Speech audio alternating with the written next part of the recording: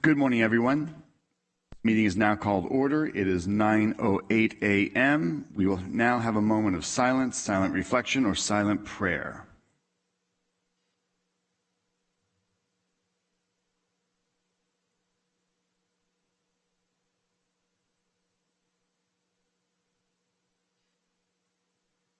Thank you. At this moment, we're going to have a Pledge of Allegiance. I'd like to ask our Planning Commissioner representing District Number 5 and clearly the most stylish Planning Commissioner, Ms. Jas Singh, to lead us in the Pledge of Allegiance.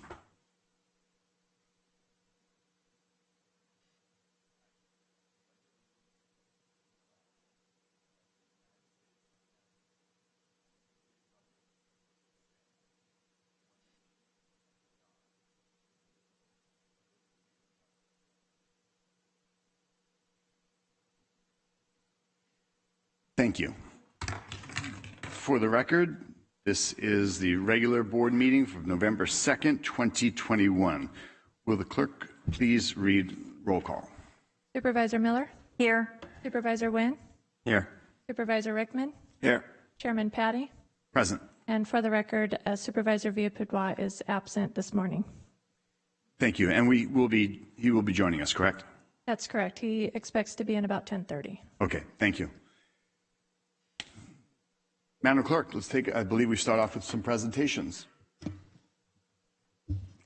Thank you, Chairman. The first one is proclamation of November 2021 as Sikh Awareness Month in San Joaquin County. And I would like to invite Jas Singh down to the podium to receive the proclamation from the chairman.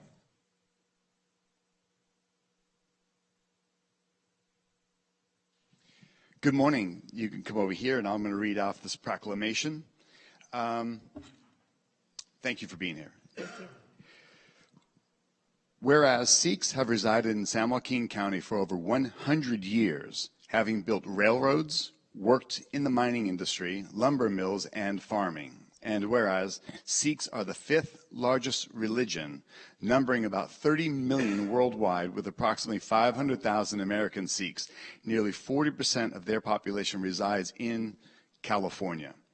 And whereas on October 24th, 1912, San Joaquin County became home of the first Sikh Gurdwara? Gurdwara, yes, you're right. Gurdwara, place of worship in the United States of America and California, which contains 58. And whereas our county has benefited from the many contributions, which include farming of diverse crops, security, technology, legal and medical field, and so much more. And whereas our Sikh citizens have integrated into our communities, living within a wide range of ethnic and social backgrounds and sharing our diverse cultures.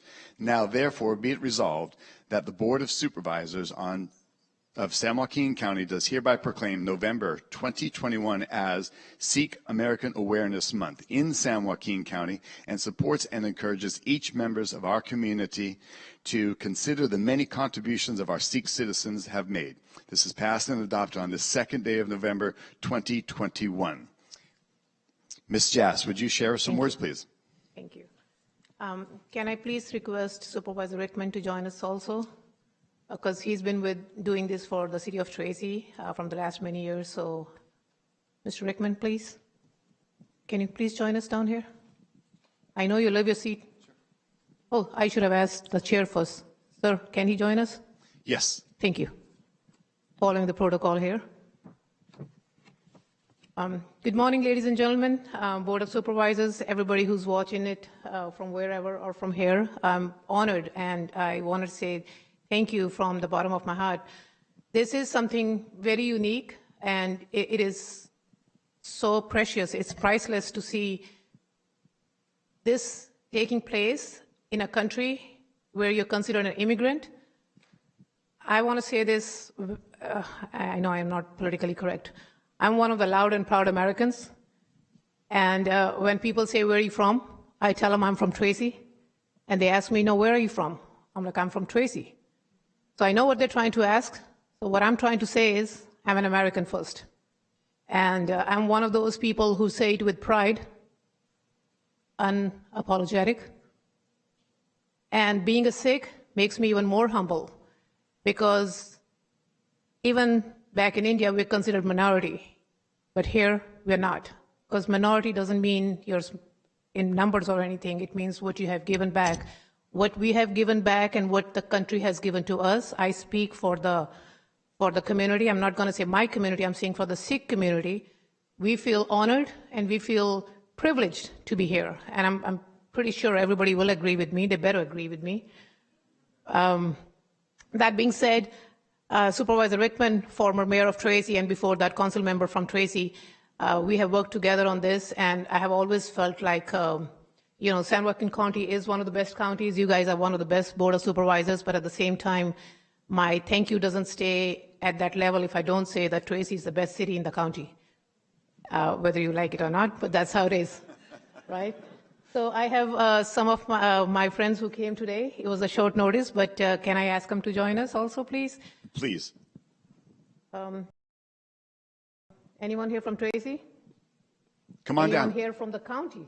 Oh, who is here for that? It was a short notice. I just wanted to say thank you. Chair Patty, thank you for the kind words. Like I said, I'm very privileged. I feel very honored, very humbled, and I want to say this to everyone on the Board of Supervisors here, to the staff. Yes, I'm a planning commissioner, and this staff, everybody here is really nice. I'm not saying it because I'm getting a certificate. I say it regardless. Once again, Supervisor Rickman, thank you for always looking out for District 5. I know I say it over and over again, but I'm humbled and proud to be here. Thank you, Chair. Thank you for being here. Come up. Would you like to say a few words? Karen, can I have you here also, please? Christina? Karen is a good friend of mine. Come on, Karen. We are Tracy. We all come up here together. Christina? They may not be Sikhs, but they have always been with me. So, Karen Rickman here is the beautiful wife of Mr. Robert Rickman there. Oh, she's filming. She doesn't want to come. Okay, in that case, we'll accept it from you and make it short so you guys can go on with your meeting, because I like to talk. Well, I know. Well, I know you're a very proud American, and I'm honored to go to your September 11. Thank you. The fundraiser you do annually in celebration of the greatness that America is, and that assault on us on any given time on our principles and our values is something that we need to stand up for and celebrate, and stand against tyranny and those that oppose freedom and the wonderful benefits that America offers. I will bring it to the board, and I know that each board member would like a few words to say. Starting off with Supervisor Miller. Thank you. Move these flags here so I can see you. It's an honor to recognize the contributions of the Sikh community here in San Joaquin County. Our diversity in San Joaquin County is truly one of our great strengths. And we appreciate all that you have done, all that you do, and the way you're woven into the fabric of all of our cities and throughout our county. So thank you. It's a pleasure working with you all. Thank you, Supervisor Miller. Vice Chair Wynn. Thank you, Chair. I really appreciate your comments in regards to where you're from. And the reason I say that is because, unfortunately at times we use the terms majority, minority, which really is not a true reflection of who we are.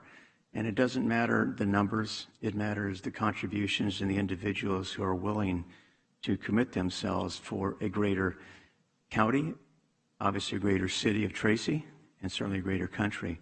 So I appreciate your willingness to publicly announce that you're an American first and foremost.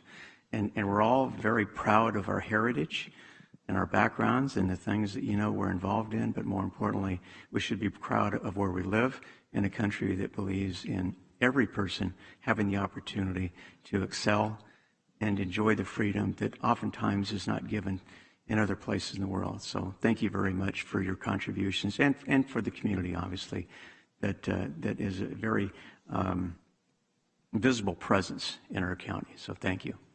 Thank you, sir. Supervisor Rickman. Thank you, Chair. And thank you, Jazz, for being here. I appreciate it. Thank you, Amric. Myself, our chairman, and Supervisor Villapudua were just at Mountain House this weekend, just for Diwali, celebrating the Sikh community. And it just shows what a footprint, how much they have contributed to South County. You know, we talk about Stockton having the oldest Sikh temple, and that is true. However, I know in Tracy and in Manteca we have Sikh temples also when people come from all over to attend. And Sikh community is just awesome. It's it's an honor to be such good friends with you and Hamrick. So thank you for you and the Sikh community for all you do for our community. We appreciate it, and God bless you. Thank you so much. I'd also like to recognize that the incredible contribution, and as you know, San Joaquin County, I believe we were one of the first counties in the state of California to recognize the plight of the Indian farmers, and obviously the agriculture is such a big part of our community. We had to stand up and speak up for those that are providing for their families and for their community. So you really start to look at it, and with exposure and opportunity, if it weren't for the Sikh community being here and their engagement and our awareness, we wouldn't have the understanding of some of the plights that are going on around the world. So we are all, the world becomes very small as we diversify and incorporate. But we also have to look at and appreciate those massive contributions that people give individually. Just this last weekend, Mr. Mike Sandhu and Sandhu Brothers, for the family, for agriculture, the entire family donated $1 million to Delta College for scholarships and to help kids get that education locally. So that was a massive contribution. That's somebody that came to this country, worked in the almond, picking almonds, I remember him telling me, and worked and got an education, took risks, invested, and has brought back to the community opportunity and given back to the community in a massive way, as so many people from the Sikh community do. So we are all one big community. We are grateful, and we are integrated. And let the record note that there's no greater minority in this county than a Sicilian. So I appreciate being part of a minority group. We appreciate you. We appreciate all of you. And I wanted to say that Mr. Sandhu was planning on being here, but he's busy out there doing his work, what he does. So on his behalf also, I want to say thank you. Once again, this is something, thank you does not cover the gratitude from the bottom of my heart, and on behalf of the Sikh community, we want to say thank you to each one of you guys. And, Tracy's been good. The United States of America has been good. So God bless you all. God bless the United States of America. Thank you.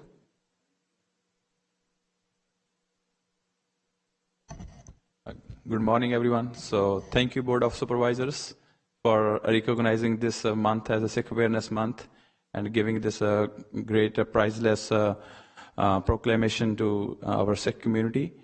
So during that pandemic, Sikh community, like Sikh of a community, have done a great work for the vaccination and stuff. So I want to thank that whole organization that is registered as a Sikh of a community, giving that vaccination to almost, I think, over thousands of residents of America. So again, thank you for Board of Supervisors for giving this proclamation to our Sikh community and recognizing this month as a Sikh Awareness Month. Thank you again. God bless America. Thank you.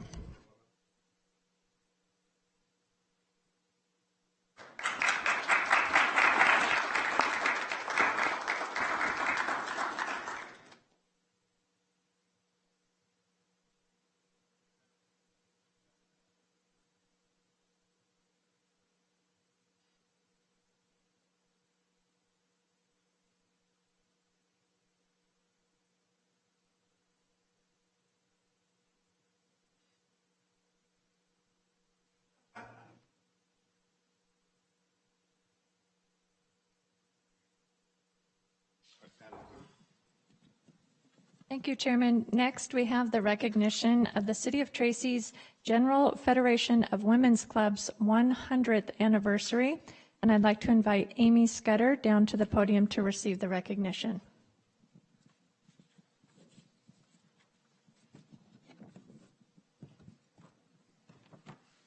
Good morning. It gives me great honor. Let me put on my glasses so I don't mess up any of the words. As chairman of the board, it gives me a great honor to give a certificate of recognition presented to the Tracy General Federation of Women's Clubs in recognition of your 100th anniversary. A century of goodwill and charity, benefiting the citizens of Tracy and San Joaquin County. Your organization is a generous and valuable asset, providing a great service to our community.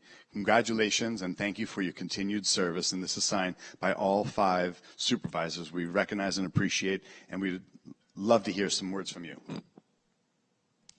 Thank you, Chairman Patty and Board of Supervisors. We appreciate this honor very much.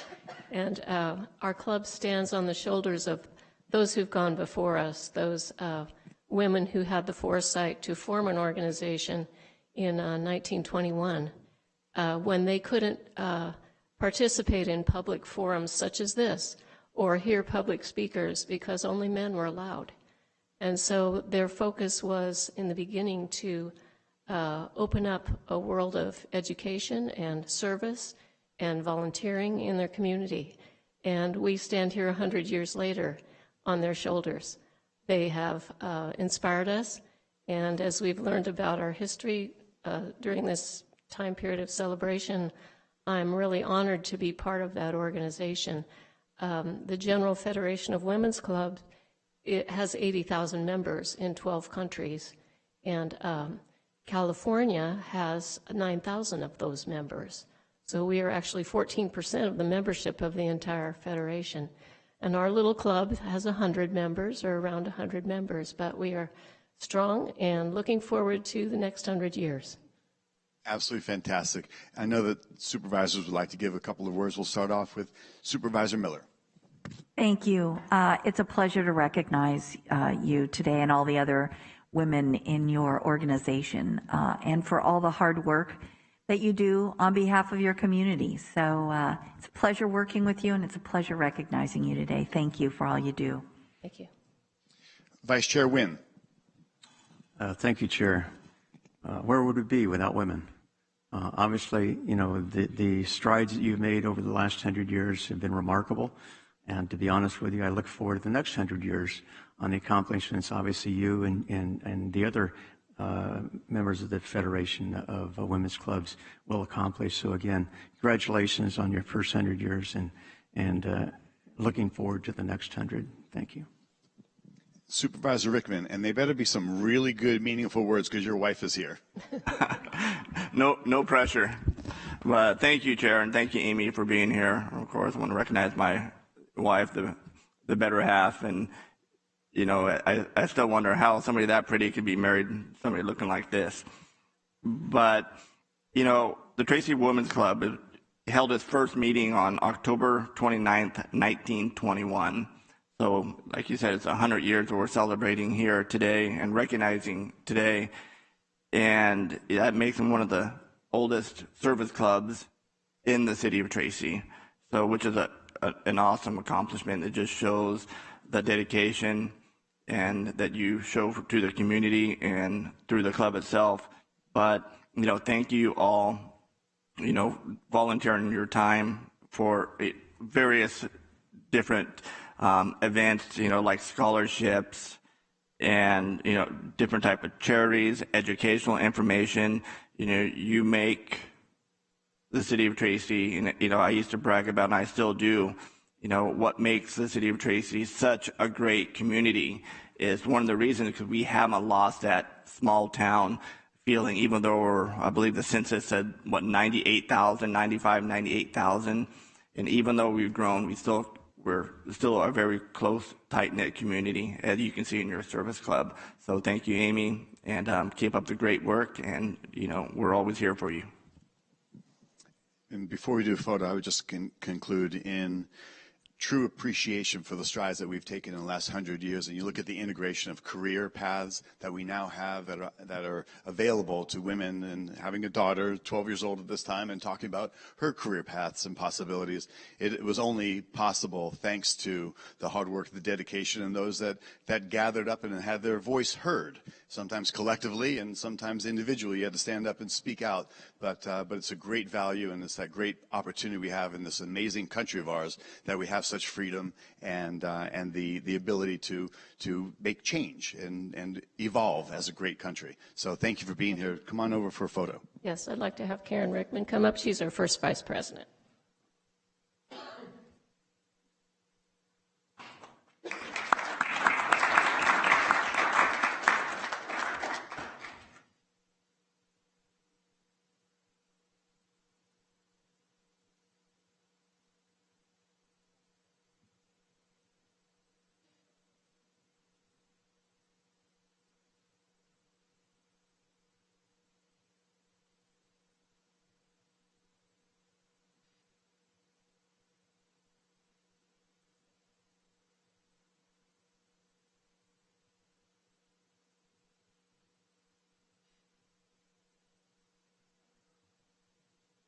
Thank you, Chairman. Our last recognition this morning is the proclamation of November 9th, 2021 as Law Enforcement Records and Support Staff Appreciation Day in San Joaquin County.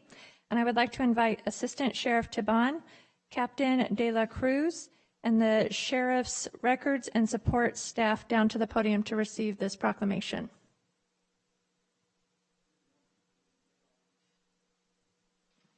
Good morning. It gives me great honor to read this proclamation. Whereas each year across the nation, records and support staff are recognized for the essential work they do around the clock for our law enforcement agencies who depend upon them for providing indispensable services.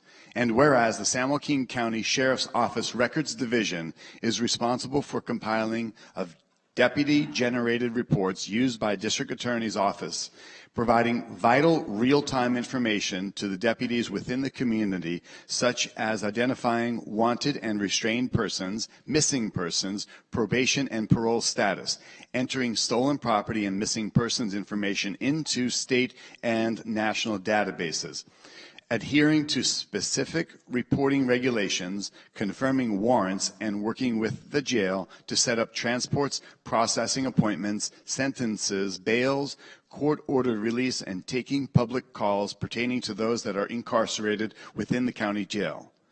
And whereas, when California went to a $0 bail scale requiring the review of over 4,000 bookings to establish eligibility of release, they were able to process the unprecedented workload that resulted in over 1,400 releases.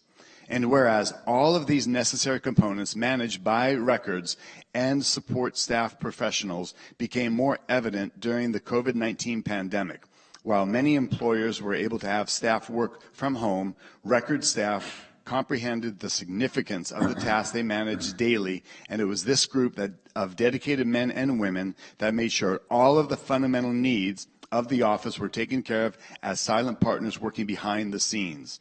Now, therefore, be it resolved that the Board of Supervisors of San Joaquin County does hereby proclaim November 9th, 2021 as Law Enforcement Records and Support Staff Appreciation Day in San Joaquin County, and implores our residents to honor and thank these incredible, dedicated people for the vital role they play in law enforcement. This is passed and adopted on this second day of November 2021. Who would like to come forward and give us some words?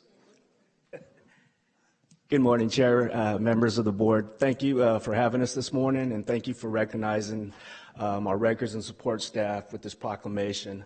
We brought a few of our men and women here today. We're a 24/7 operation, and obviously we've got staff at work taking care of business and staff that are at home. Like you said in the proclamation, these men and women work tirelessly. They're the part of law enforcement system that you don't see. They work behind the scenes. And I tell you, speaking on for myself and behalf of the sheriff, we couldn't be more proud to work with these men and women who work hard and tirelessly to keep our deputies on the street safe and our officers in the jail safe.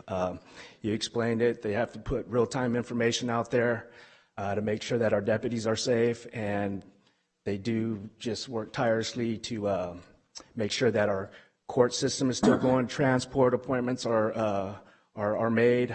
Through the COVID, we had to go through video arraignment. We had to postpone commitments. So we're now getting on track with that stuff. But again, their workload is tripled, and they have lives themselves. We've all gone through this pandemic globally together, but they were troopers and soldiers, and I appreciate you, all your guys' hard work. And thank you again, board. Thank you. I know some supervisors would like to, maybe somebody else wants to step up and say a few words. We'll go to the supervisors. Don't be shy. You're the unsung heroes. Today's your moment. Come on up. So I just want to say real quick, with being in law enforcement for 18 years, I've worked in the jails. I've been able to do work with officers, deputies, my whole entire career. And I'm telling you right now, these people in records, men and women in records, are the hardest working people I've seen. I mean, they get things done that are sometimes I don't even understand some of the things they do. So I just want to tell you guys too, as well, in front of everybody, that I appreciate your guys' hard work and your dedication and the commitment that you give us, and you make us a better sheriff's office. Thank you. Thank you. Somebody come on up. You're standing closest to the mic. Say a couple words.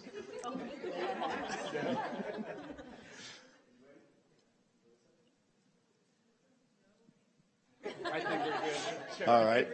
How about, would you like to say a couple words?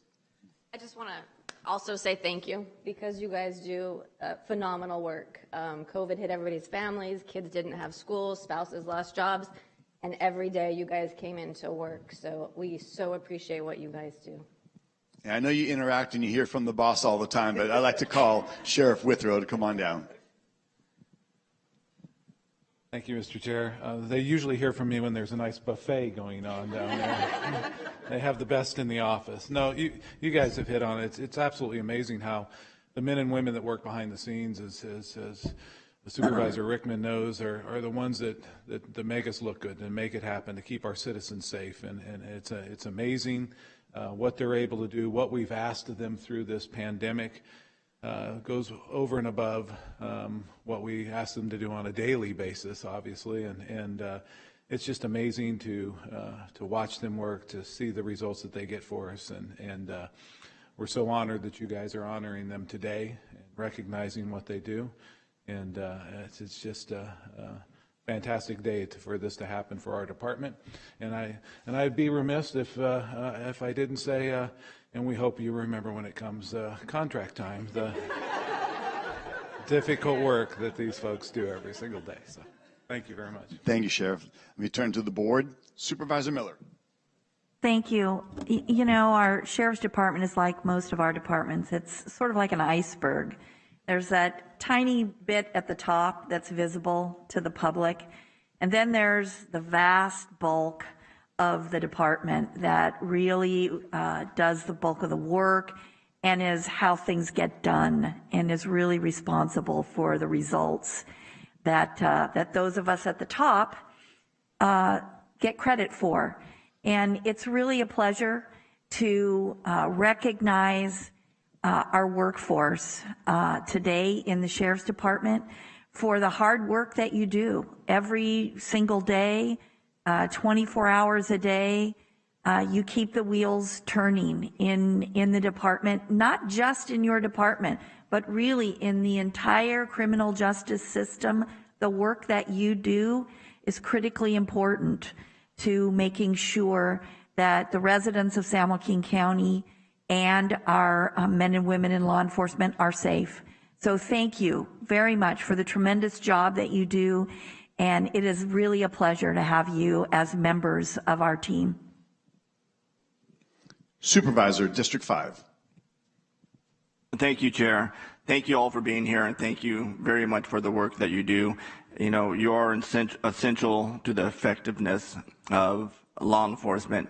You know, for those of us out in the field, you know, rely on you guys so much in the different knowledge that you have, and you know, your dedication to the job. I know you know, we're being out there on the field, and you know, there are certain questions that we may have, and you are the first person that we go to get those answered. So I want to thank you very much for all you do for San Joaquin County and law enforcement in general and the criminal justice system. God bless you guys. And finishing with Vice Chair Wynn. Thank you, Chair. As a young patrol officer out in the field, obviously as deputy sheriffs and police officers do, you go out and you patrol and you do your job, and then you turn in your paperwork. And oftentimes, it's certainly in my early career, I had no idea what happened with that. All I knew is it got taken care of. And then I had the opportunity to actually, in a support position, work in the office with the clerical staff, with the support staff, and I was amazed at all the things that they did. And as I went through my career and had other opportunities, when I finished as a commander in San Joaquin County, I had much more engagement with staff because I was there every day. I had an office manager who basically ran the operation. But I was just amazed at the detail and the commitment and really the hard work, because most people don't understand all the complexity. As a quick example, when I first went into Modesto, they were recording reports by hand in a ledger. And now, obviously, with computers, that makes it much easier. But can you imagine the amount of time it took for them to find something, basically going through it? My point is that in reality, what I realized in that particular situation was, without you, without the support staff, everything comes to a halt. Nothing happens. It doesn't matter how many arrests you make. It doesn't matter how many investigations you commit or complete. But ultimately, it then goes over to your job and accomplishments that have been just stellar over the years. And I want to thank you certainly for what you do, because you really are the unsung heroes. And in my opinion, you're the biggest cog in the system, because without you, nothing gets done. It doesn't go from the patrol officers and their activity to the district attorney, the public, et cetera. So without you, nothing happens. So again, thank you for your dedication, for your hard work. And I can't tell you enough how much I appreciate all you do. So thank you again. We truly appreciate all of you. Come on down for a photo.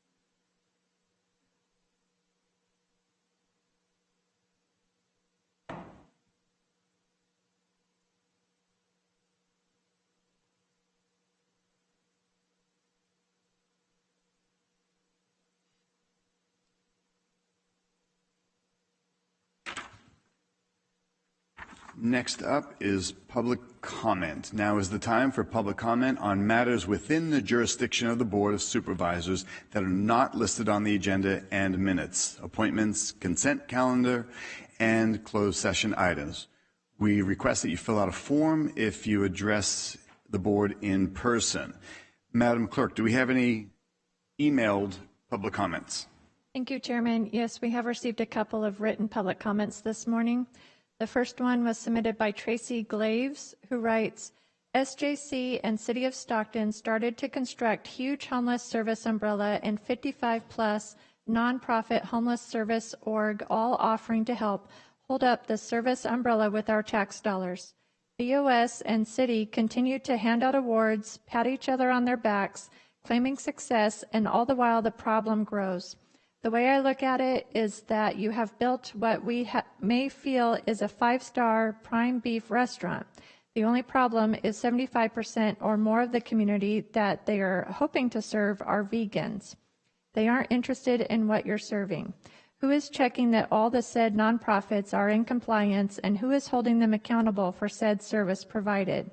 It is time to rethink, reorganize, and start to make all that are profiting from the homeless service industry accountable.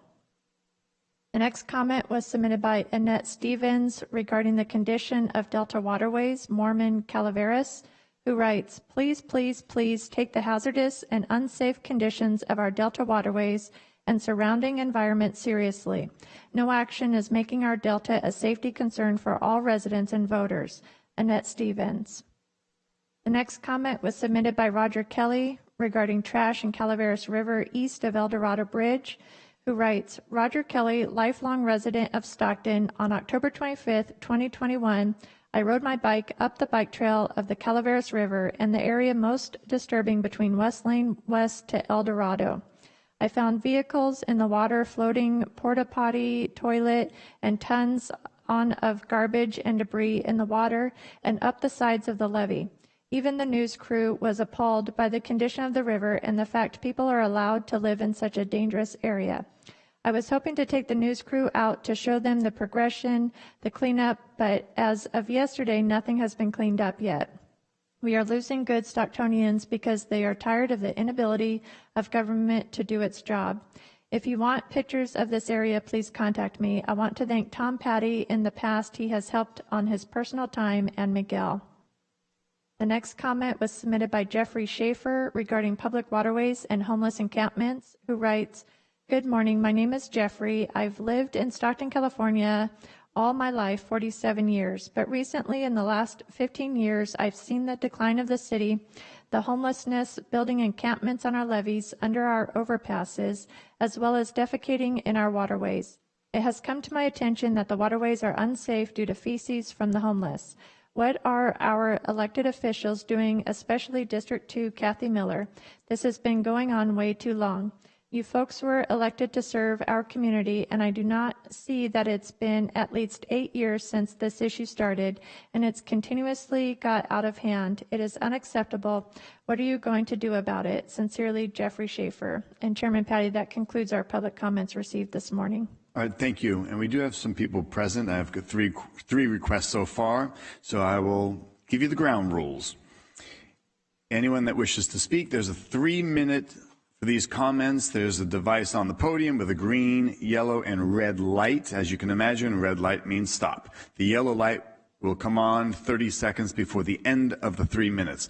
With regard to public comment, the law strictly limits the ability of board members to discuss matters not on the agenda, so this is not an appropriate time to have a discussion with the board regarding your comments. We ask that you refrain from personal attacks, not that that stops anyone, during your comments, and that you address all comments to the Board of Supervisors, not to the audience. Comments from the public may not reflect the viewpoint of the Board of Supervisors. First up, I've got a request from Ms. Christina Gilbert.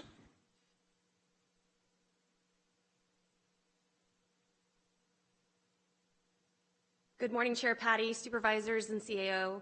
Christina Gilbert here on behalf of the San Joaquin Children's Alliance. We're here this morning to implore this board to make children and youth a stated priority for all COVID relief strategies. The Children's Alliance, the Children's and Youth Task Force, and Superintendent Dr. Troy Brown have been convening meetings for the past 6 months in order to better understand the impacts from COVID to children, share information, and brainstorm how to address those impacts. There is an unprecedented amount of funding coming, and we must work together to ensure those funds relieve the impacts of COVID. Mitigating those impacts for children and youth must be a stated priority of this board for several reasons. Here are just a few to consider.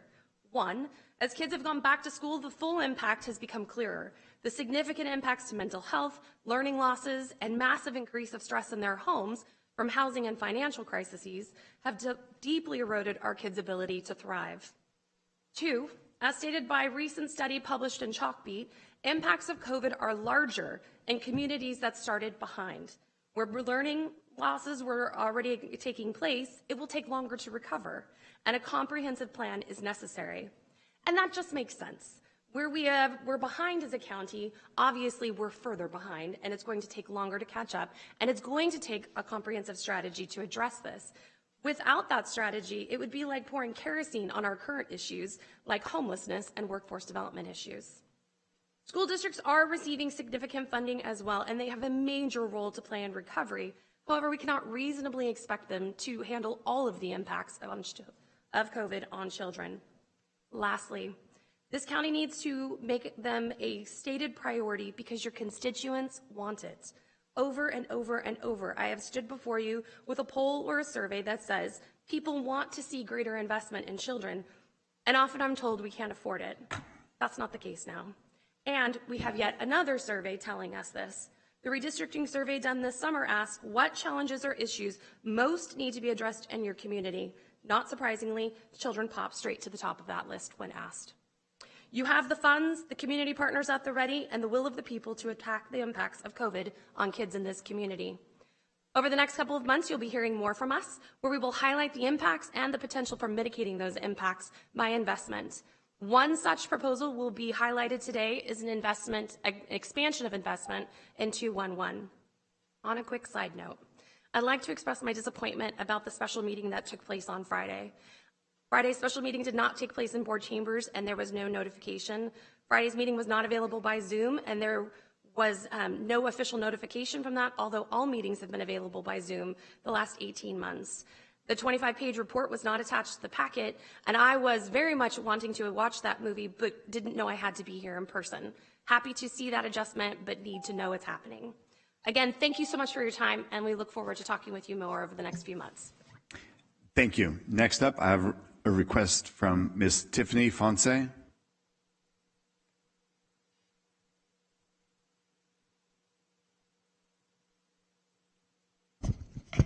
Good morning, Chair Patty and Supervisors. I am Tiffany Povisai, Chief Operations Officer for Family Resource and Referral Center. This morning, I am here to share about the role 211 plays in our community and the impact it has had thus far through the COVID-19 pandemic. We have shared in the past how 211 partners with the community to ensure we are connecting those in need to resources. We know you are well aware of its value and the partnership we have with the county and community-based organizations. What you may not be aware of is just how many people we have served so far during COVID. This year alone, from January to September, we have fielded 165,000 calls. That is double the number of calls we have had over the entire year of 2020. Of those calls, 105,000 were COVID related. We helped 34,000 people who wanted to get the vaccine to register for an appointment. 80% of those calls were senior citizens who had no computer access. Typically, a 211 call lasts 2 to 5 minutes. Calls helping individuals get vaccine appointments lasted 10 to 20 minutes. The callers needed an email address to make an appointment for the vaccine, and most did not have one, extending the time necessary to serve them. Had 211 not existed, where would these seniors be? Every day, 211 is a backbone organization that amplifies the effectiveness of the programs and resources being funded across the county. In 2020, 58% of the calls fielded were for basic needs to stabilize families. And during an emergency situation like a pandemic, 211 is a vital part of quickly and effectively communicating with the public. A strong, growing, widely known 211 is an amplification of our collective efforts and investments, a bullhorn of sorts. Arguably, the bigger the bullhorn, the louder and further the message can travel. There are several significant changes to 211 being able to communicate and connect as effectively and broadly as necessary. For example, we know that elders in the Asian community are very reluctant to ask for help. Even if they know about 211, they are not likely to call. A public education campaign that could make younger Asian Americans aware of 211 and encourage them to call for their elders would build significant inroads into that community. Did you know that 211 can connect with callers in over 250 languages? If we were able to launch a public education campaign making that widely known, we would increase the likelihood of callers who are concerned no one would speak their language. The county will be receiving American Rescue Relief Funds. We must allocate those funds to aid in recovery. Investing in 211 accomplishes both of those goals. Thank you. Thank you. My next request is for Patricia Baratel. Did I read it wrong? Barrett? Okay, thank you.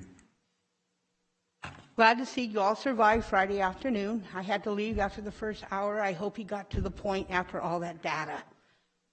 I'm sorry I never paid attention to the redistricting board prior to last week, but I was devastated. And as I was sitting back there, I was looking at this board and I said, wow, it's a reflection. You got Angel Ann, you got Miguel. And I was like, and the rest are Caucasian. And I'm like, no wonder this woman was fighting for, oh, we got to keep these together because they all play baseball together. Oh, we got to keep all of them together because they all live in the Delta. I don't know how you feel you can trust this board to being diverse, because we have all Caucasian board, and I feel like at some point it needs to be appealed because there's no diversity on this board. And that's not fairness to this county, which is full of diversity. I have that to say. On the agenda today, you got all this money going towards the parks. This is what, our 8th winter? While we all sit at home these holidays again? And all those folks, what were they, 2,500 plus, are out there, and we're smelling turkey and pie and warmth and family and friends, twinkle lights, eating good.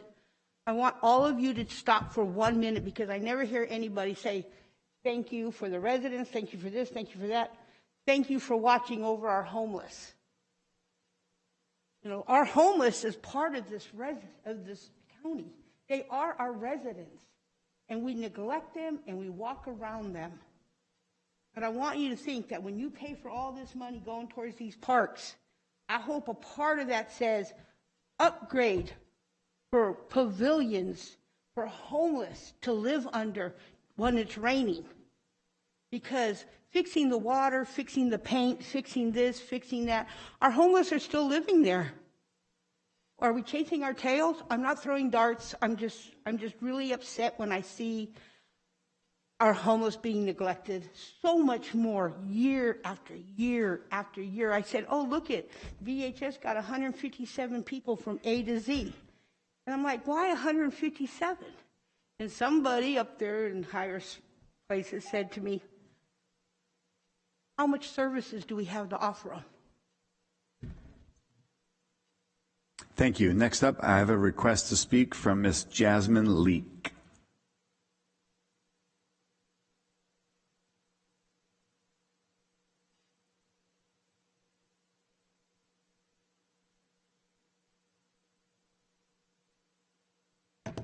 This on?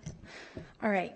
Good morning, Chair Patty and Supervisors. My name is Jasmine Leak, and I am a community development strategist working here in Stockton. I want to first appreciate Supervisor Miller's office for informing the public about Friday's special meeting. Apart from your social media post, I had not heard about the meeting, and nor were many of my fellow colleagues who work in economic development. I just want to share with the board that we are at a pivotal moment here in San Joaquin County. I think you all know this. We're at a point where we are presented with a fork in the road in how we want to proceed. The infusion of capital into this county is the first of its kind. And the question that is before us is, do we want to continue to develop our region, maintaining the status quo? Or will we pursue a bolder path that doubles down on our strengths, takes necessary risks, and encourages real investment in our region and its people? Particularly our youth, and as Ms. Barrett just mentioned, our homeless population. There was a lot of information that was shared at the meeting on Friday, but it appears that the consultants from Beacon Economics missed a real opportunity when developing their ARPA strategy for our county. First of all, I felt the plan was not future-oriented. It encourages business as usual practices and tactics that have historically and continue today to lead to inequitable outcomes for women, working people, and people of color. I also felt that the strategy was vague. It was likely due to the fact that there was little to no consultation of local experts or community members who are driving economic development initiatives on the ground. My ask today of all of you and our county administration is to open this process up and develop a more inclusive approach to allocating these funds. It's my understanding that Supervisor Miller's team is leading an effort to develop a strategy that would lead to a more participatory budgeting process, and I think this is a great start.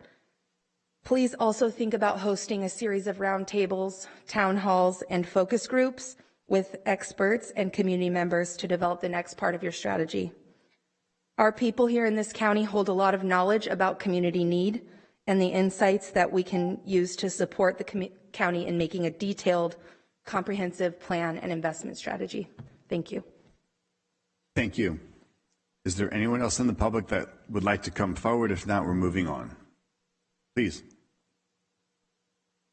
Come forward and announce your name. Good morning, Chair. My name is Rebecca Ray. I am the Director of Community Relations and Development for Family Resource and Referral Center. Good morning, Supervisors. I'd like to play a clip of a 211 San Joaquin call for you to listen to today of a senior citizen in our county seeking food resources. Thank you for calling 211 San Joaquin County. How may I help you? Yes, I was calling to see about receiving some food, emergency food. And what's the zip code you reside in? Pardon? Where do you live? Your zip code? Oh, it's 95210. And I just have to get a few demographics if you don't mind. You may decline if you would like. Your age group, 25 to 39, 40 to 54. I'm 61. Thank you. And ethnicity? Pardon? Your ethnicity, African American, Asian, Caucasian, Hispanic? White. Thank you. White. And have you used 211 before, or how'd you hear about 211? From filling out for the food stamps. Okay, great. And is it just yourself in the home or any children 5 or younger? No, it's just myself. And by any chance, do you smoke or vape and may be interested in stop smoking or vaping? No, I don't smoke or vape. Thank you so much for answering those questions. Give me one moment. I want to cue this up. And are you looking for a food pantry that you can go to, or are you looking for something more so for delivery? That I could go to. Okay. It doesn't matter. Okay, so I'm going to do two, go ahead and give you a number for one. It's through the Valley Community Church as an individual that does deliver food items to those that are in need. And then I'll also give you a location you can physically go to if you would like. Okay. All right. The first number for the delivery is 209. Viewing it up again. So tomorrow they do have one at the Good Samaritan Center from 9 to noon. Most of the food pantries, they are more so early in the day from like 9 to noon and on certain days. But the Great Samaritan, they do have one tomorrow from 9 to noon. Okay. And they are located at 1331 East Fremont Street. Oh, okay. I know where that's at. All right, so just take your ID with you. They do give frozen items in a box up to 35 pounds. There's also the emergency delivery. Okay. All right, so let me go ahead and transfer you over to them. Once you get on the line, you'll press 4 for English. Thank you, Supervisors. I wanted to share a 211 call with you with a real resident. Thank you for your time. Thank you very much. Anybody else wish to come forward and share anything that's on your mind? Seeing none, we'll close public comments and move on. Need a motion and a second for minutes from our regular meeting, October 12th, 2021. Move to approve. I'll second. I have a motion and a second. Please vote.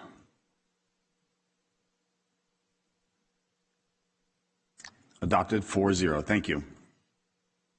At this time, there are no appointments to boards and commissions. Next, we're going to have a discussion, general government, an oral report on the 2021 supervisorial redistricting efforts. Director Kwong from Community Development, please come down.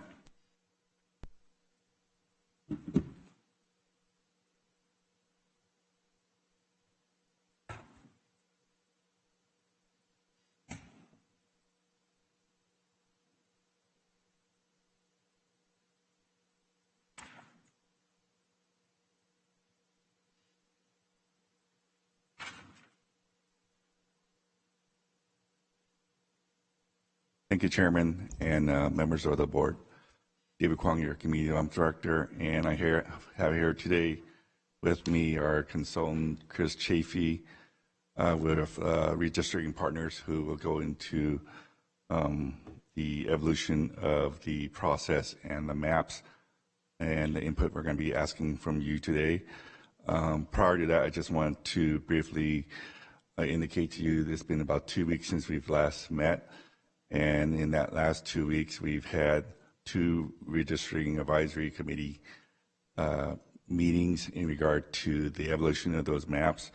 It's been a very transparent and public process, and we'll be taking your input today and bringing that back to the RAC again next week with some final recommendations later on.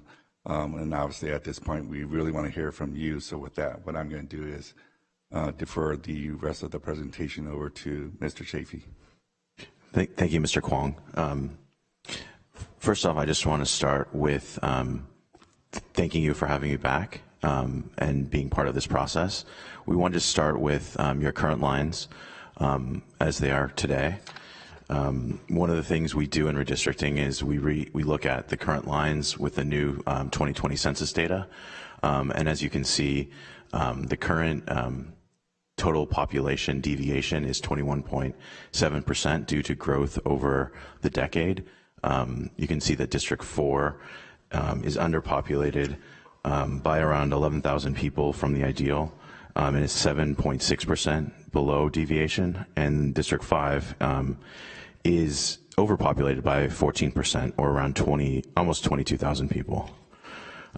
From this map, we have gone to work with the RAC, going through public maps and really listening and having a vibrant outreach effort to hear as much as possible from the public. I think one thing just to highlight is that currently District 1 complies with Section 2 of the Federal Voting Rights Act. It's an effective district, and so moving forward, we want to continue to ensure that it's effective and that it doesn't decrease the Latino CVAP population. So one of the things that we've done in all the maps that we've brought before the RAC is to ensure that that District 1 seat is a compliant Section 2 seat. The other thing I just wanted to highlight quickly were the themes of the community of interest testimony that we've received, both at the RAC hearings through online emails and also through the map that have been presented by the public through the District R program. And this slide really summarizes those themes. The first one is uniting Tracy with Mountain House in a district. The second is to really respect the agricultural and rural nature of the county by creating 2 western and eastern rural districts. The third that came out in the survey, the redistricting survey, but also throughout our discussions, is really to respect the Delta. And the idea is to put that into at least 2 districts. The fourth element that also drives this redistricting process is Stockton's population size. Because of its size, it has to be split into at least 2 districts, and you'll see that in all the plans. The fifth theme is don't split Manteca like what happened in 2011. Unify it in 1 district. And then the final that's come up towards the end, but has also been often discussed, is to unify the port in 1 district. So the following slides will show you different iterations that we've walked through with the RAC. The first 3 plans all were developed from publicly submitted districtor maps, with the one change being the creation of that District 1 seat that you can see that has that kind of interesting hand out on the eastern side. So District 1, this is Plan A. It was developed again from a public plan, and you can see that it creates like a Lodi-based district, a eastern rural district, a district around Tracy, unifying Lathrop, and then a District 2 district that had northern Stockton and goes to the Delta. With District 1, again, this District 1 you'll see in all 3 A, B, and C plans. The second plan that we used, that came forward before the RAC, was another theme, splitting kind of the county into thirds horizontally, or east to west. This was a very different construction, but again, you can see that it worked with the District 1 construction in basically Stockton and to the south. The final of the first three plans provided to the RAC is Plan C. You can see this district really had a very large western rural district that went from Tracy all the way to the northern and eastern border of the county, and also had another rural district, of course, on the eastern slope or eastern part of the county, and then three more compact districts in Manteca and two in Stockton. The plan that really the RAC gravitated towards was a new plan, Plan D, which was developed as a preserving the cores of the current existing lines and really trying to add on some of those themes from the community of interest testimony that we've heard and that were introduced in that original slide. This district, you have the District 4 with Lodi and the rural parts of the county to the east. You have Tracy, Mountain House, and kind of the central delta united in District 5. You have, again, that District 1 seat that is an effective voting rights Section 2 district in South Stockton, but we've removed the hand that went out from the east. And you have a northern Stockton district in District 2 that includes, as you can see, the northern part of Stockton. The other thing that we've done is that District 3 now has Manteca Whole, which is a different kind of construction than the current lines. So following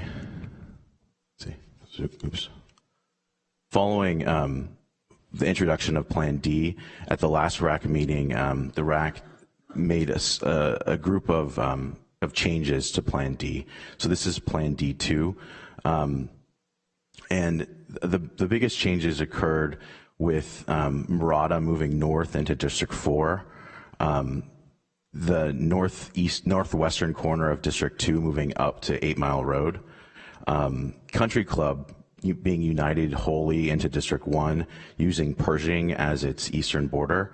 And then just a note, the major dividing line between 1 and 2 is Harding and then to Wilson Way. You can see with this overlay, this shows the cities shaded so that you can see which cities are in which district. The great thing about this map is that no cities are split other than Stockton. So Tracy, Mountain House, and Lathrop are whole in District 5. Manteca and French Camp are whole in District 3. District 4 has, again, Lodi, Murata, Lockford, Victor, comes down and includes Ripon, Whole, and Escalon as well.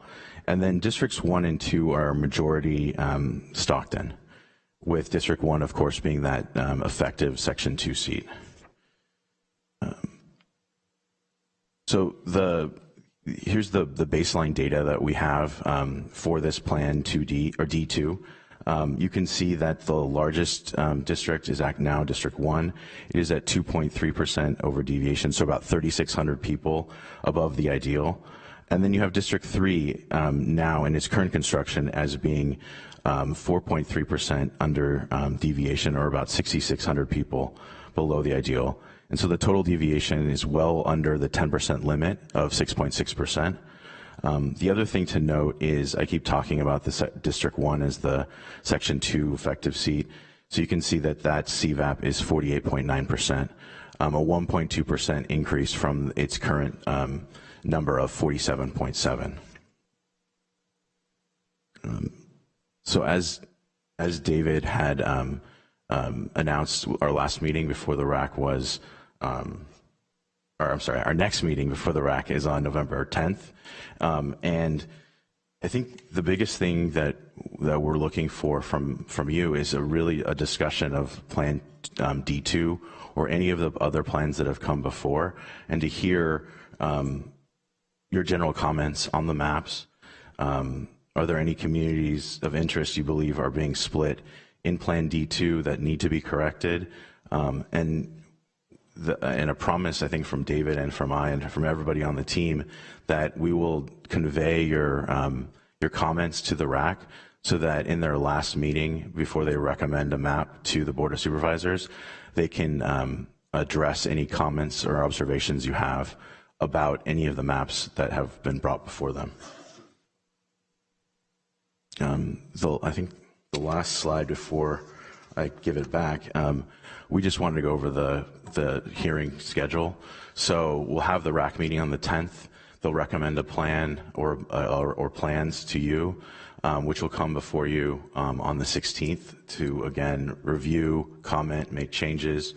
And then hopefully we'll have on the 16th some clarity and where you guys want to go, and we can produce that pre-final plan for you 7 days prior to the December 7th Board of Supervisors hearing, and on that date you can pass your final plan. One thing that to note is that to be compliant and with the Fair Maps Act, their deadline is December 15th for all counties and cities with a primary to pass their final plans. So if the board doesn't do that, the courts can come in and draw the lines. Just something to note. And I think with that, concludes my presentation, but I'd love to hear from you. Quick question, Mr. Chafee. Thank you for the presentation and information. We'll have a conversation in a moment.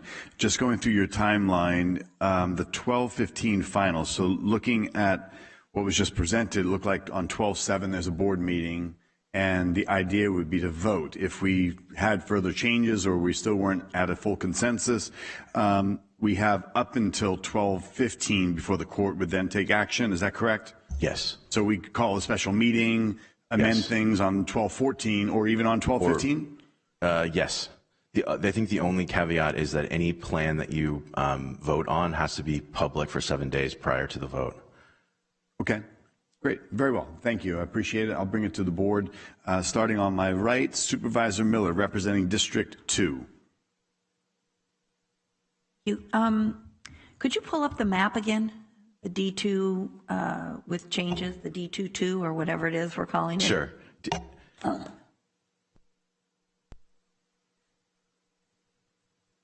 So this one. So this is the map with the current lines overlaid, and then the next one is with the cities. That's the one I wanted to see. Okay. Thank you. So the area that I see as maybe losing out a bit is that area on up to 8 Mile Road within the city of Stockton that is currently on this map shown in District 4. And it seems to me that since District, right there, yes. It seems to me that since District 3 is low, I mean, it has the largest variance of being under population. I'm not sure what the population is there. I know it's pretty dense, but it seems to me that that would be more appropriate to be in with a district where there are other portions of the city of Stockton. And I know D3 has some of those neighborhoods further east. So that area, and which is also very dense, in between 99 and where the boundary is with D2, that's also very dense with Stockton residents.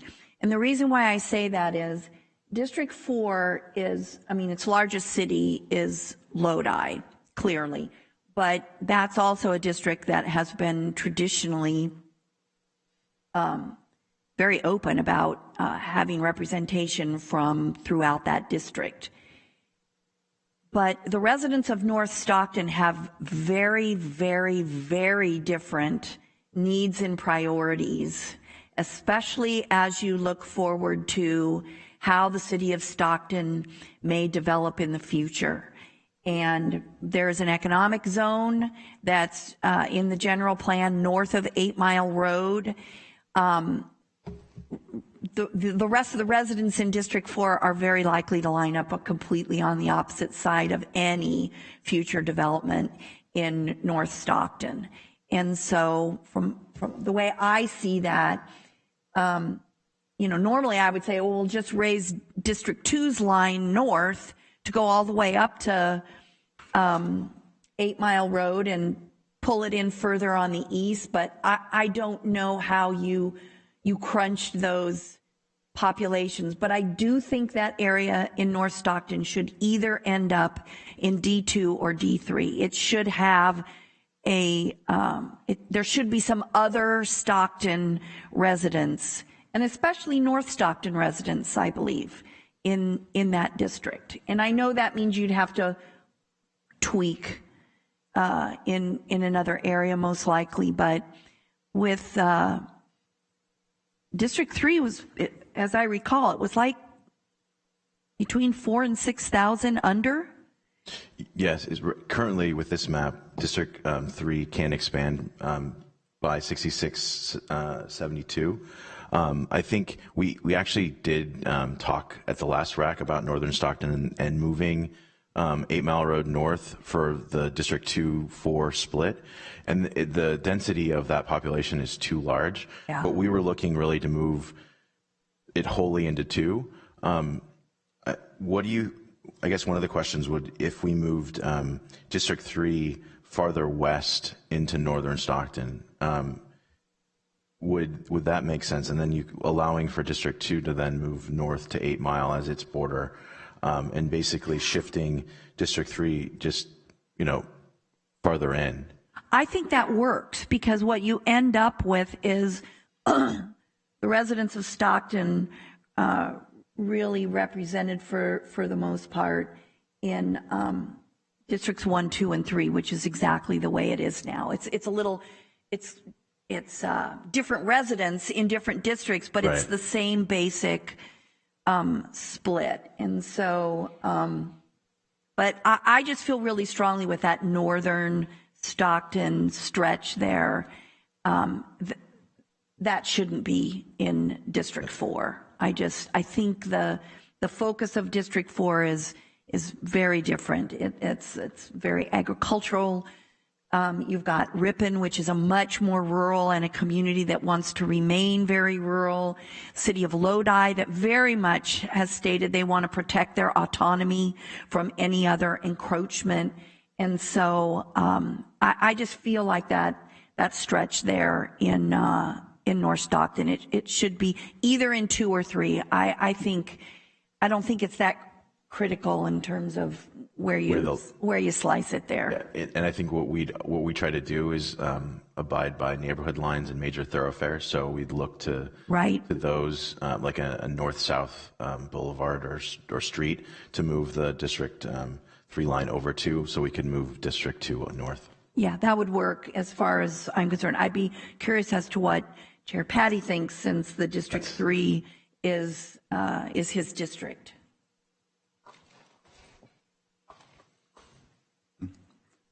Vice Chair Wynn. Thank you, Chair. Along the lines of Supervisor Miller's comments, I'm not sure the map we're seeing here, is that including Murata in District 3 or District 4? District 4. That notch that you see comes down, that's Murata, right?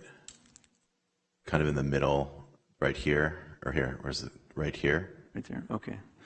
And the question is, so why is the area to the east also included in District 3? Just a question. For population balancing.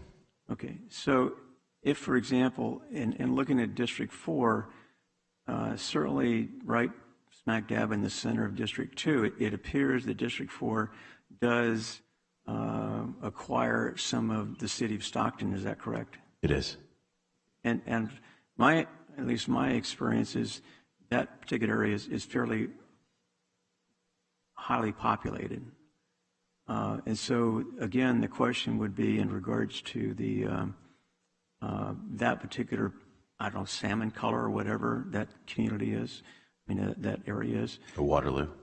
Yeah, it would seem like that may drop into, and it doesn't, I mean, I understand the population exercise, but it would seem like if you moved the District 2 or even District 3 to pick up those residents of Stockton at the north end going to 8 Mile Road, as Supervisor Miller says, there is a difference in regards to priorities. And the reason I bring that up is since I've been in office, back to 2015 and before I even took office, when Supervisor Vogel was representing District 4, there's an ongoing discussion between the residents, say, around Lodi in that particular area and residents Stockton in regards to the encroachment, so to speak, as to Stockton moving north, and especially in the community of Murata, because I've been approached several times by some of those residents that we probably need to install a gate on the east side of 99 at Murata to basically reduce traffic, especially down the road. There's an elementary school that is located there. So my question is, it would seem like just for representation purposes that in that particular Stockton city area, that would probably be better suited for either District 2 or District 3. And then as far as obviously losing population, picking up population, maybe that Waterloo area would be the balancing, so to speak, in regards to that, because like Supervisor Miller says, District 4 has, at least in my tenure, has been pretty homogenous in regards to the demographics and the population, as far as being basically agricultural, probably the most agricultural, and probably District 5 is probably second in that area. So anyway, that's just a question, because I certainly would want to see the residents of Stockton be represented without being overshadowed by maybe another group that may have different priorities. Thank you. Thank you. Supervisor Rickman. Thank you, Chair. After you guys had your last meeting, my phone was blowing up for constituents or residents that weren't too happy. And, once I looked at the map, and I can tell you I'm not happy, to me, is why does District 5 always take the brunt of redistricting? Meaning that if you go back to 1980s, we're going all the way east, all the way to the county line to Escalon. You look at I believe it was in the 90s, I think it kind of stayed the same. But in the 2010, it looked something like, I think this is 2000. And if you can see, it looked something like this. And then you look at 2010. I know during this time, Leroy Ornelas, who was District 5 representative, was very upset what was happening to our district. Then you go to the last redistricting, it shrinks even more past 99, and now you come and it's a quarter of what it was in how many years? What other district takes that much of a brunt of a change? So I think the answer to your question is that District 5 has been the one that's grown. Okay, by 20,000? Yeah. Okay, and so, then... I think it's because, as a former speaker said, Tracy is the best city in the county. So more and more people are moving into Tracy, and it's really the growth in D5 is greatly faster than the county and the state. I understand all that. Stuff, but the way you redistricted, you shut us all up north. If you look at the way the east line is, you talked about community of interest. You chop off half of, what I still considered Tracy or, the counties, or even like prior to 132. So you have Tracy residents and I call them Tracy Red, the unincorporated residents out there, say New Jerusalem School, Delta Charter schools that go to Tracy. You have residents that have been out there for over 100 years, legacy families or legacies or whatever you may want to call it, that come to Tracy and they'll call Tracy home. Now they're not even in District 5 district anymore. And then you talk about community of interest. I mean, it's to me, it's just puzzling. Don't you guys look at the certain aspects of it? Look at, for example, 580. This is a prime example. On Sunday, I was out with a big rig hazmat spill on 580 and around Pat Pass. Traffic backs up all the way to Stan County, all the way to 132. What happens when they back up on 132? They get off at Bird Road, they get off at Crispin, they go down Crispin to Bird, they hit Lenny, they go to Lenny to Crow Hollow and try to bypass that to get back on 580 that way. Or they'll go right into the city of Tracy. And so with the new redistricting map, I mean, it cuts out half of that population or half of that roadway. I guess with redistricting, we really look at population and communities of interest, and unfortunately, there has been very little discussion about the unincorporated rural areas south of Manteca to the county line.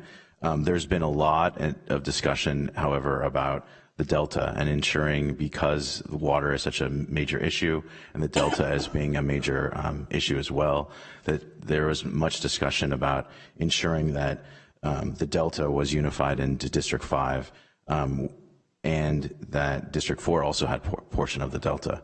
This can be revisited, of course. There is very little population. Let me get what I have to say, and then okay, I'm sorry. So we can move this along. But yeah, let's talk about, and that's another one.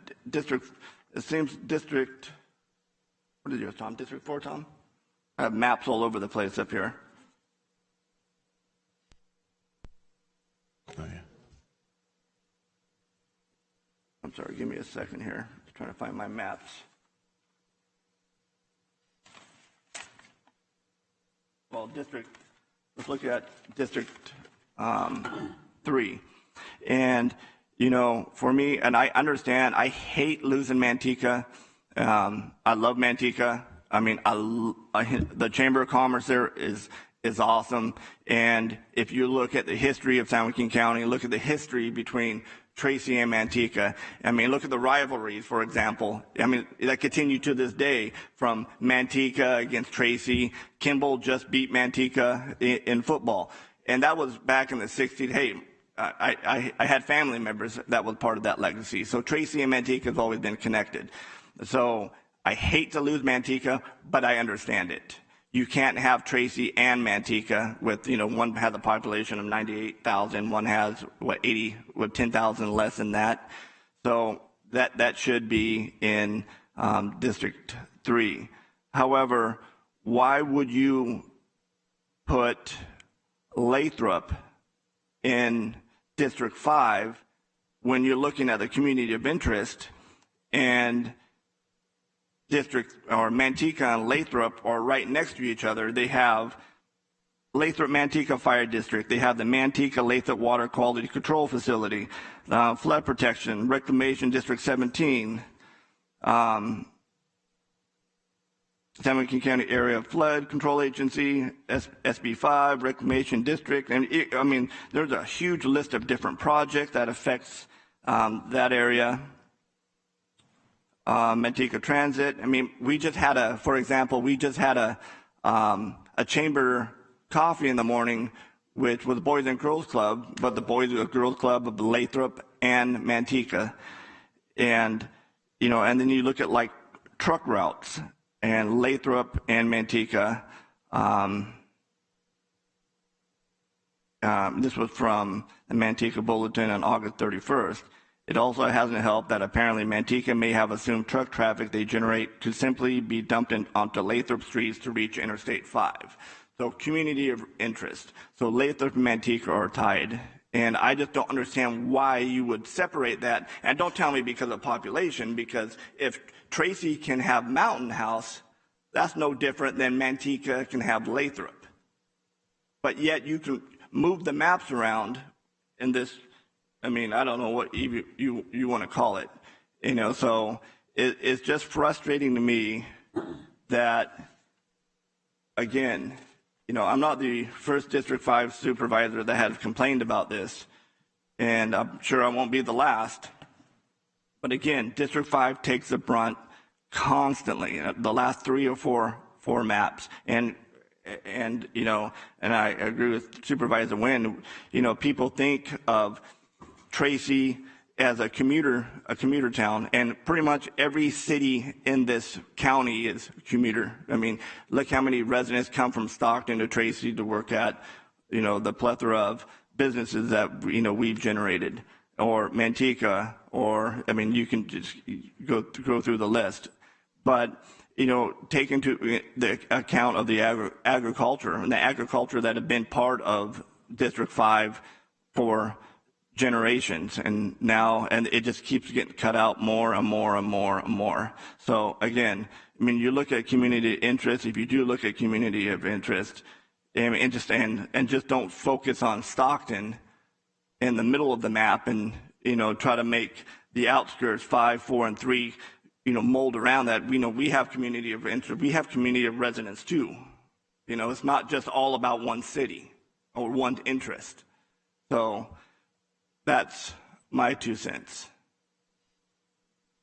I think just to answer a couple of your comments, in the current map, the reason Lathrop was put with Tracy and Mountain House was for population balance, and because of community of interest testimony saying that Lathrop and Tracy should be in a district together because of the large populations that do commute and use the 205 corridor. You realize, and I'm sorry if I'm getting, I hope I'm not raising my voice or sound frustrated, because I am frustrated. And you know how many cars use 205 daily? Over 100,000 cars per day. You think that's coming from just Lathrop and Tracy? No. No, I know it's not. I grew up in Modesto, and I use 205 all the time to get to the Bay, so I know. Exactly. I mean, transportation has to be a huge issue. And I can tell you in my district, and we just had this come up before the board, transportation is a huge issue that we're dealing with, especially in South County. And by you splitting, my district on the east side of it, and it doesn't help anything. It's just going to make things worse. So I also wanted to provide that we do have a map that keeps Lathrop and Manteca whole together. It's District Plan C, a plan that the RAC looked at and thought did not really unify the community of interest testimony that had been before them. But you can see with this construction, District 5 would include Tracy and Mountain House and the unincorporated portion south of the city of Manteca, and then stretch all the way up to the northeast border for population balancing. You would have District 3 would include Manteca, Lathrop, and I think French Camp Whole, and then stretch up to, as you can see, along District 2 and 4 in this numbering scheme, where District 4 again would be the Section 2 seat, and District 2 would be the Northern Stockton seat. So this is, I think, could get towards your idea. The other thing with this district, with this construction, is that Lathrop, Manteca, and Ripon are in District 3. And you can see that District 1 is Lodi, a larger portion of Stockton, and stretches down to the south eastern corner to pick up Escalon. Okay. I'm just giving you my, my 2 cents. I mean, population, you can maneuver to get population. I worked on this map at home, and I got a good outcome of it, at least, for my district, or what I would like to see, and got the population. And it's, again, it's just frustrating to me. We have all the way to Escalon at one time, and within 25, 30 years, we have just a little sliver. Again, we're South County still, all right? We're not, just west. Next, it's almost like we're West County now, So, I mean, I would like to see it go east. I mean, hey, I don't mind going north a little bit, but, you know, I still think, you know, Manteca and Lathrop, I mean, you talk about community of interest. I mean, those two communities probably have more connection than any other city out there. I would, at least by the information that I've gathered and I have seen. But thank you. Mr. Chafee, I have a question. Looking at this map right now, I'm a little bit confused. Maybe I'm reading something wrong. What looks to be where District 1 is currently positioned is now considered District 4, and where these numbers are just wrong. I'm sorry. This is Plan C. We would move. I think we need to do a swap, right, between District 4 and District 1.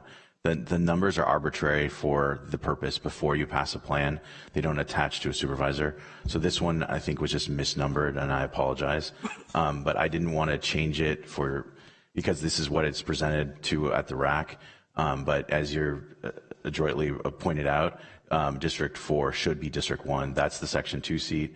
And District 1 in this view would be District 4.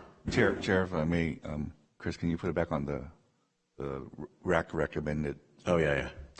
So Chair, that was one of the maps that the RAC did look at and did not move forward. I want to, for clarity's sake, the one that they actually recommended at this point for input to the board is this particular one.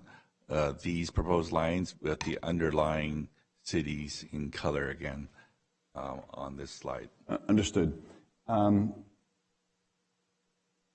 I know it's a jigsaw puzzle. You're trying to balance numbers and lines and such, but there's some really valid points. I mean, we are dividing. I mean, as to Supervisor Miller's point, and as noted by Vice Chair, you've got neighborhoods and you're splitting it in the Murata area.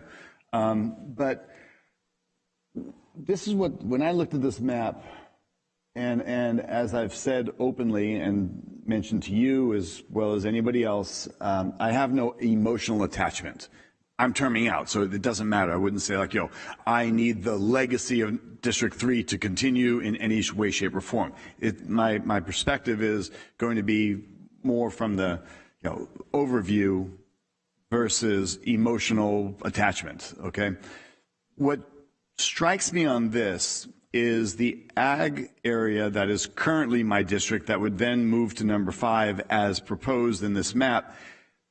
And if you have in District 5, as has been referenced, a commuter district with tens of thousands, and thousands upon thousands of people commuting for jobs, but yet they would be responsible, and that representation would be responsible for the ag, which is legacy family that have been here for 100+ years in many instances. I know farmers, people that I currently represent, that have been out there for decades and generations.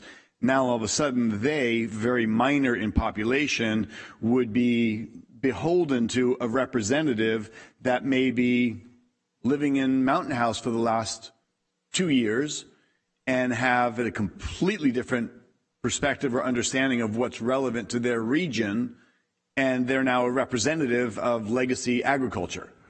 So that kind of just strikes me as a polar opposite in reality, in my opinion, if I were to look at that. So I think you've gotten some good feedback from supervisors, and I think the work is yet to be done. I really think that I know there's high levels of engagement. I know that that's been a very cohesive group, the RAC, and I know that they've listened and talked, and there seems to be a good level of cooperation from all the district representatives. Looking at this, to me, it doesn't work. It doesn't sit well for me. Speaking with some of the agriculture representatives that are legacy farmers, they were questioning why would they be loaded into a commuter zone. So I think that's kind of feedback. We may want some diverse options, not minor tweaks, but some diverse options brought back for the board to then discuss and see where we might be kind of leaning or gravitating. Yeah, I think we need at least 3 diverse options for us to consider and maybe even float out to us before we do a board meeting as might be appropriate. And as Director Kwong, as you have sat down with us individually, let's do that again. And let's see where you might get an idea of where the consensus might be once we're looking at several, 3 or more diverse options. So Chair and Board, I appreciate the input. 2 things we'll do, or at least 2 things we'll do. We'll make sure that the RAC understands the board's input here. Some are tweaks and some are more major changes. Definitely heard, particularly maybe a transportation corridor, a commute corridor, some legacy farmers on District 5 standpoint, some tweaks in regard to the north part of the city of Stockton, particularly 8 Mile Road, and some perhaps areas around Murata or that U-notch, as you can kind of see between District 3 and District 4. That's just a brief summary of some of the changes I've heard that in regard to the input that you've given to me. And we'll make sure again that the RAC does hear it. Then at the same time, we'll also do some additional exercises and bring back at least 3 options. I think the RAC will hear your input and they will still make their recommendation to you. And at the same time, staff can still bring some options to you as well. Yeah, and just in conclusion, as I currently sit, and the areas I represent, many of those farmers, I'm referring to as legacy land and business participants, I represent them. They live in my neighborhood and they drive to work out in their farm. So I am in very close proximity and representation of those that have that land. So that's a completely opposite perspective of what is presented here, where District 3 would go completely over to the east portion of the county. Again, this isn't emotional. This is just looking at representation and the people that I serve currently and those that I've come to know.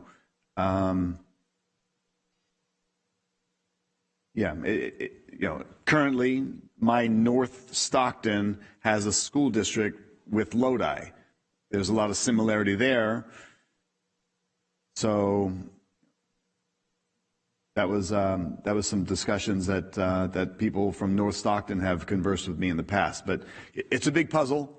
I certainly don't have answers. I look forward to getting some additional options for us to consider. We will do our best to bring back some exercises. Can't guarantee exactly where the RAC is going to land in terms of where they feel like they can make their recommendation to the board. We'll do our part as well in regard to what we feel is the appropriate calculations, the balancing out of the populations, and all the other standards that we need to meet under Fair Maps Act. But to the extent that we can bring back some options for you to consider and try and get as close as to your thoughts, again, in consideration of the Fair Maps Act requirements, and bring back for you to consider the schedule that we laid out.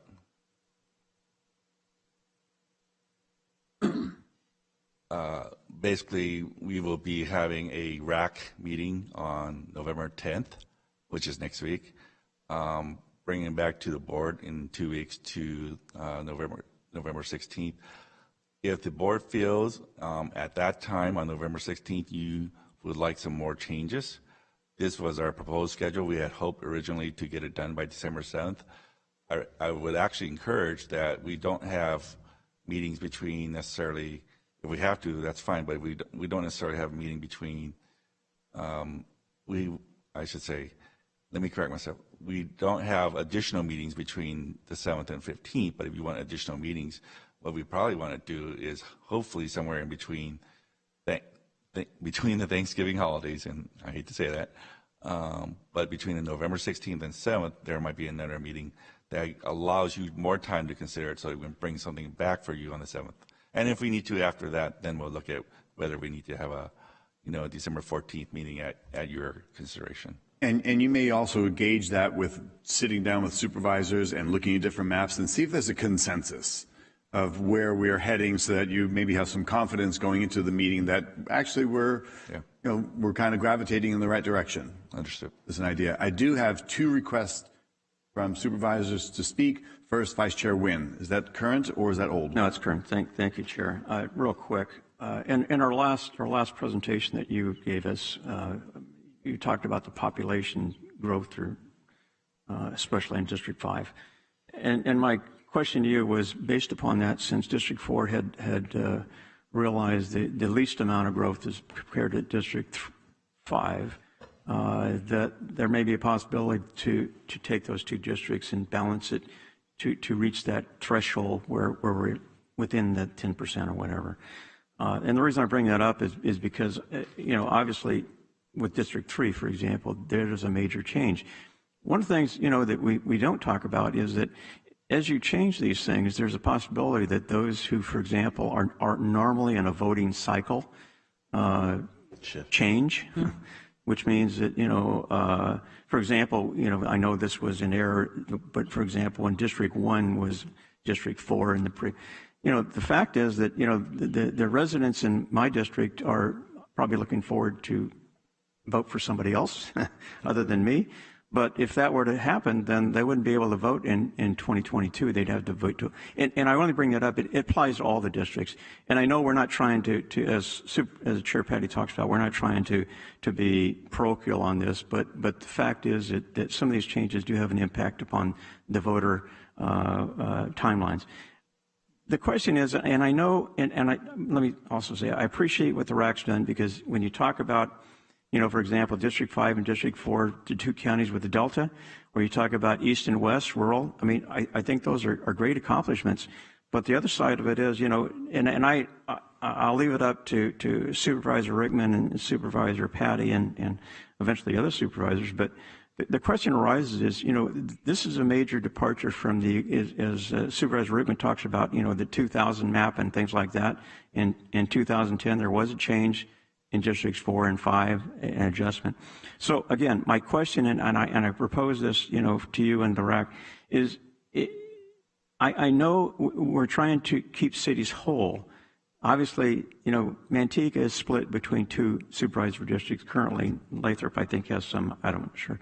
But my question is, if you were to take the least amount of modification, which would be to really focus for the most on the least growth and the most growth supervisory districts, and try to balance those, and the other 3, obviously District 1 being kind of the hub, but the other 3 just adjusting, an amount necessary to keep that cap in place.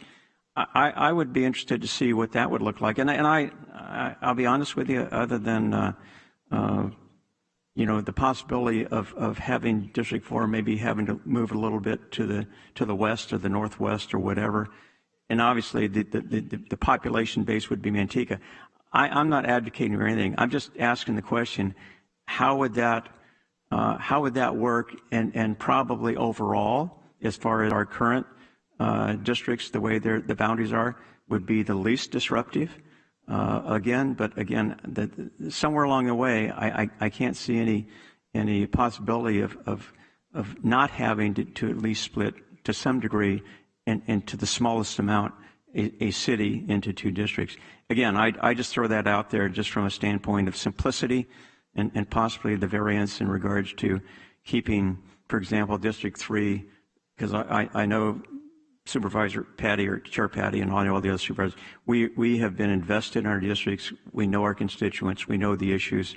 And to then move to a completely different area with different constituents is really a challenge, even if you have 2 years to do that. So again, I would ask if you could throw that into the mix, so to speak, as far as modifying 4 and 5, and then adjusting the other 3 accordingly. That would hopefully keep, and I don't want to say the status quo, but certainly keep the changes to an absolute minimum. Anyway, that was my question. Thank you, Chair. Supervisor Miller, is that an old request or new? No, that's new. Thank you. Just some final comments. I sort of focused on where I saw the the recommended map being a little deficient. I want to share where I think that map has landed on some really good things. I think the RACs, and I'm grateful to all the work of yourselves and also our RAC members because they've put in a lot of time on this. I want to say I think it's they took the public input very seriously about trying to keep cities whole. The city of Manteca has long sought to anchor a supervisorial district. And I appreciate that the RAC took those comments to heart. And from my standpoint, having served on COG for the better part of the last 15 years, Lathrop and Tracy are only going to be more and more connected via Valley Link and rail commutes. So while I understand that Lathrop and Manteca also have some shared interests, I can definitely see the fit there with Tracy and Lathrop. I also very much appreciate that they listened to the comments to have 2 representatives for the Delta, that the Delta water, it's not just about the ag, it's about the water issues. And those are going to remain large looming issues for our entire region. And so to have 2 representatives well-versed on those issues, I think is really important.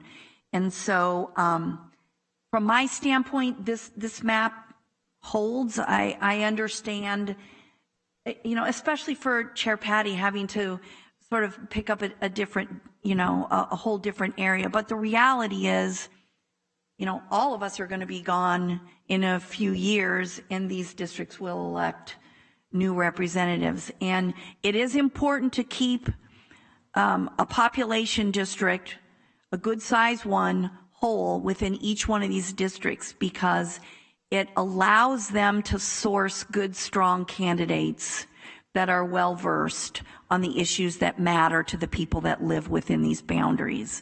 So I think if you start moving it where you have one district that's just this massive, very dispersed population, it becomes very difficult for that district to recruit representatives. So I think there's a lot to commend this map. It's not perfect, and I'm also interested in seeing what else come up with. But from my standpoint, with a couple of, you know, minor tweaks, I think there's more positives to this map than there are negatives from my standpoint. Thank you. That's it. Chair? Thank you. Yes. Supervisor Rickman. Well, thank you. And I just want to talk about something Supervisor Miller, you know, Valley Link is still over $1 billion short. So, you know, and it doesn't just link, you know, if you're using a train to link 2 areas, I mean, it will go all the way to Stockton eventually. So I mean, using that to change the entire district is ridiculous. I mean, for me, I mean, you need to look east, and I explained it, and again, you know, you're talking about, you know, not changing districts. Look what had been done to 5 in the last 3 redistricting. You know, could you imagine if this was done to Stockton? You know, you would have, it would never happen in Stockton, but it does in, you know, South County, and it's ridiculous. So, I mean, that's just what I just want to end with. So, and I think that needs a lot of improvement before it comes back to this board. So thank you. Right. I think we're able to move on at this point. Thank you all. Thank you, board members. Thank you very much. Right. Next up on our agenda, we have our COVID-19 discussion. Discuss and receive updates on the pandemic in San Joaquin County and provide direction to staff to adopt orders as necessary. I want to remind everybody that today at 1 o'clock we are done with this meeting. We will adjourn If we're not complete, we'll come back after our recognition for military. So if this conversation we're going to have on COVID and sometimes is lengthy and it's worthwhile and I don't shortcut it, anything we discuss, let's make it actionable versus venting a lot of the frustration or information that really isn't relevant to anything that we're able to do locally. And I know that also County Council will be doing a presentation and discussing a possible ordinance as it relates to vaccine passports in San Joaquin County. So we've got phases of this conversation, and let's be succinct and direct, please. Welcome, Dr. Park. Good to see you, Mr. Dietrich. Good morning, Chair Patty and Supervisors, CAO Overding.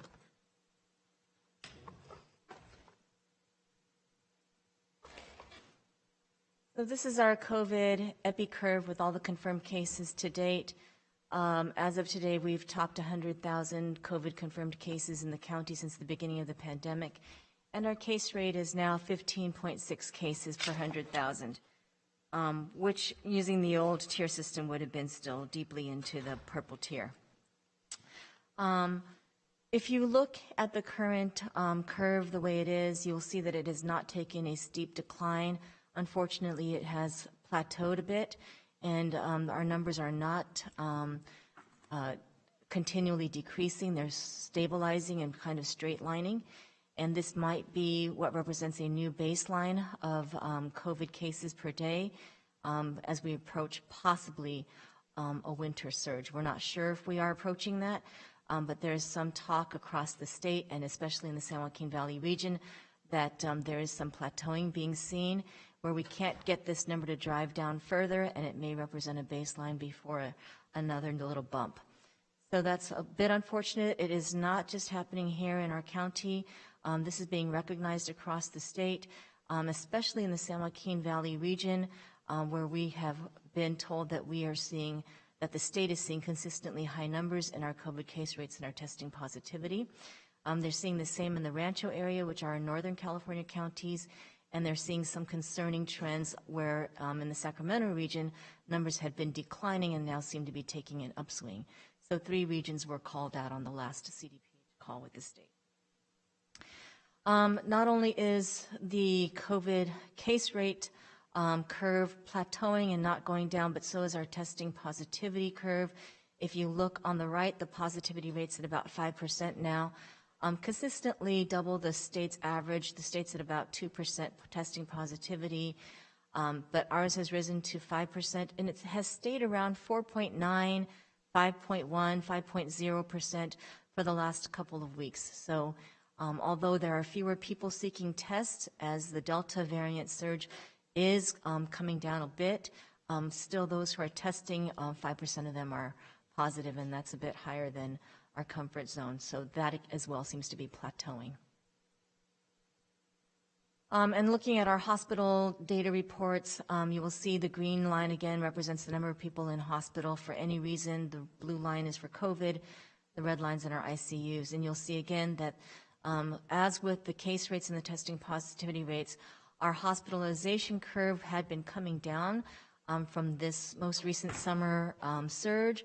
However, it remains at about 100 people in the hospital on any given day for the last couple of weeks. It had come down as far as 84 people in hospital and then started swinging back up again. So again, seeing a plateau in that curve as well. And the reason for all these infections is still the Delta variant. There's nothing new at this point. There is no other variant that's really causing all of this. So it's still this B1617.2. And if you look on the left, that's the United States. The CDC data showing that with that orangish bar, almost 99% of cases or so, definitely more than 95% of cases across the country are still being attributed to this Delta variant. And on the right is our own San Joaquin County data, and the red bar indicates our variants from our whole genome sequencing, so that you can see that really the majority in July and August were Delta, and we're still receiving our sequencing data for September and October, but it looks like it's all Delta still. So, the question is, if we are seeing a new upswing in case rates and positivity rates, is this because there's a new variant? And it does not appear to be so. It appears that our cases are still the same variant. We are closely monitoring other variants nationally and at the state level, and still Delta is the only the variant of concern. There are some sublineages of Delta variant you may hear of in the news. There are now 41 sublineages of the Delta variant called AY.1, AY.2, so on and so forth. And you might hear about the one called AY.4.2, which has been in the media. However, there's just really a handful of those confirmed cases in the state of that particular sublineage. It's being studied. It does appear to be maybe 10 to 15% more contagious than the original Delta. However, it does not appear to be taking over as far as community transmission goes and the rates of variants. So why are we seeing this plateauing effect? And the feeling is it's probably a combination of factors. We don't know exactly what's going on. Some regions of San Joaquin Valley and some other counties, they do feel that with schools open, maybe some younger kids are transmitting to young adults in their 30s and 40s, and there's this increased transmission against the unvaccinated. In this region, we do seem to have less vaccination rates than the rest of the state. Some of this has to do with also perhaps relaxing on some of our non-pharmaceutical interventions, such as masking and distancing. And then, of course, as the weather gets colder, people are moving indoors. And when we're indoors, we have more of a propensity to have transmission. So a variety of factors.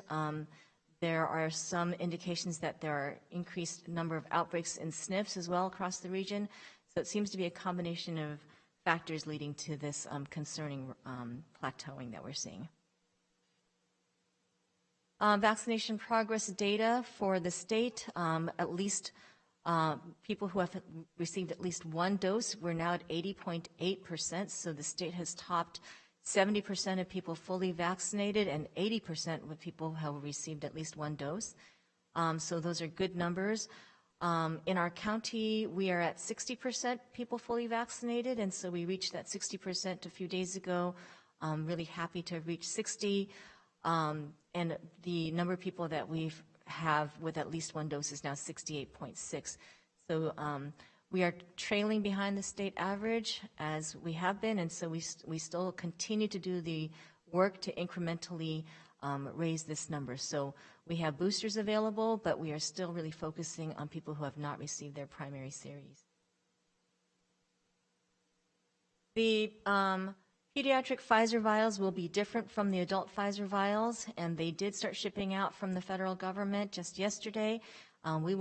We have received our first allocation this morning. It arrived in its ultra cold frozen storage component, and we moved it into our ultra cold freezers. So we did receive 1,100 doses today of these vials for kids 5 to 11. We cannot start administering them until the CDC gives their official stamp of approval. The FDA approved this on October 26th, and the ACIP arm of the CDC is literally meeting right now. They will be meeting into tomorrow. However, there might be a determination and a vote by this afternoon.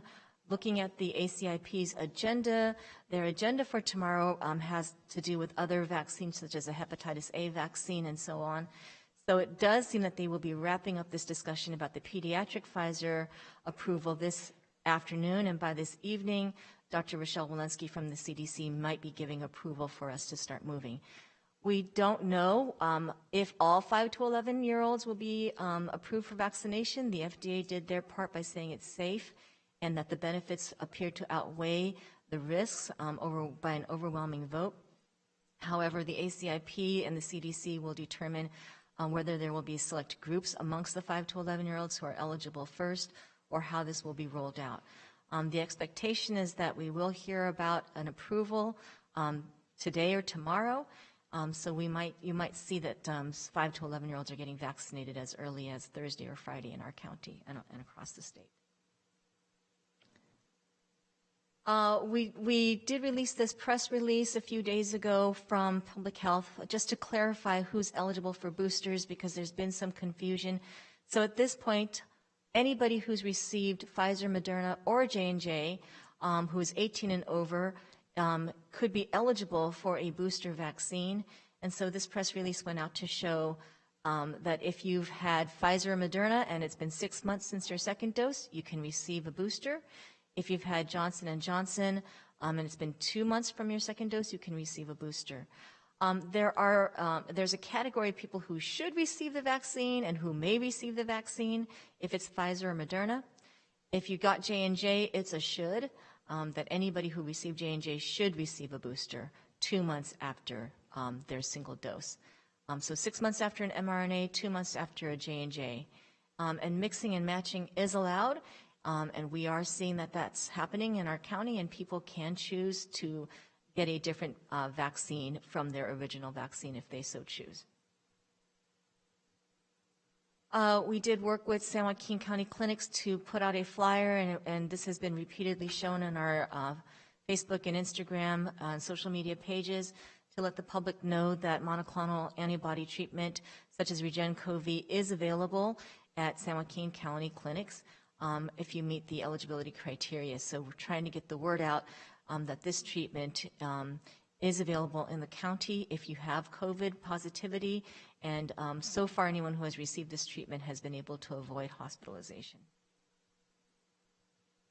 And lastly, I just wanted to let anyone in the public know that we are having an art contest for SJ Vax for the Win.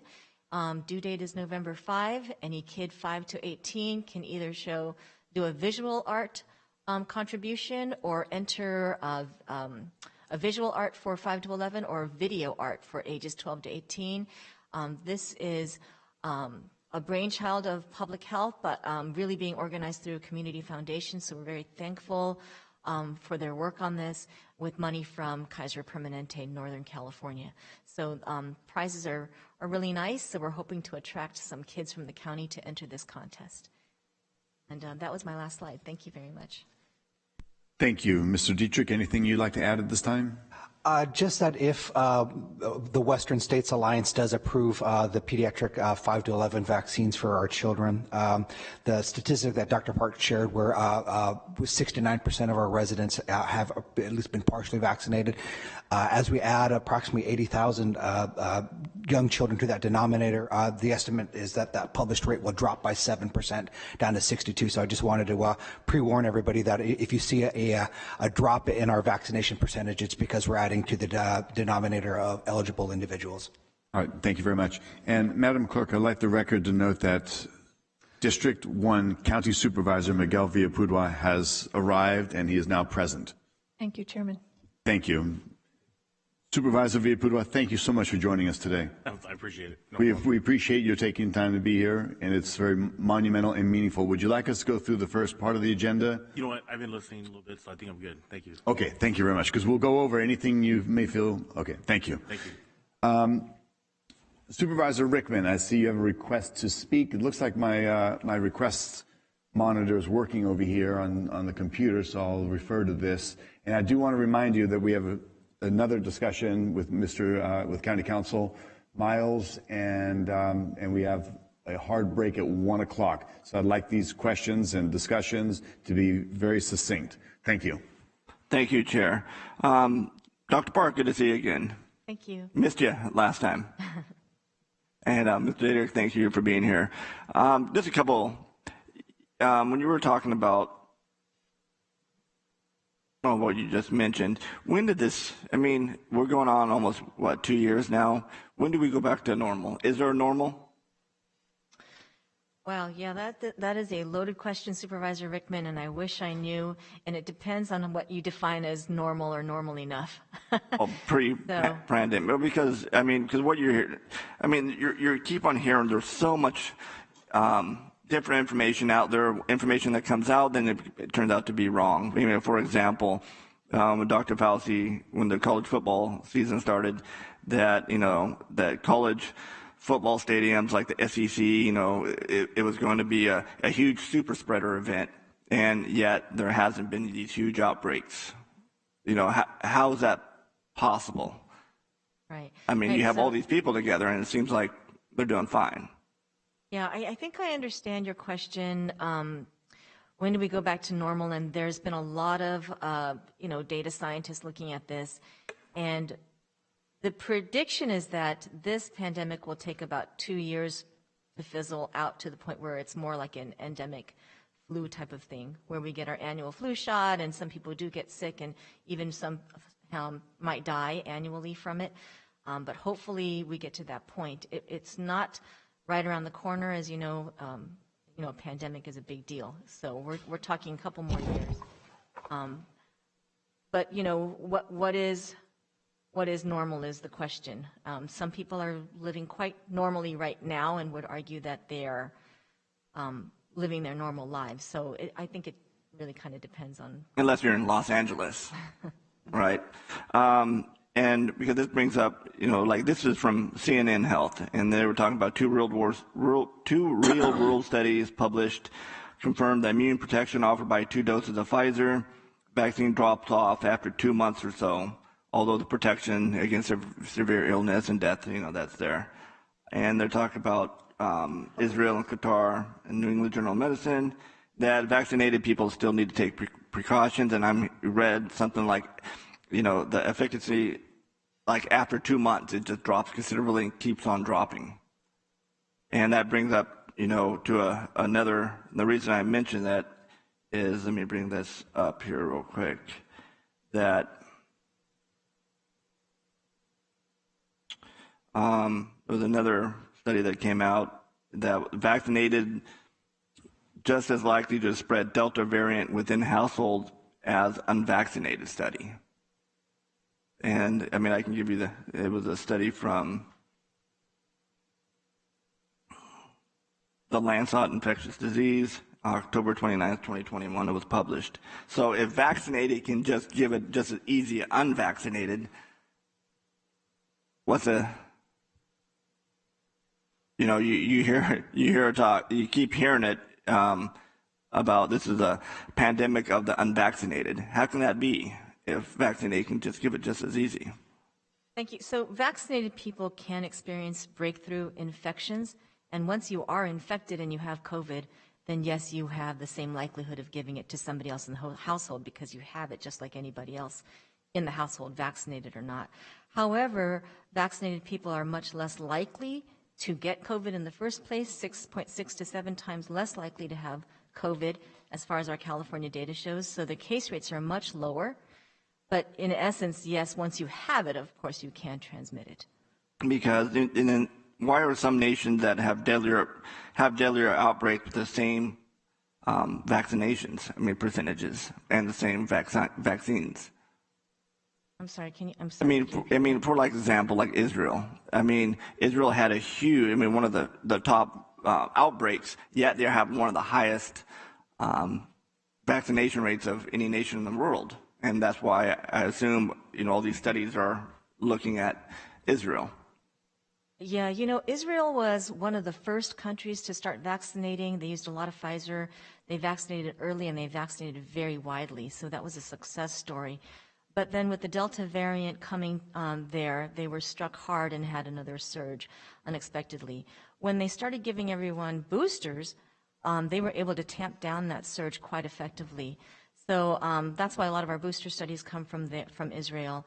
I don't know about vaccines not being effective after 2 months, but certainly it showed that about 9 months after in primary series. I didn't say after 2 months. I said the efficacy. It considerably dropped after 2 months. Oh, the efficacy. Yeah. Right. So I think the waning of the initial series was shown to happen at about 6 to 9 months in Israel, and then the booster campaign really got them out of that surge. So you can there's a graph that shows clearly how they had been increasing in case rates with the Delta variant, and then when they started their booster campaign, the line just went down. So they were able to really stamp it. Well, and now they're talking about the fourth vaccine.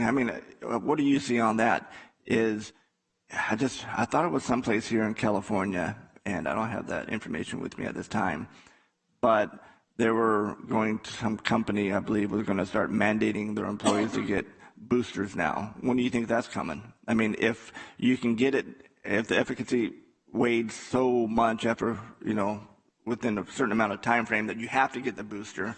So when are you going to be considered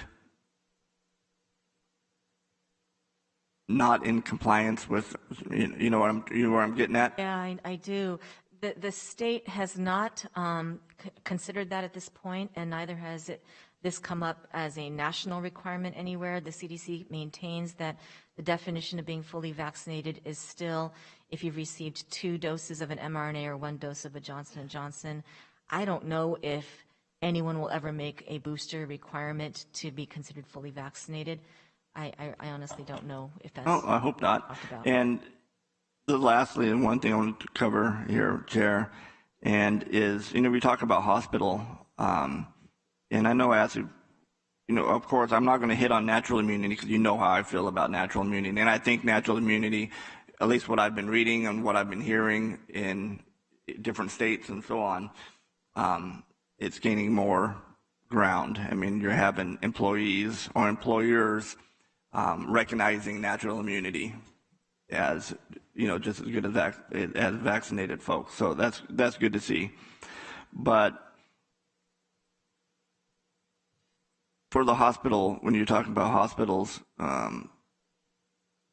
stays and so on, we still can't tell those folks that have been admitted that had a previous COVID case, of natural immunity versus unvaccinated, nothing, and versus, I'm not sure, Mr. Diedrich, if you mentioned that last time, folks that went to the hospital because of COVID and folks that are going in their for a procedure and say a surgery and then they're tested and then they become COVID and they become that stat.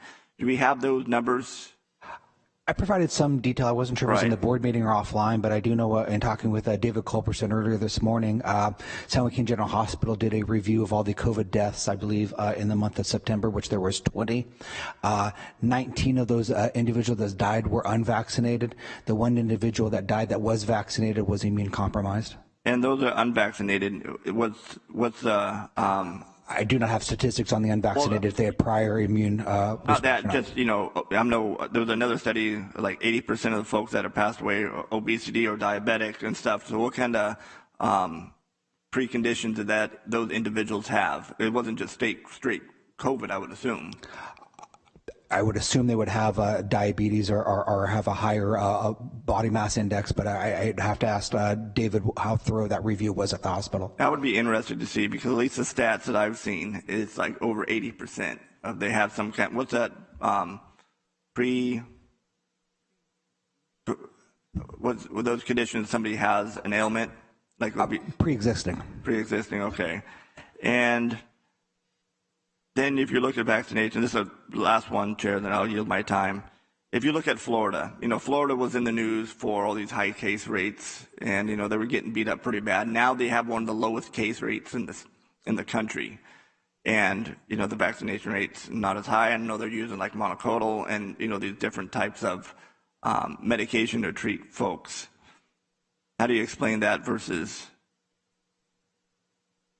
other states? Their case rate. I apologize. I have not researched Florida recently to understand how they're achieving that. Okay. I know they got, hey, they were up there, and now, with all the, what is it, monoclonal, and all these different other treatments that are coming online, and it seems to be working. And those therapies are very effective. I know Dr. Park mentioned San Joaquin General Hospital and San Joaquin County Clinics being an infusion site. There are 3 different regimens available, but that is indeed something that prevents people from their disease progressing and require hospitalization. All right. Okay. And that is it. Thank you, Dr. Park. And now, we have these, other type of avenues that people can get treatment for, like what you're seeing, like I mentioned LA, and I think it's, ridiculous, all these mandates to get into places. And I think the board spoke, perfectly clear what we feel about mandates and so on. But Dr. Park, good to see you again. And Mr. Diedrich, thank you for being here. Thank you, and thank you, Chair, for your time, and I'll yield it. Vice Chair Wynn. Thank you, Chair. It is good to see you back. The Question, we talked, in fact, at last Friday's special board meeting, we talked a little bit about the future in regards to being proactive for the next pandemic, whatever that happens to be. In your circles, has there been any discussions in regards to, how we can better prepare for the future? Because obviously in this one, we were short of ventilators, we were short of hospital beds, we were short of staff, we were short of, masks. There was a whole host of things. Is there any discussions in regards to storing these potential facilities or rotating them or whatever, so that if another pandemic arrives, that we will be prepared? That the staffing issue may be ongoing, but certainly the supply issue should be fairly easy to take by warehousing or rotating or whatever for the future. So have there been discussions like that as far as how do we prepare better? In the discussions that I participate in, mostly when we're talking about building infrastructure and preparing for the next pandemic, we're talking about in our public health departments, really manning up with our manpower and contact tracers and IT technology. I don't know if at the state level, if the EMSA agency talks about storing any of these machines or getting ready in that sense. So within our county and with most EMS jurisdictions, EMS has a stockpile of PPE. It also included ventilators, gowns, masks, gloves. Public health also has its own stockpile. And as you know, early in the pandemic, there's a national stockpile that is pre-positioned and pushed out.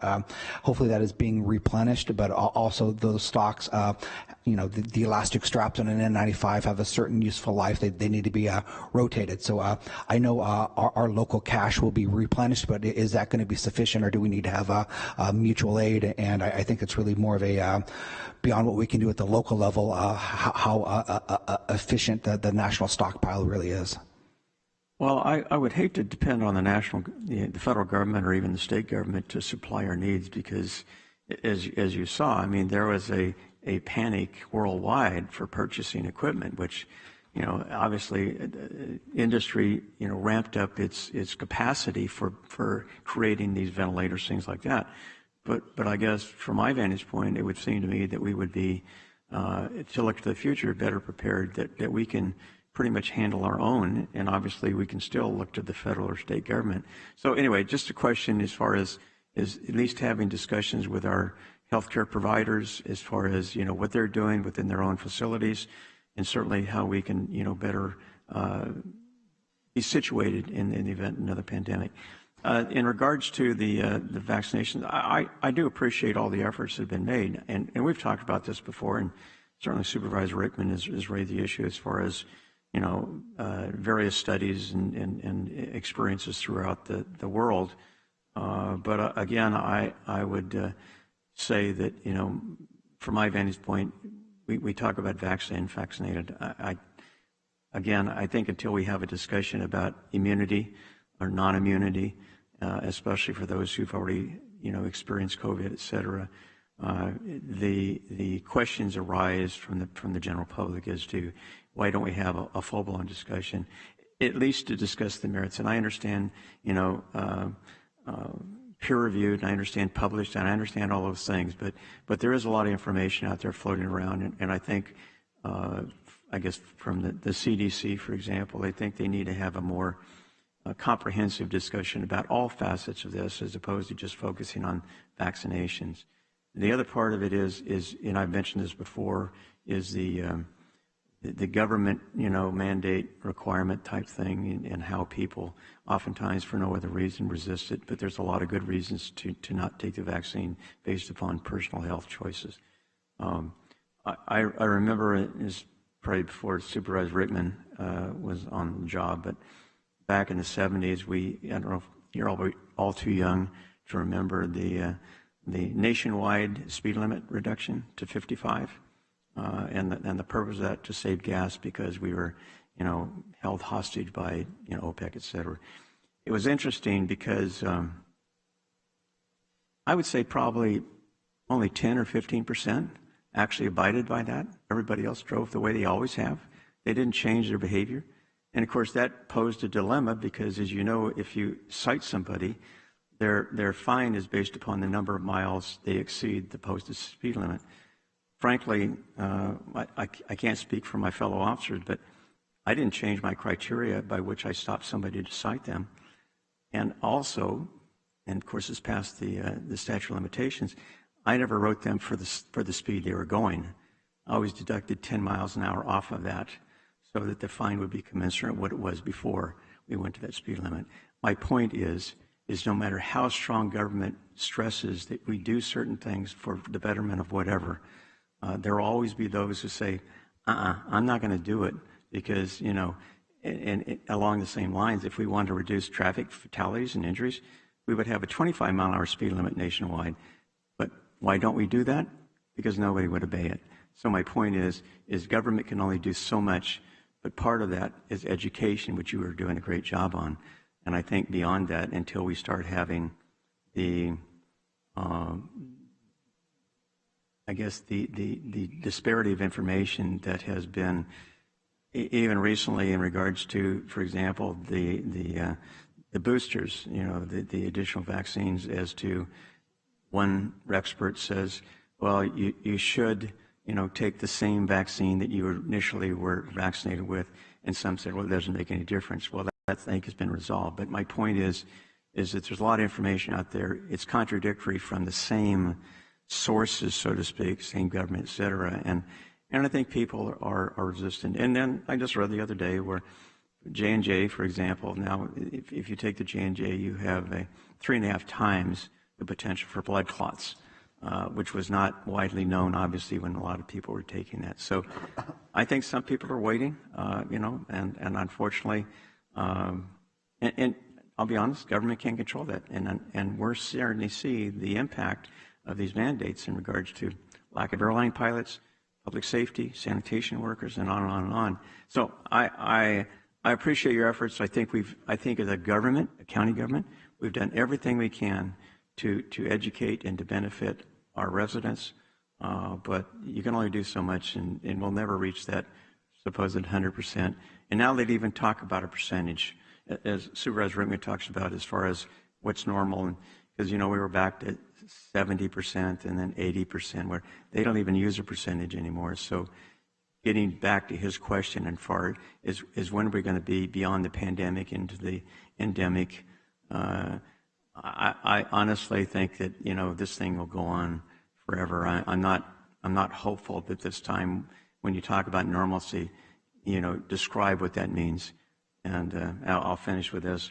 Halloween was a great event, at least in our neighborhood. And I would say this. We had in Honor Street, it was like a block party. We had herds of trick-or-treaters, not single ones. They came in herds.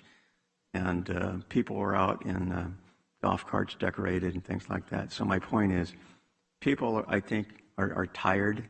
They're fatigued. They want out of COVID jail. And so they're going, and as Supervisor Rickman, and whether it be, you know, sporting events, NASCAR, or whatever, people just are done. And so I think anything more that we try to do to force people to get vaccinated will be not as productive as maybe hoped. So, but again, I thank you for your efforts. Appreciate all we're doing. I think we've done everything we can, and it's up to individuals to make their own personal choices. Thank you. I have a request from Supervisor Miller. Thank you, Chair. I have just one quick question along those lines of how do we get our vaccination rates to improve at this stage, and our testing, whatever.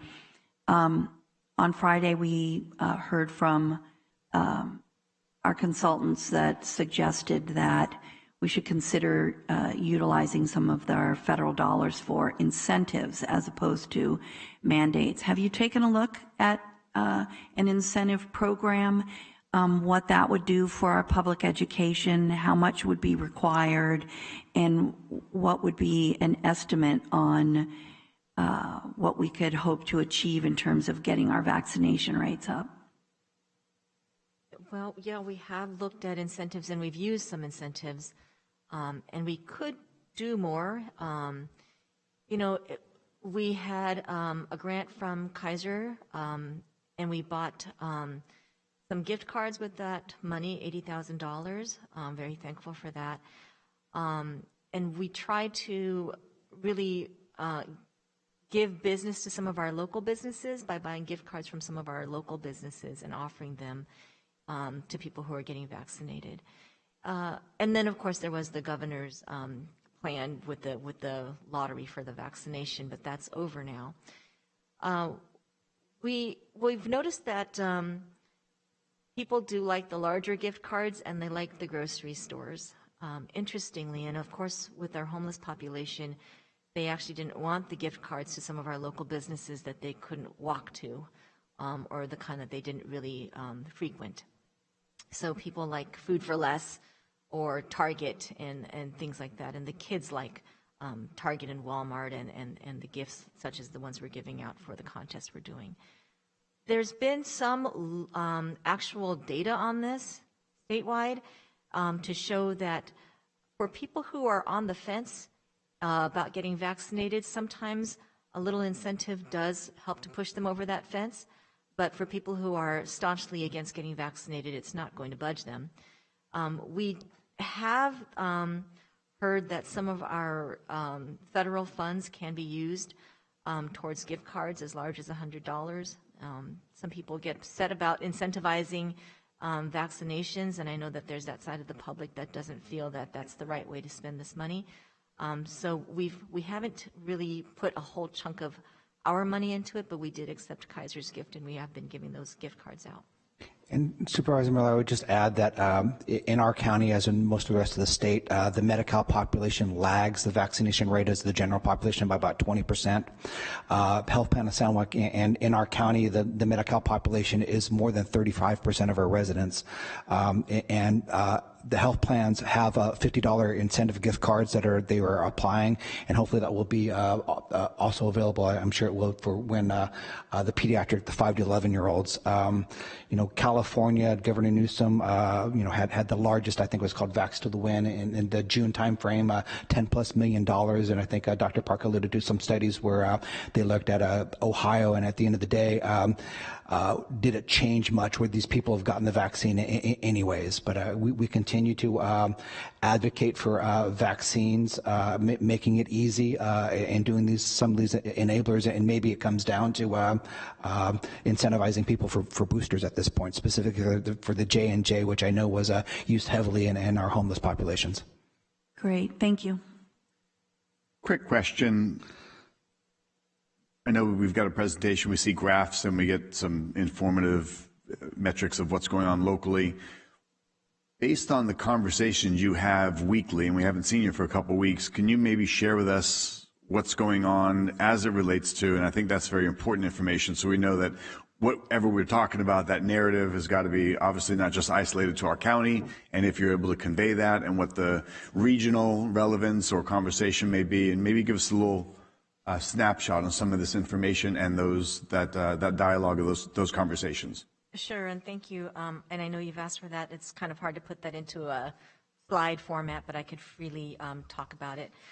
The meetings that I refer to with the CDPH are not meetings that include the governor's office or that side. It's the doctors who are at the California Department of Public Health, such as the health officer and the state epidemiologist. It's the type of meeting where they will let us know what's happening and give us a heads up about any new or updated laws that are coming, revisions that are coming.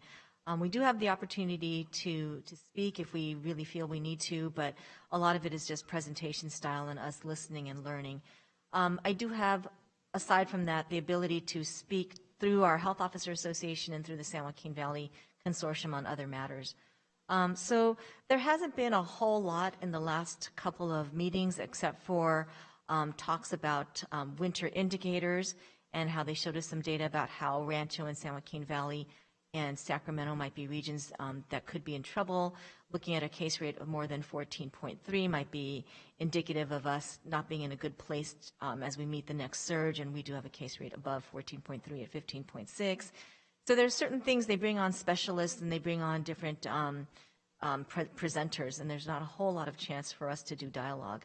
I will tell you there are a couple of new things that came out since I was last here, and that they're very not really huge deals, but the guidance of when they moved from the blueprint to the mega events guidance on June 15th. They said that guidance would be revisited by November 1. They did revisit it right before November 1 and basically announced that there would be an extension. So that was one thing that was announced and that we were then presented. It was updated October 27th if anyone needed mega events guidance.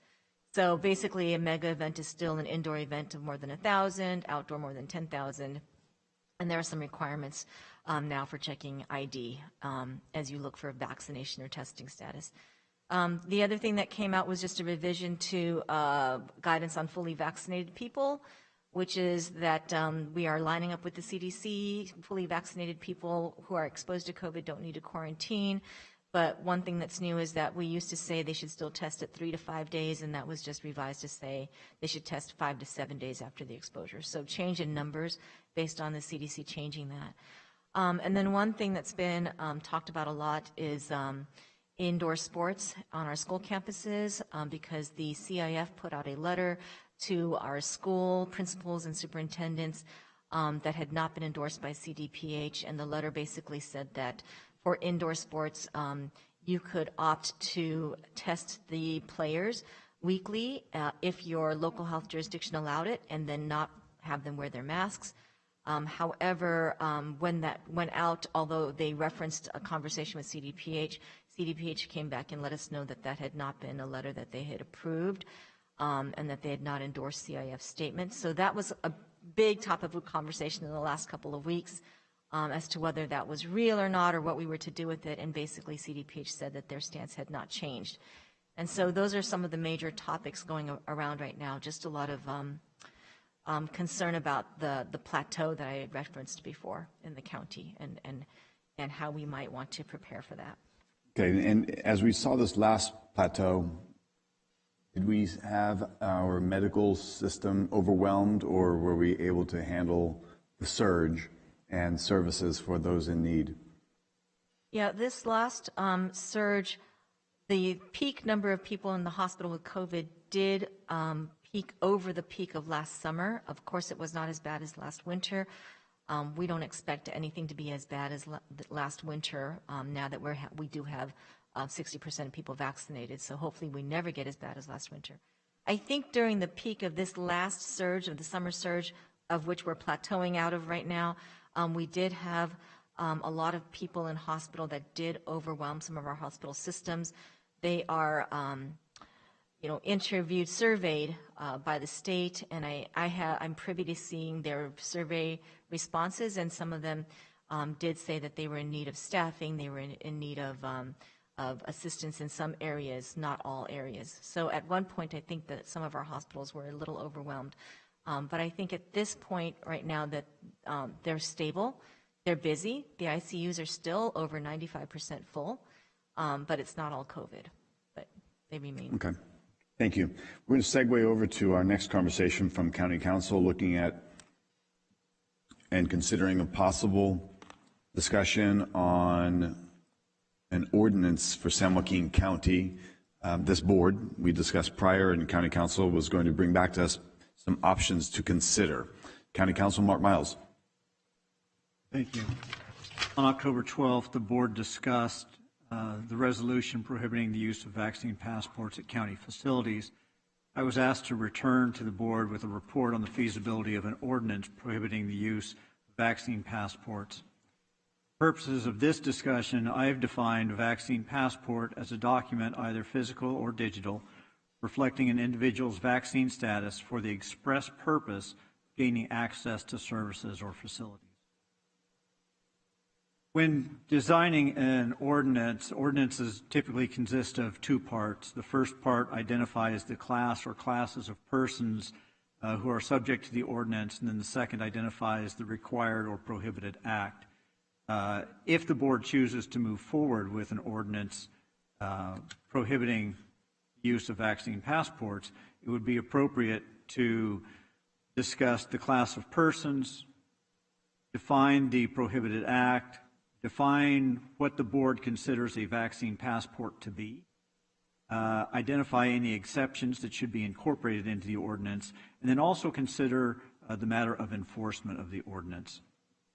Counties only have those powers which are delegated to it by the Constitution or the legislature. Included in that is what's typically called police powers. It's the ability to make and enforce within its limits all local police, sanitary, and other ordinances and regulations not in conflict with general law. That term within its limits has been identified by the courts to mean for counties only within the unincorporated counties. So any ordinance that the board would adopt under its police powers would not be applicable in any of the cities. Additionally, the limitation is that it cannot conflict with general law. So an ordinance conflicts with general law when it allows what is expressly prohibited by a statute or prohibits what's expressly permitted by state law. It also conflicts when the local ordinance enforces a regulation or prohibition identical to an existing state regulation or prohibition, or when the legislature has manifested an intent to occupy the particular field fully by the enactment of a comprehensive and detailed scheme of regulation, like we see with the vehicle code. The Supreme Court has held that local legislation in conflict with general law is void. When we talk about the use of vaccine passports, the only entities that could mandate the use of vaccine passports would be the state or federal government. Assuming that an ordinance prohibiting the use of vaccine passport is a valid exercise of police power, it would clearly be preempted by any state or federal order requiring the use of vaccine passports. The state has not adopted an order, or issued an order mandating the use of vaccine passports. However, the state has issued an order requiring that all Californians follow the requirements of the guidance for use on face coverings.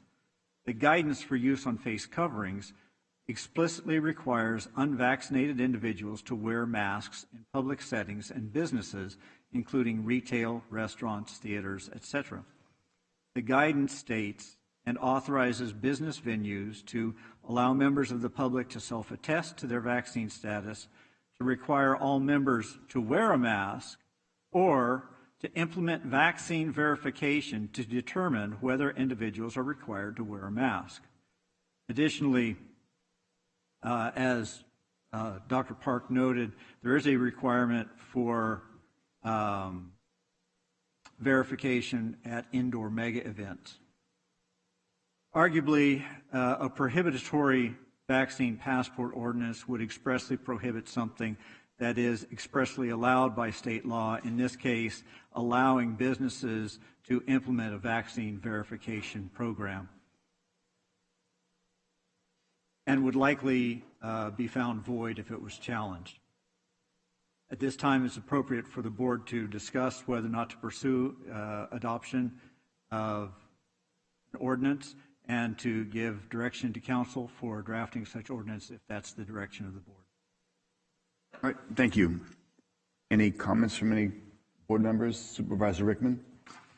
Chair, you mentioned last meeting something that happened to you, I believe it was. Can you?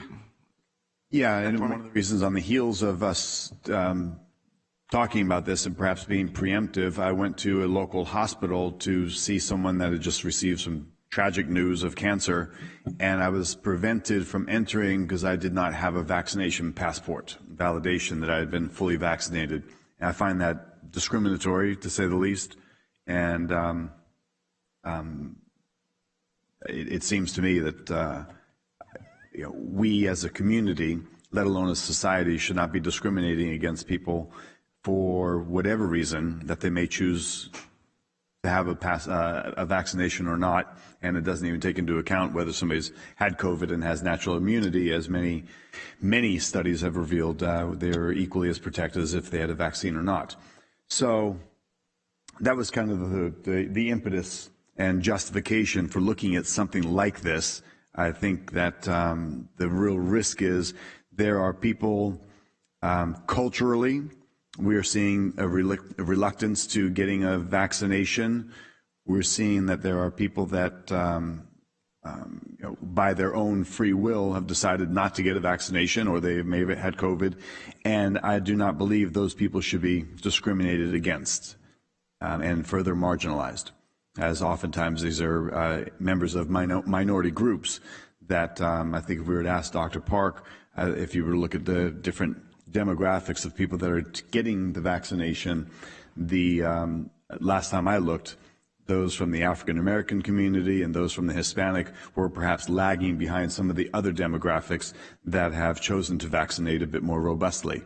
So given that factor, I do not believe anybody should be discriminated against. So that was kind of the spirit of what I would look to have happen with an ordinance like this, if we were to consider it. All right, thank you, Chair. And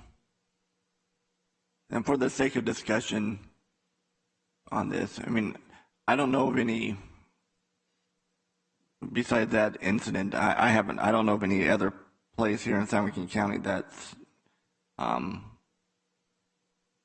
a vaccine passport. Do any of the board members? I haven't heard of it yet. Oh. But Mr. Miles, for this discussion, I know we discussed this, and hey, I feel the same way. I don't believe,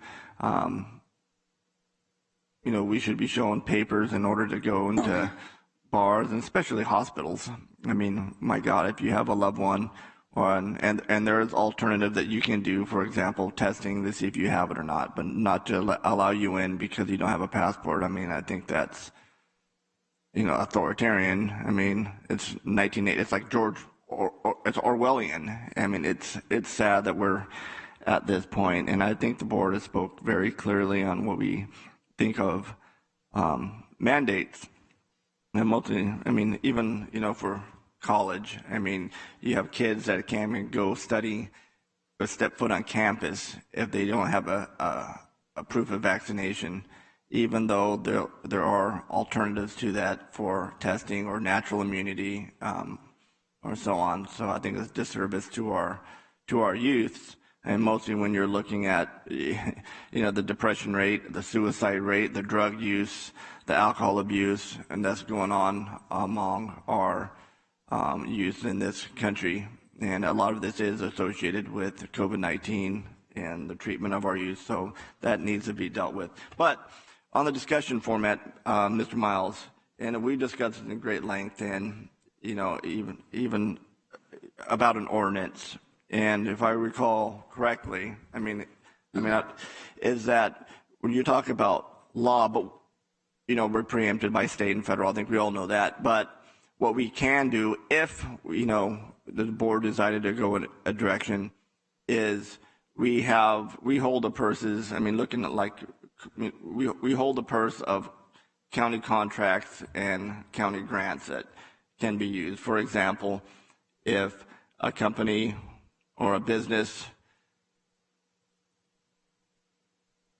would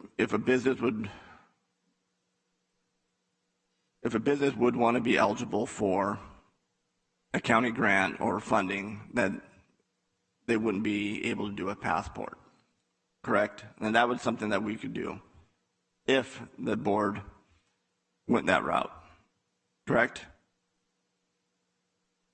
Until such time as the state has adopted. Right. Yes. But it's an ordinance, but it doesn't have any punitive, well, I guess it would be punitive, but punitive in the sense of it wouldn't fine them or write them a citation or anything like that. So it would be different than what most people would think of punitive action would be. Correct. Okay. No, that's just a thought. So thank you, Mr. Miles. But again, we have, I haven't seen here in this county, at least I'm aware of vaccine passport. So I don't know if that would make it a moot point, or I'll leave it up to the board. Thank you, Supervisor Rickman. Supervisor Miller. Thank you.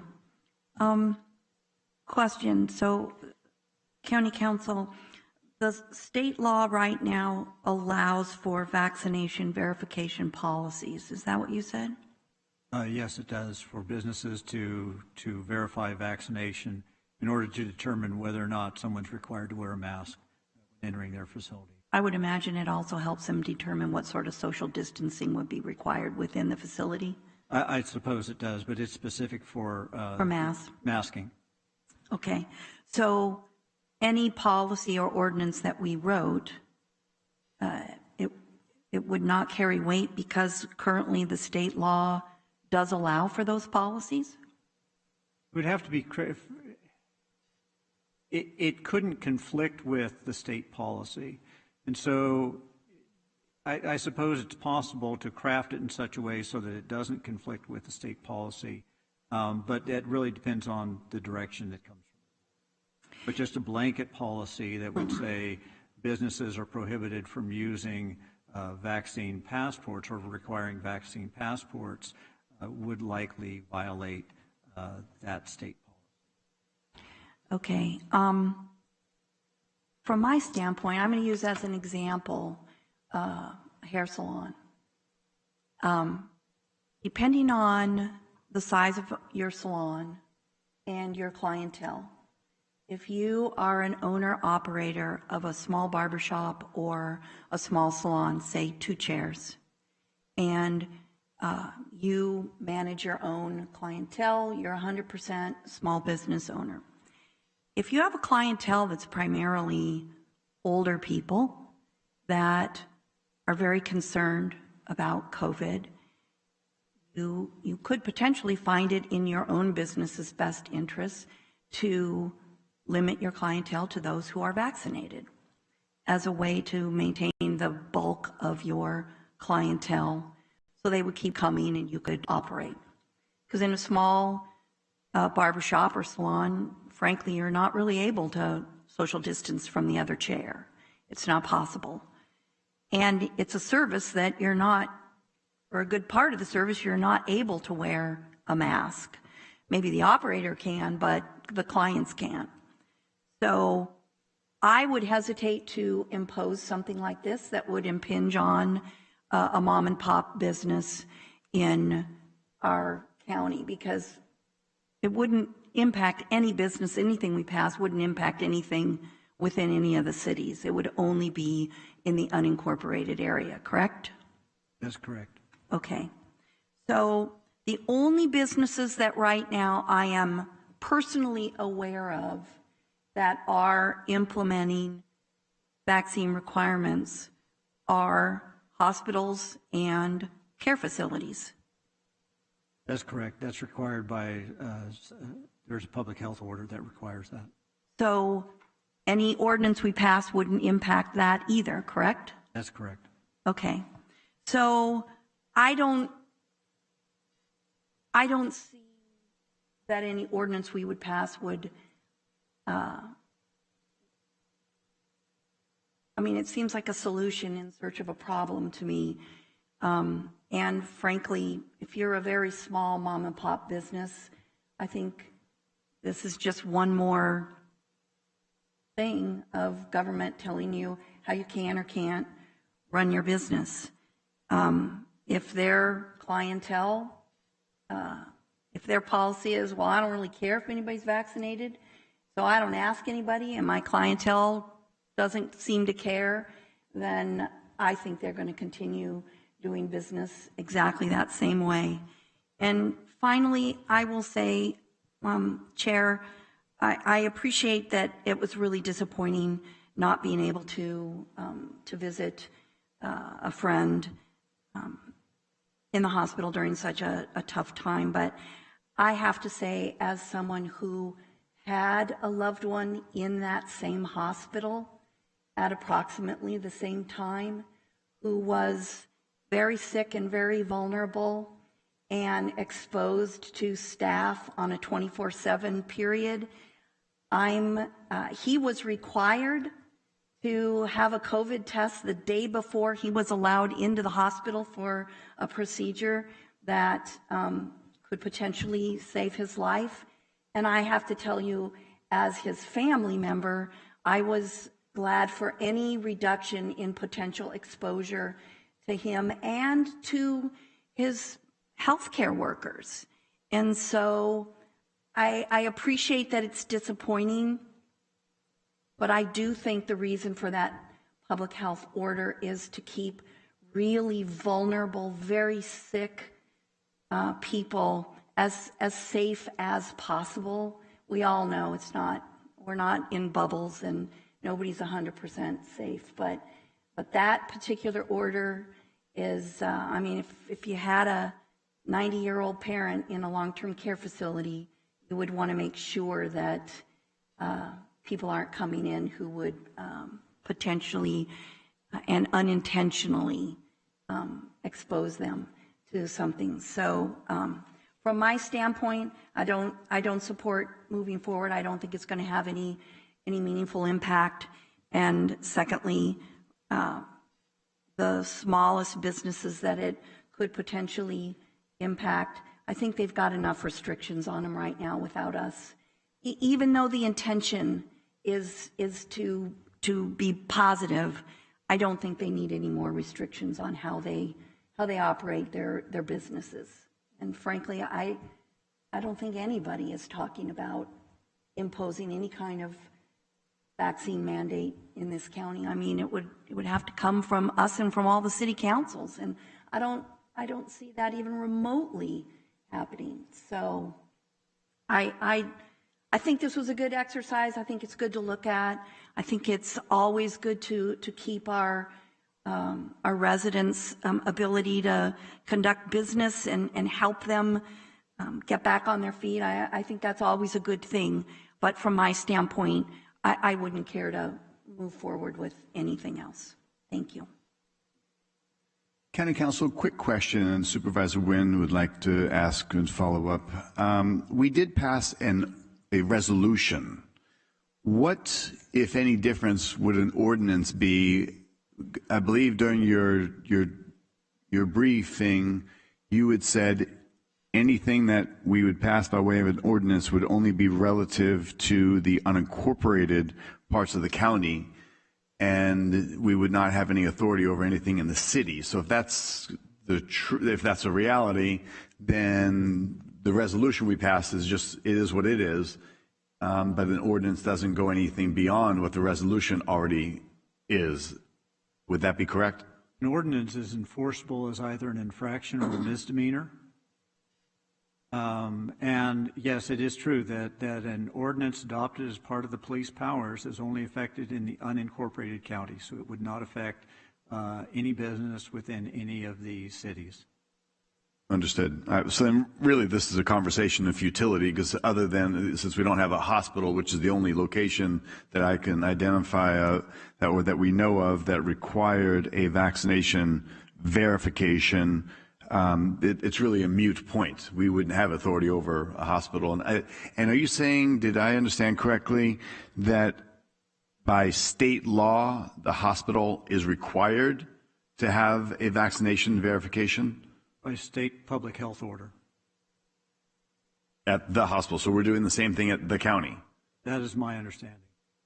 Okay, I thought at the county we're offering, I think perhaps as a substitute, we could do a COVID test that may allow somebody in? I'm not certain on that. Okay, we may or may not. Sure. I'm seeing Mr. Culberson. I see Mr. Culberson come on down, our hospital CEO.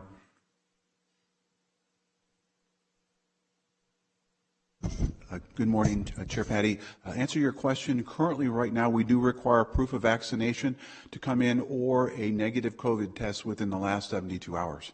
And you'll have to present that upon coming into before you actually enter the building. But yes, we require one or the other, yes. And I think that's fantastic that we would recognize that. And one question I have is, do we provide on-site an opportunity to get a COVID test? Not point of care for a quick turnaround, as in maybe 10 minutes or so. We do have on-site in the morning. We run our own COVID testing, rapid turnaround of both a point of care and a PCR, and then another group is also there, I think, till around 5 o'clock in the afternoon. So if you do come during, let's say, between 8 and 5, we would afford you that opportunity. It wouldn't be 10 minutes. It should be under an hour, though, at least for the quick rapid Binax Now test. So we're offering a pathway for somebody to come visit a loved one or family member. Yes, that's correct. So they have that option. Okay. Thank you. And I guess in conclusion, we'll see if there's any public comments, but Vice Chair Wynn. Thank you, Chair. As I understand, County Council, what you're saying essentially is, for example, you talk about hospitals, and I know Mr. Culberson outlines his policies, but I'll just tell you, and maybe because I'm a little older than the rest of you, but I do have annual physicals, et cetera. Or go to the dentist. Every place you go, that any kind of medical process, they require masks. So that covers a lot of businesses. I do know a small business owner who last year, and it wasn't COVID, but he had a respiratory illness, and therefore, he is limited and certainly very concerned about his customers. And although he doesn't require, verification, but he does ask that the individuals that he works with, that they're at least vaccinated. And so nothing official.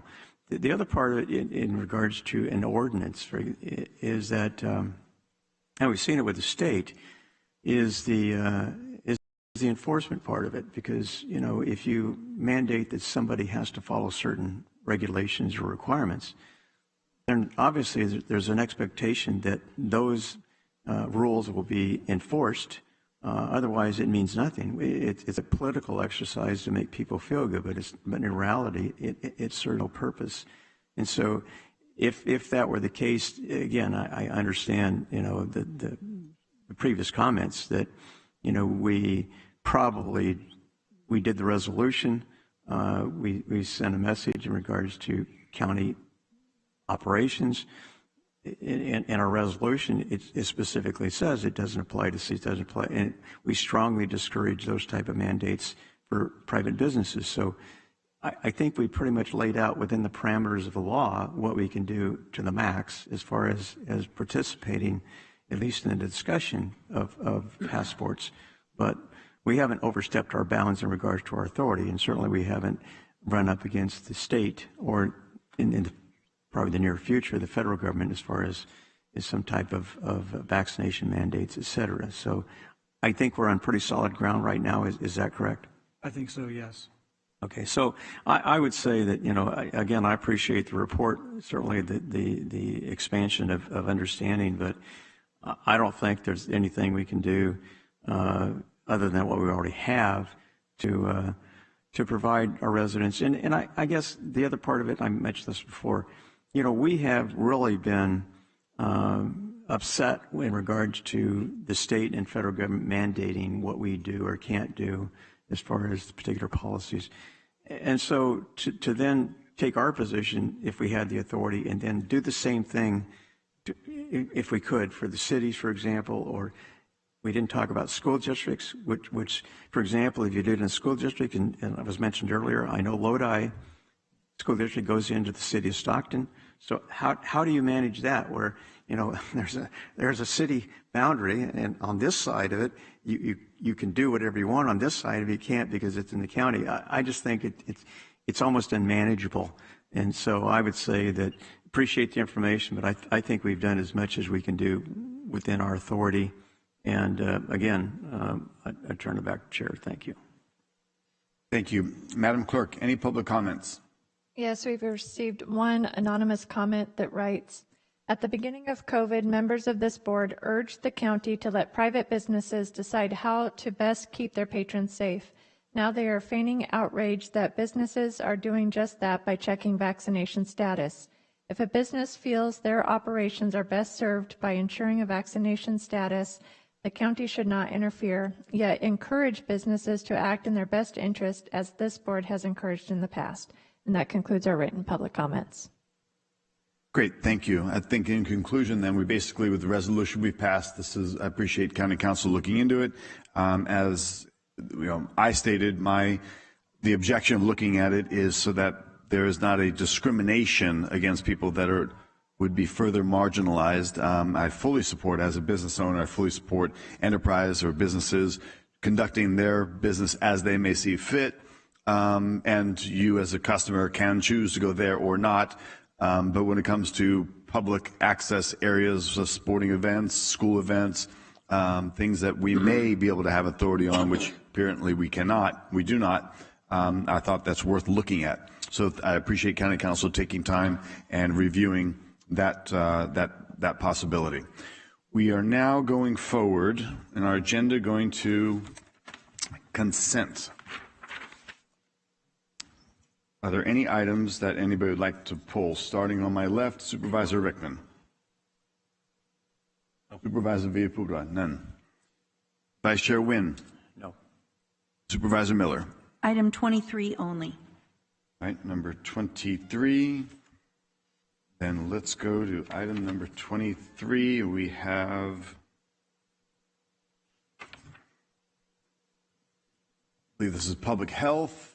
Retroactive approval of acceptance of the funding award of the California Equitable Recovery Initiative from the California Department of Public Health for the period of September 1st, 2021 through May 31st, 2023 in the amount of $809,000 and approval of related budget adjustments. 4/5 vote will be required. Supervisor Miller.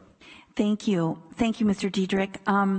I really just wanted to kind of get a better handle on not only this grant, but the total amount of monies that we have received for reimbursement on our efforts in terms of COVID. And I'm trying to, I just want to, in my mind, get that picture, because what I'm trying to reconcile is how much reimbursement we've received for all of these different efforts and how much of those efforts are mandated. I mean, do we have to do them anyways? But so far we're receiving reimbursement from outside sources. So thank you, Supervisor Miller, through the chair. Public health is rather flush with a lot of one-time grant monies for COVID response. A lot of it, we had ELC was one of them, the emergency laboratory. And right about this time last year, Public Health came to this board asking for an allocation. I believe it was 12 plus positions. I know I made a comment that was put in the Stockton Record a month or two ago that we basically have a 25% vacancy rate within public health. A lot of the grants that we wrote and were approved by CDPH were for expansion of staff. We're looking now to pivot to some of that and how can we do things more in the community. I think you participated in the past with the Resilient Communities Network, and how can we use some of our CBOs more robustly.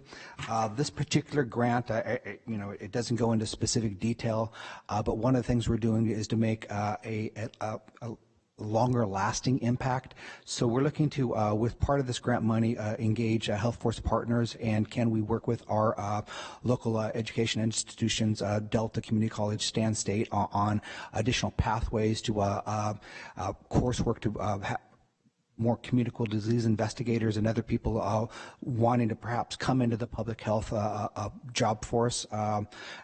Article this morning, a lot of people are leaving public health for less politically hot jobs, just burnt out. There are actually public health labs closing throughout the state just because they cannot get laboratorians. So this particular grant, we're looking to establish some pipeline for some of those local jobs. But some of our grants that we have submitted and have approval, we are now having to amend just such that we can spend the money compliantly within the timeframes mandated. Okay, great, thank you. And I guess my last question is, so all of these grants and all of the reimbursement that we've received, is that all contingent upon our COVID emergency declaration in our county?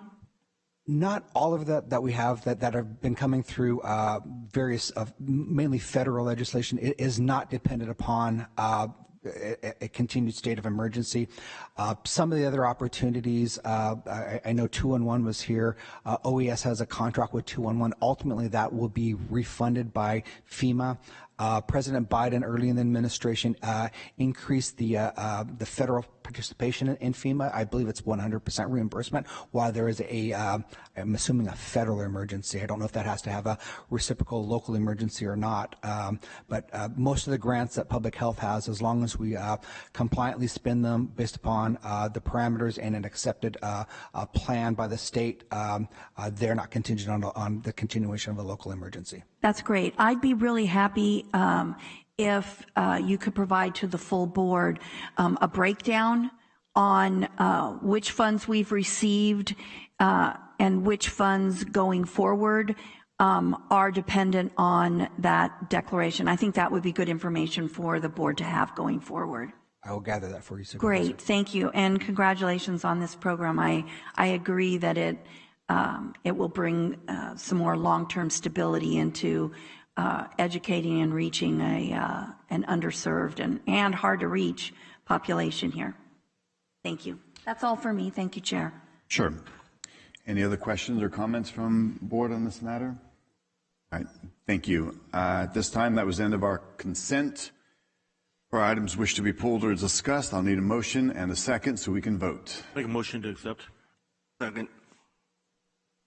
Have both. Please vote. Adopted 5-0. Outstanding. Next up, we have I believe we have a presentation coming from our Parks Department and General Services. Where are we at? Ms. Fassbinder, our Park Administrator.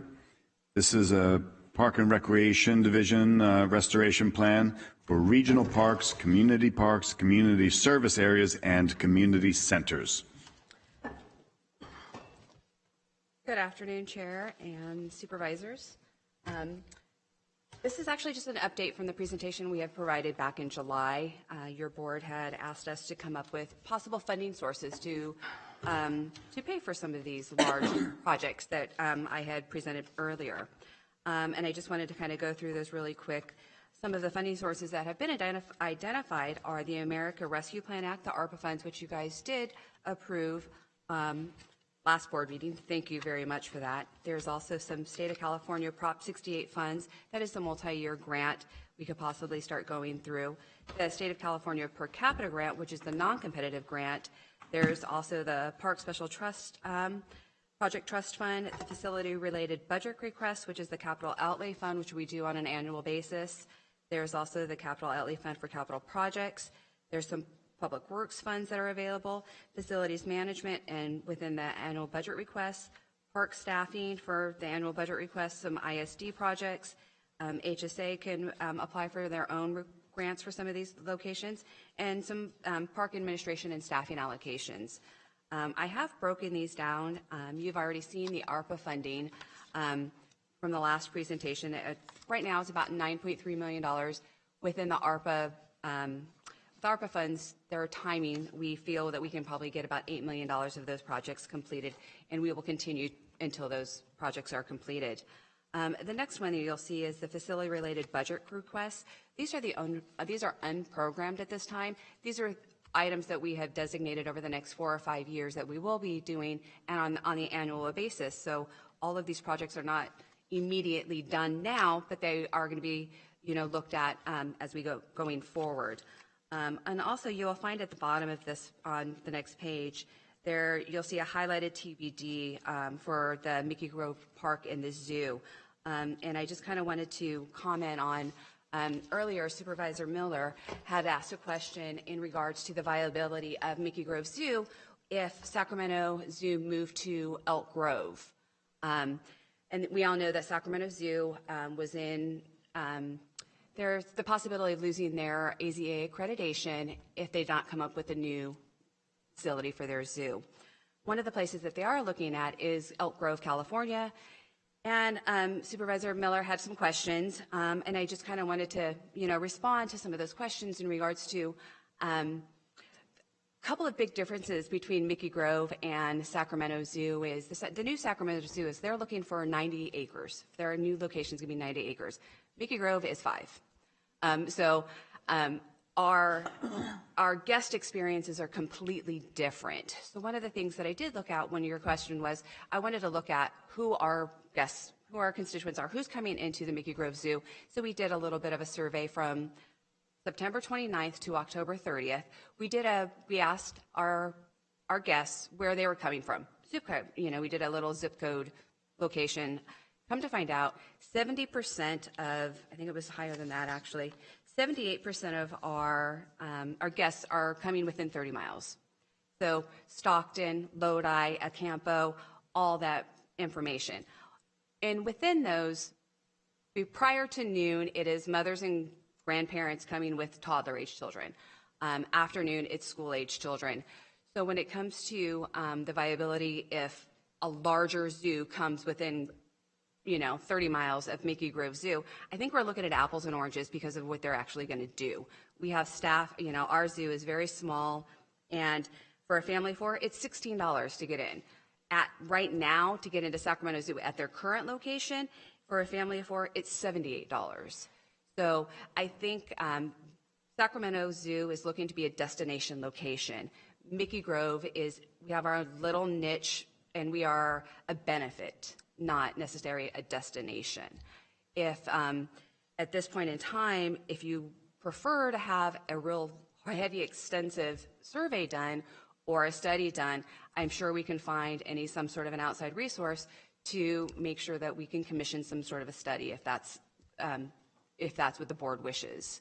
So I just wanted to make sure that I had commented on Supervisor Miller's concerns with the Mickey Grove Zoo and any possible infrastructure funding going into the zoo if the viability with Sac Zoo coming closer.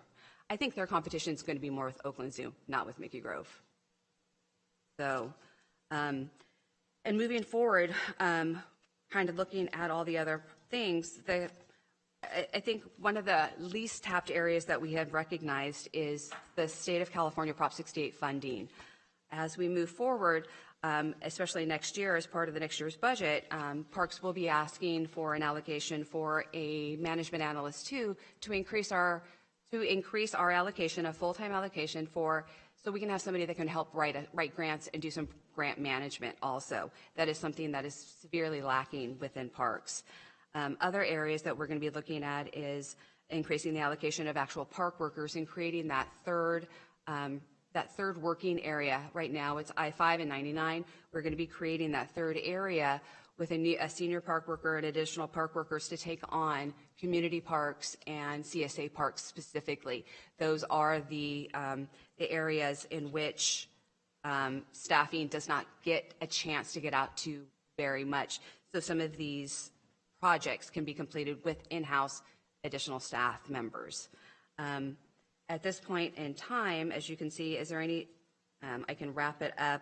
Does anybody have any other questions of any of these funding sources that we have so far, possible funding sources that we have to provide some of these projects? Vice Chair Wynn, starting off. Well, thank you for your hard work in regards to gathering all this information, certainly the funding sources. So I look forward to seeing, what this analyst can do if we fund that position as far as reaching out, because obviously that's an untapped resource that maybe we haven't explored as completely as we should. I do have a quick question, and this is nothing as the overall expenditures.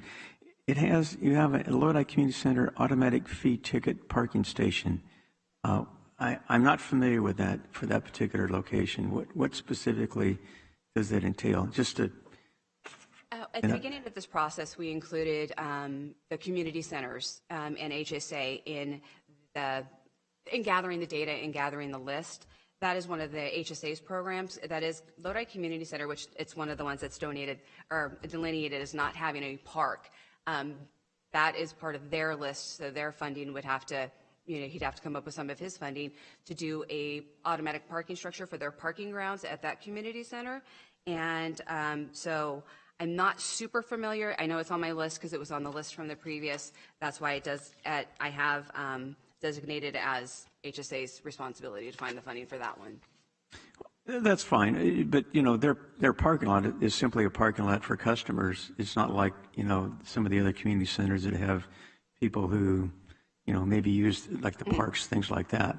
So I only bring that up because I'm not sure there's really a need for a parking station or a ticket taker, so to speak, because most people park on the street because their volume isn't really high most of the time. And if they do park in the parking lot, it's just a convenience for those who participate in applications and receiving food and those types of things. Anyway, it was just a question, clarification. I wasn't quite sure what that was focusing on. So, okay. Good, thank you. Supervisor Rickman. Thank you, Chair. And did you just mention, I know you were kind of faster, the State Regional Parks Grant Program? Did you mention that? The state, what? You mentioned a state grant. I know the Prop 68 funds, correct. Like I spoke to Philip Merlo, we were talking, and we haven't done a state grant for that. It's been many years since Parks has applied for a state. Because there's money in there, but we just haven't put in for it. Right. The state, there's two different products of the state grants. One is the per capita, which is non-competitive, that is applicable just to San Joaquin County, and then there's the competitive state one, the Prop 68 funds. Okay, because he was saying, the worst ceiling is $3 million, I believe it was. He was stating, and he said, and I'm putting words in his mouth, but actually I have an email here too from him, so he can't be too mad at me for volunteering, which I'm going to right now. But he stated that, hey, he would be more willing to help to get grants. I mean, we were talking specifically about South County, the park that we've been talking about for, 3 or 4 supervisors now, that nothing has been accomplished on that. But with that being said, where are we with that? And I know it's going to be, we talked about it, I know I talked to our assembly member about getting money for that. And do we even have a plan for that? I mean, do we have something on paper that we can show, hey, this is what we can do or what we are planning to do so we can start trying to get some funding? Correct. Supervisor Rickman through the chair. There's several things taking place. There is a trust fund that through the lease that's been initiated, the properties being farmed, that our plan is to take that and those funds and doing an initial assessment, because the first thing you have to do is gather data on what is the city of Tracy doing, what are some of the other parks, what is the community looking for, why we're in the process of applying for this other $5 million. The grant through the state, through Assembly Member Villapadua, did not come to fruition. They also suggested that we apply for these grants.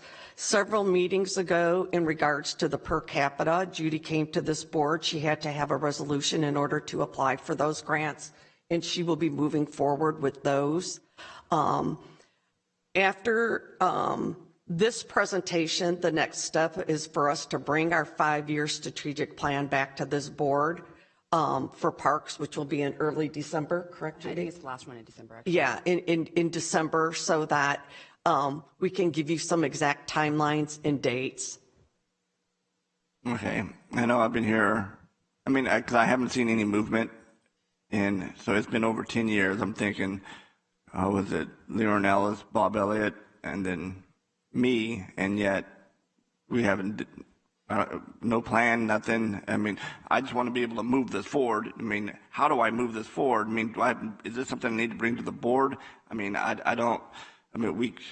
It's been 10 months and we haven't reached out to the cities and try to get some kind of plan going. So this is what we're doing. We started back, I think, in August by the request of this board, have been asked for us to put together these lists, put together where we could get funding, put together now this initial list of prioritization, where exactly we project we'll get the fundings from. Also, at the same time, doing our Parks 5-year strategic plan. So I'm going to say probably some of the delay for South County Park would be that since the beginning of this fiscal year, we have spent time putting together this information that was requested by this board. All right, because another one, again, I'm looking at the list here, you know, Parks by Supervisory District and District 5, and if you could, if there was crickets in this room, when I read it, that's what you would hear. And, you know, we have Large Clover Community Park, which is, Large Clover serves our underserved population, you know, our seniors, and it's in, I mean, it's in what, mid-70s, I think it's been there, the only South County Large Clover, the only South County Community Park, and it seems to be forgotten. And I think on their $350,000 for the playground, but we know we have a field. Our seniors in there, I mean, you know, their tables and chairs are, I mean, it could be improved. I mean, the bingo and, you know, all this different stuff that doesn't cost tons of money that we could put forward. So where we're at on that, I mean, it's. So the indoor facility to the community center is directly related to HSA. And it is my understanding that for all the community centers, they are looking at upgrading furnitures and so forth, as you just mentioned. And as it relates to South County Park, I would ask that, I believe that we could have some timelines put together on that park. Another thing that the park administrator did is, if we're going to move towards that South County Park, which that is our plan right now, we needed to get additional staff so we would be able to service that area. That has taken place too. And also to be able to continue to focus on the community centers, because for years, park staffing was cut back with the intent that community centers in their grounds would not get attention, to the point that water was turned off. We're not there right now. Clearly, we wouldn't be presenting what we're presenting today with the funding, which is very promising, and we're excited about that to be able to do some of these things.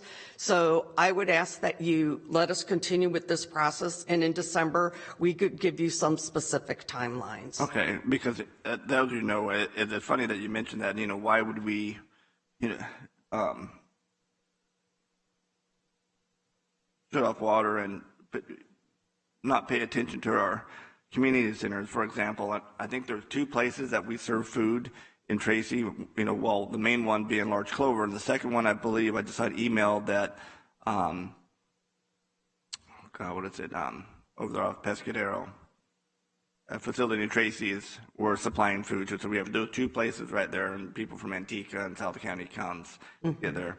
I don't know, for me, I'm just, I mean, if we see a need, you know, it just, in government, it just seems like it takes forever to do anything. There's always, I mean, I know you're doing a great job, but the system itself, in order to get anything accomplished, you know, we got to do studies, we got to do meetings, we have to do all these things. And while we push this stuff out, you know, our residents are the one left holding the bag. So we have ARPA funding. I mean, we're getting another $70 million in March. And if COVID-19 has taught us anything, how important our parks are. And here is our chance to use some of these funds. I mean, my God, we're giving out money left and right for, you know, and we have other organizations. They're great organizations, don't get me wrong, but we're giving out money to other folks, to all these different entities, yet I don't think we've given a dime to our parks yet. And I mean, I think that's a disservice to our community. So whatever we actually have several meetings ago, which we're extremely thankful for. This board did approve $8 million for park projects. Okay. That was earlier on one of Judy's slides where she said we still need 1.3 million, but yes, we were from ARPA, we're given $8 million. Oh, okay. I remember that, but was any of that for South County Park? No, because it doesn't exist yet. Well, no, I'm talking like large Clover, for example. Was any of that money? The ARPA funding right now for infrastructure is only relegated for water, sewer, and broadband. Right. So this is, you know, what I was getting at. The larch is included in that to upgrade irrigation and use of smart meters. Okay, but the playground, the field. I mean, I went out there and sent you guys pictures of a crumbling picnic table and a barbecue, which was I don't know if there was a plant growing out of it or whatever it was, but I mean that's what I'm talking about also. So whatever I need to do, if I need to bring something back to this board, and bring it back before the board so we can get action to push this forward, but you need to let me know. At this time, the department will be coming forth as part of the Q1 report, requesting 3 additional staffing, 1 senior park worker and 2 additional staff workers to create that third region, that third area that I was speaking about earlier, which is going to focus on community parks and CSA parks only. So there is going to be some ownership, and on these lists that you will see that there, when you get into the parks responsibility, that added staff will help for the painting, the adding and removing bad infrastructure or bad apparatuses, replacing picnic tables and landscaping and things like that. So that's what that third region or that third workable area will only focus on community parks and CSA parks. All right, can you do me a favor? How much it's, I'm not gonna, I know we gotta go here, but can you send me an email how much it's gonna cost to get large clover up to par? I mean, for our seniors, and all this different stuff. I mean, I just want a number so, I can figure it out. And on a different note, I just went to Mickey Grove and, the historical, the museum, and, Mickey Grove is a jewel. Whose district is that in? Supervisor Wynn. I mean, it's awesome. And, if we do have funding to make sure that is kept up, and it was beautiful when I went there, and I still have fond memories, when I was a kid going there, and even my daughters going there. So, if there's, again, we have ARPA funds that we can spend, if we have money, let's identify what we can use that money on now before it's all gone. Right, and the CAO was very gracious and wanted to make sure that that's exactly what happened with that $8 million, because the first pass of money, I think it's pretty much spent, if it isn't close to being spent, Jay. And then we'll look at, when we get our second batch of funds, what else we can do. And throughout this presentation, which we'll send you the email, the playgrounds address, the picnic table, the painting, the courts. It is in this presentation we gave today, so we can easily send those numbers to you. All right, thank you very much, and thank you for, putting this on your radar. I appreciate it, both of you. You're welcome. Thank you, Chair. I'll yield. Supervisor, District 1. Thank you, Chair. Good morning. Good afternoon, I should say. So I sit on Parks and Recreation, and I would say the biggest concern is for these parks, recreation centers, and soccer fields is restrooms. So we plan on upgrading any of the restrooms throughout the county? At this point in time, some of those are being addressed, as I know Kennedy, some of the ones that we have large events at, unfortunately, with some of the restrooms, with the homeless endemic at this point in time, we do have to keep those locked, and we only unlock them for public facilities or public events. So there are a few that we have recognized that are on the list, but as part of the 5-year strategic plan that Marcia was talking about, there is going to be some also some more in-depth analysis of the needs of each community center and those community parks, and restrooms are included in that assessment. Great, thank you very much. Supervisor Miller. Thank you. Are all the ARPA funds, including the next round, limited to water and infrastructure as it pertains to parks, or was that just round 1? Round 2, Supervisor Miller, is the same as round 1 for our ARPA funds, so the same standards would apply, and it would be limited to water and the infrastructure as well. Okay, so that's why this analysis on the other funding sources is so critical, because when we talk about playgrounds and landscaping and all this other stuff, we're going to have to find different funding streams. The ARPA money isn't going to do it all. No, and that's why why we had recommended the first $8 million to go. As Marcia had pointed out, 9.3 was the total. We were able to apply $8 million of it towards that, so we could deal. And a lot of the water issues were also urgent issues, and since they're kind of foundational infrastructure things, you don't want to put something bad on top of a bad foundation. Exactly. So strategically, we recommended doing that. Yeah, first. I was going to say that, bad news is it's limited. The good news is we have a lot of needs in those categories. One of the number one things I hear about from constituents is the irrigation systems. It's terrible. We have parks and then they just end up looking horrible. And so I can really understand why those were high priorities, and thank you for analyzing the other funding streams, because it is going to be really critically important.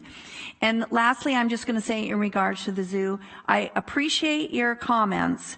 I'm not 100% still, and I want to make sure my concerns are just registered in that if we're talking about moving forward with significant investments in a very specific single purpose project, which is a zoo. You can't use a zoo for anything else.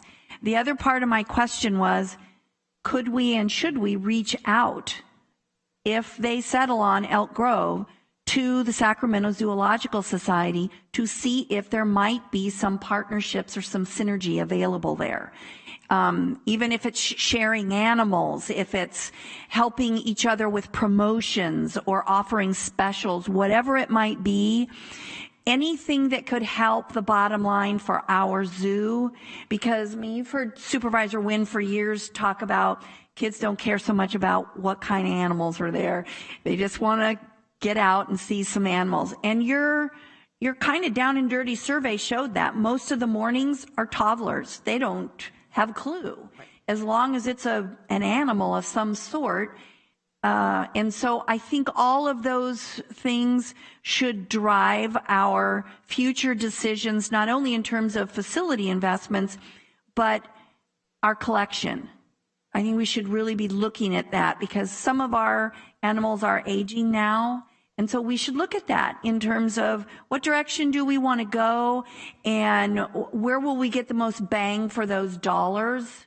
And it may not be exotics. It may be local animals, and by local I mean maybe it's Western animals or whatever. So I personally think that down the road, perhaps a more in-depth study or survey, whatever you might decide is needed, I think maybe it could be valuable to coming up with the plan, the actual funding plan for the zoo, to see where we are now and where we may want to take the Mickey Grove Zoo. Thank you. And in response, we actually do have some limited partnerships with Sacramento Zoo at this time, and it mostly deals with our collection. We do speak with them, and we partner with them on a lot of medical needs that we see and speak upon. So expanding that would not be out of question at this point in time. I think that's great. I mean, at a certain point in time when Stockton was just on its back, the SPCA in San Francisco adopted our shelter, and they provided the veterinary care, but they partnered on a whole lot of things, best practices, how to institute new programs, all that kind of stuff. I'd love to see if it's feasible to have, to be a little brother or little sister zoo to the brand new Sacramento Zoo. I mean, there's a lot of marketing potential there that we could benefit from, and so I think we should explore that. It's an opportunity, them moving closer. Speaking of zoos, I saw a line item, $2 million East End project, Mickey Grove. What is that? So 12, 13 years ago, the Mickey Grove Zoological Society had started some expansion of Mickey Grove Zoo, which was called the East End. The East End right now, as it sits, is 3 buildings that one is usable, 2 are not, and a large chunk of the project itself is completed. So what we have done right now is we've done some schematic designing on how to be able to take what is left of the old project, what is still viable, and how we can utilize those facilities to best serve the needs at Mickey Grove Zoo, instead of spending $12 million to upgrade this area or a new amphibians display or exhibit, or recreate another bird warehouse, or not even warehouse, but a bird area. How can we utilize what they started a long time ago and finish some of the projects to meet the immediate needs of Mickey Grove Zoo now? And that's what that is for. Okay. I agree. I think, as Supervisor Miller points out and Supervisor Rickman, I'd like to see some additional planning. I'd like to see some use. And I know that every time we talk about a South Park, I know that Director Cunningham, your face lights up, big smile, but where's the plan? I mean, what is there? Right. So, and along those lines, as far as community centers, I've got a very large at-risk neighborhood currently as my supervisorial district lies, and that can change. But irrespective of any changes, you've got a north of Hammer Lane region with very high density of gang activity and drugs and all sorts of bad things going on.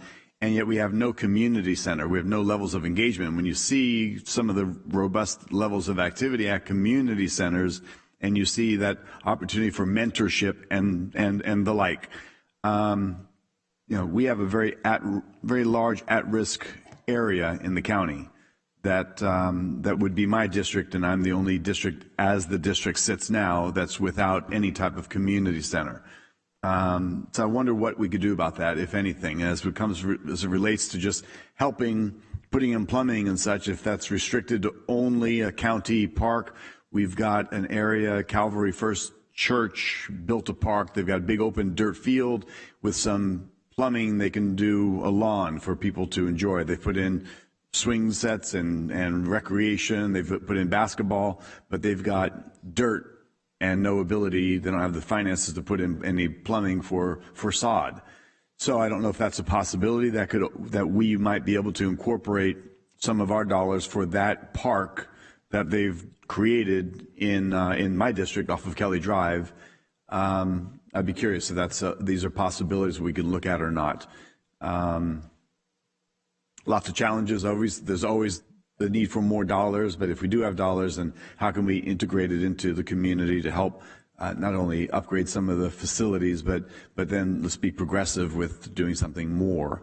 And I'm a big fan of always more. What's the next plan? All right. Chair, real quick, I just want to clarify something, if you don't mind. Supervisor Rickman. When you're talking about water, infrastructure, whatever, that was one thing. And I specifically asked this question when I attended the NACO annual conference, and whether parks apply for this ARPA fund. And it was a yes, it did. It didn't have to just to be the water. So if there is some conflict, I tried to relay that information last time. And I swore we just had that meeting on Friday that they relayed that parks was eligible, and it fell under one of the categories or subcategories. So it's not just limited to water. At least that's what I've been told. And if we have a question on that, and if we're not clear on that, Mr. Wilverding, then we need to find out. I mean, I have an email that you can contact for the Treasury Department, and you can go straight to the source, and this is where we got this information from, was from a Treasury person. So, I mean, if we're not sure on that, then we need to get clarification so we can start using these funds for Mickey Groves and some of these different parks, community parks, besides just putting sprinklers in a lawn, and we can actually start doing some kind of infrastructure. Okay. I wanted to add, I hear you loud and clear about the dates. I think what we need to do is, because we did bring the zoo strategic plan and there were dates and timelines, I'd like to take 5 or 10 minutes when we bring the 5-year strategic plan for the park and give you an update of what's happened since we brought you that plan. We'll bring timelines for South County Park. I'll take a zoo. You'll take a zoo too, okay. and show you that there is action, there is movement. I understand the anxiousness. We're anxious too, but there are things in motion and taking place, and we hear you loud and clear on what you're asking for. So our next report will have some of the things that you've asked for, and I think an update on what we have done with the zoo strategic plan would be applicable. I have a question as it relates to water and plumbing and or beyond. Is it limited to only public park or limited to only county property, or is it if we saw a need and we've spoke to a city or somebody that has identified a need for upgrading their infrastructure as it relates to water or anything else, do we have that ability to help them? I think that's a question for the CAO's office because they are the ones that are managing the ARPA funds. CAO Wolverine?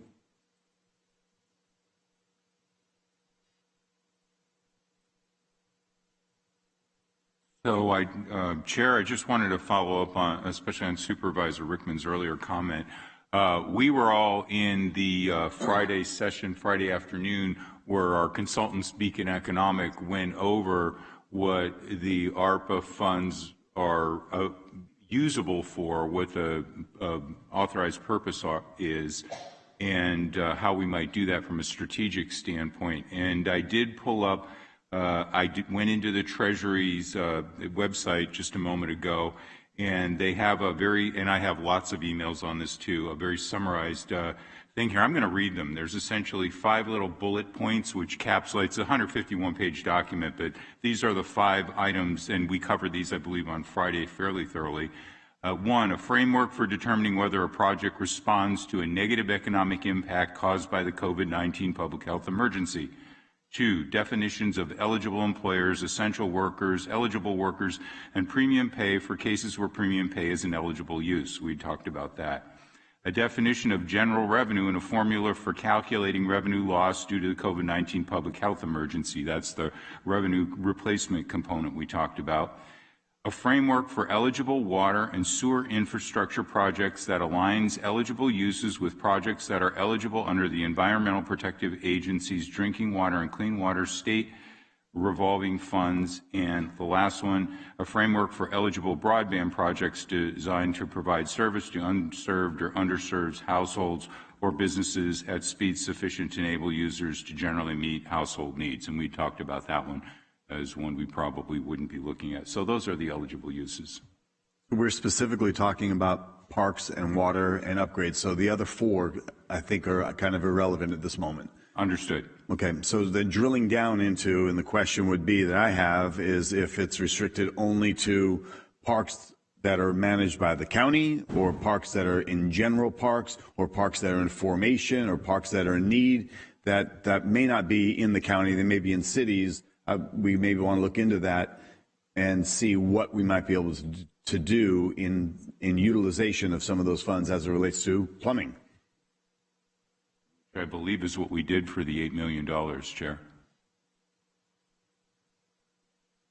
Going beyond the $8 million, I just mentioned we have a park in North Stockton that's privately funded and operated. They don't have dollars. So my question remains, if we were able to use any of those dollars for something like that in a region that doesn't have any parks, but there's a private property owner building a park for his community, it's a church, they don't have the plumbing for putting down grass. So they've got a dirt field and they've got playground equipment. And I'm curious, and I know that this has not been addressed with the prior $8 million. So in this exact conversation, at this exact moment, in this point in time, as it relates to this location, I'm curious if that's a possibility or not. We could look into that. Yeah, excellent. That's all we're looking for. Appreciate that. Thank you. And see any other questions from anyone? Any comments? No, if not, moving on. Chair, real quick. Sure, Supervisor. So did you just say, Mr. Wolverine, that you can't use it for parks? Is that what you're?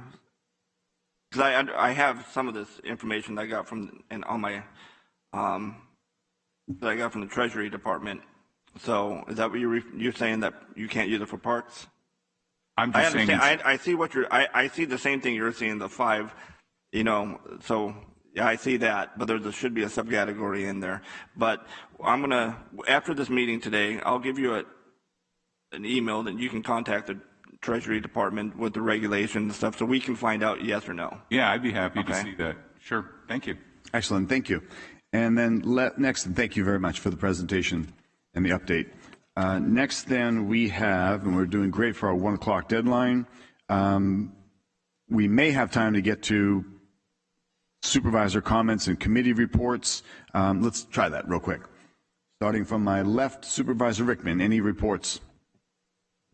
Oh, wait, I'm sorry. Before we do that, I need to accept I need a motion to accept this report. So moved. Chairman, there was no action attached to this item. It says call for a motion in a second. I apologize for that. That was my fault for your outline, but there's no action requested for this item. Okay. Usually I'm the one making the mistake, so thank you. Me this time. Okay, well then moving on, we do not need a first or a second. We will have a couple moments for board comments and reports. Starting again, Supervisor Rickman. All right, thank you, Chair. Just quick ones here. Congratulations to Kimball Jaguar football and the CIF SAC San Joaquin Section Football Playoffs just announced a few days ago. And Kimball was ranked #1 in Division 4 and getting the first week bye. So which is great for, again, when we talk about sports here in San Joaquin County. And also, congratulations to the Tracy High, excuse me, let me pull this up here real quick.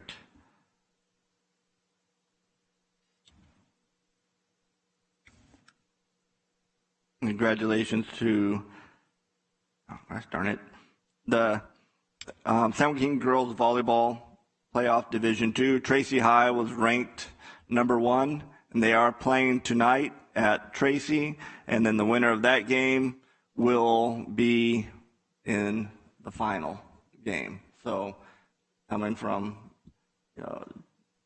Tracy, 2 great schools and 2 great programs, and I believe there was so if anybody around in Tracy tonight, 7 o'clock, watch a little bit of volleyball. I know we've had some other events here in South County, but I know Miguel or Supervisor Villapudua and yourself, you mentioned earlier, so I'll leave it up to you guys to mention that.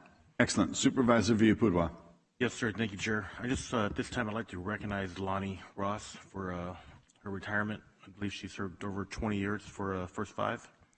And I was hoping one day we could maybe give her some sort of award, proclamation or something. I don't know, something, honor her. She's done a great job, and I've worked with her for the last 4 or 5 years, and just want to say what a great job she's done, and I'm going to miss her. I think in county recognition be well-deserved and a great suggestion. Thank you. Vice Chair Wynn.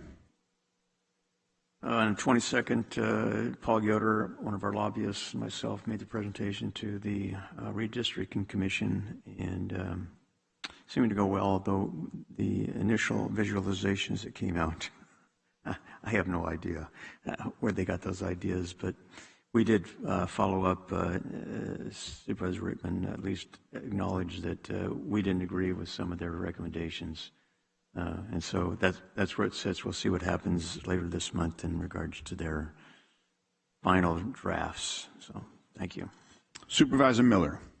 Thank you. I would just like to thank all of our staff that put Friday's strategic planning session together. I would also like to request that going forward, that we retain the ability to video stream that kind of a public meeting, because my office has received numerous requests from folks saying, gee, I saw the agenda, I really wanted to watch it, but I couldn't find it anywhere. So I'm just hoping that going forward we can think about that, and that also in relationship to one of the public comments we received this morning, that we can make sure that as we go forward developing this, and we know it's not going to be finalized until January, but as part of our strategic planning and part of development of our actual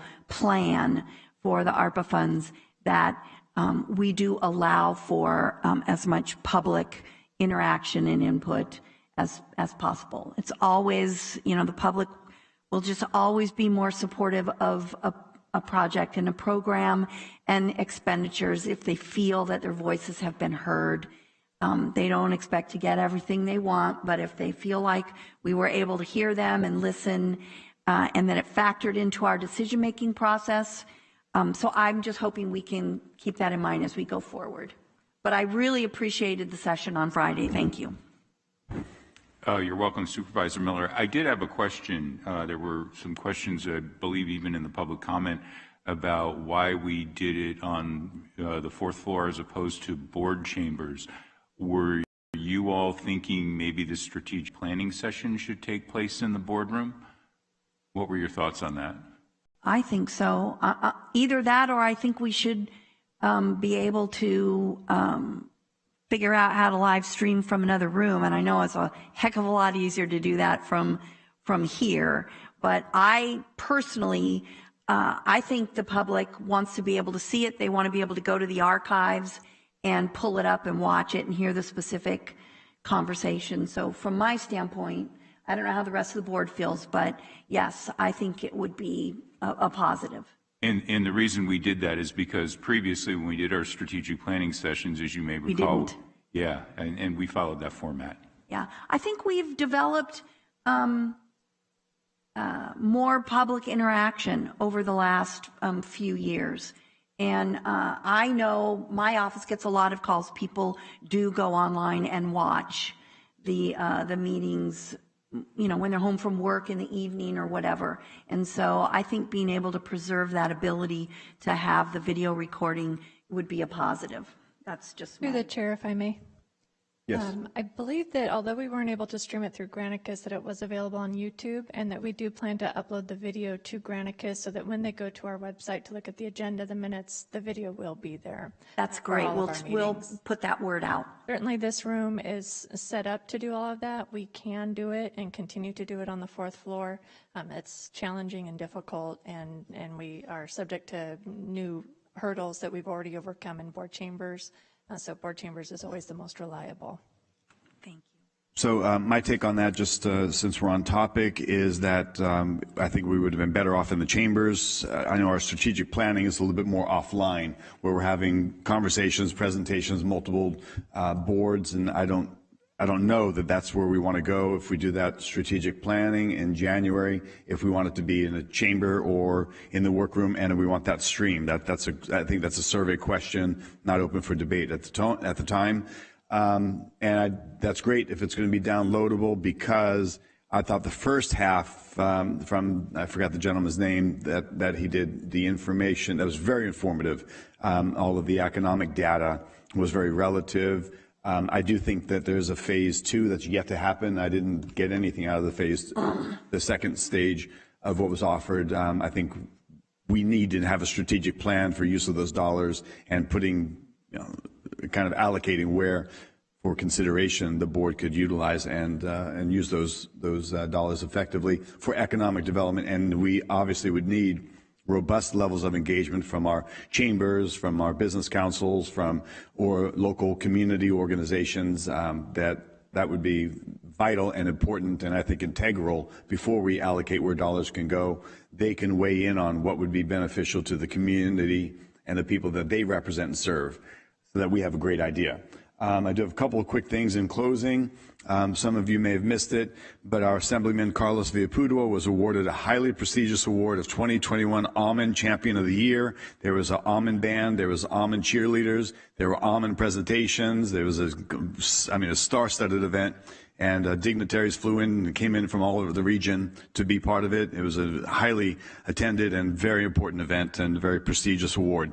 I was also honored to participate along with Supervisor Villalpudua for the in-person ribbon cutting, something that we as a board helped Gospel Rescue Center as they extended and completed their gymnasium project. So we were there to celebrate it. The members of Gospel Center were very happy that we were there, and it was a great event and fantastic for us to represent the county, and they were very appreciative. Also on Thursday the 28th, I was invited, and myself, along with Supervisor Miller, who did opening remarks for the annual Youth in Government Day, and I was honored to do the closing remarks as chairman. And you saw a lot of great conversation and questions throughout the day, and you saw that our youth, the bright future of San Joaquin County, listening, participating, and looking at career paths. Lastly, just last week I had an opportunity as chairman to go to Ripon to the GRC on Friday and talk about things that are going on in local government as chairman, and the honor I've had and the issues that are quite topical. So that's all I have for my report. County Council, closed session, please.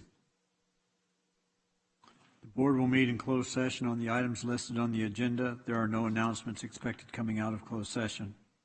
All right, then we will adjourn for now. We're going to reconvene at 1:30 for our veterans recognition, but we will adjourn until Tuesday, November Chairman Patty, 16. we'll recess at this time and we'll adjourn after the afternoon session.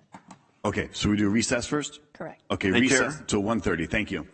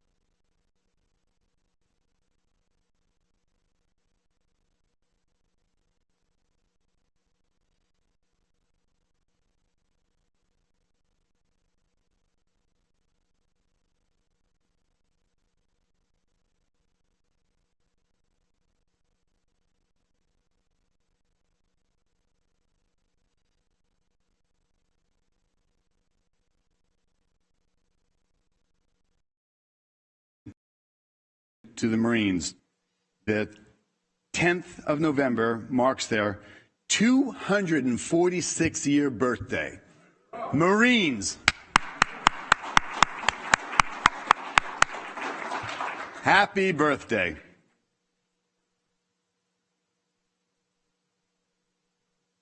At this time, we have a presentation of the colors.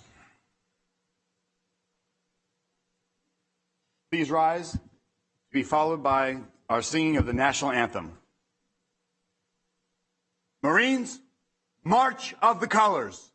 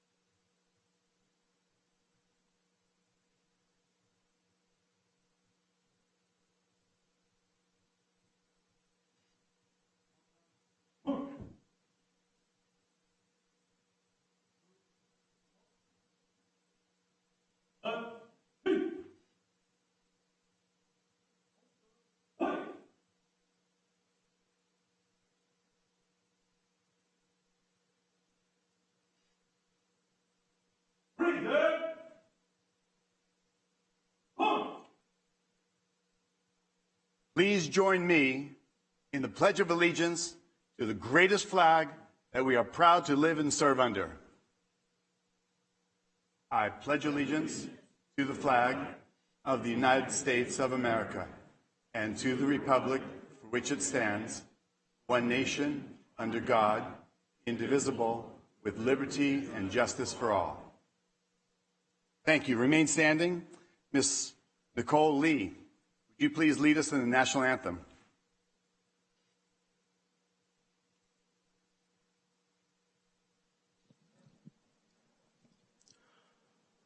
Oh, say, can you see by the dawn's early light what so proudly we hailed at the twilight's last gleaming, whose broad stripes and bright stars through the perilous fight o'er the ramparts we watched were so gallantly streaming, and the rockets' red glare, the bombs bursting in air, gave proof through the night that our flag was still there. Oh, say does that star-spangled banner yet wave o'er the land of the free and the home of the brave?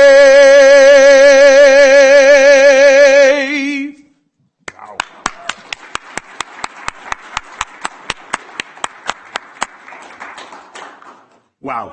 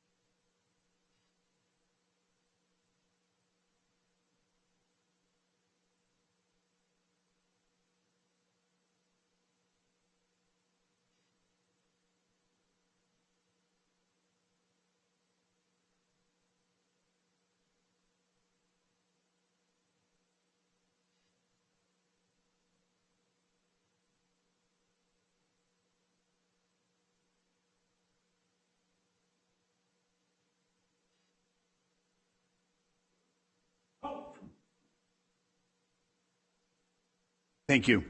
At this time, I'd like to ask Bishop Damon Bridges to come on down and lead us in the invocation.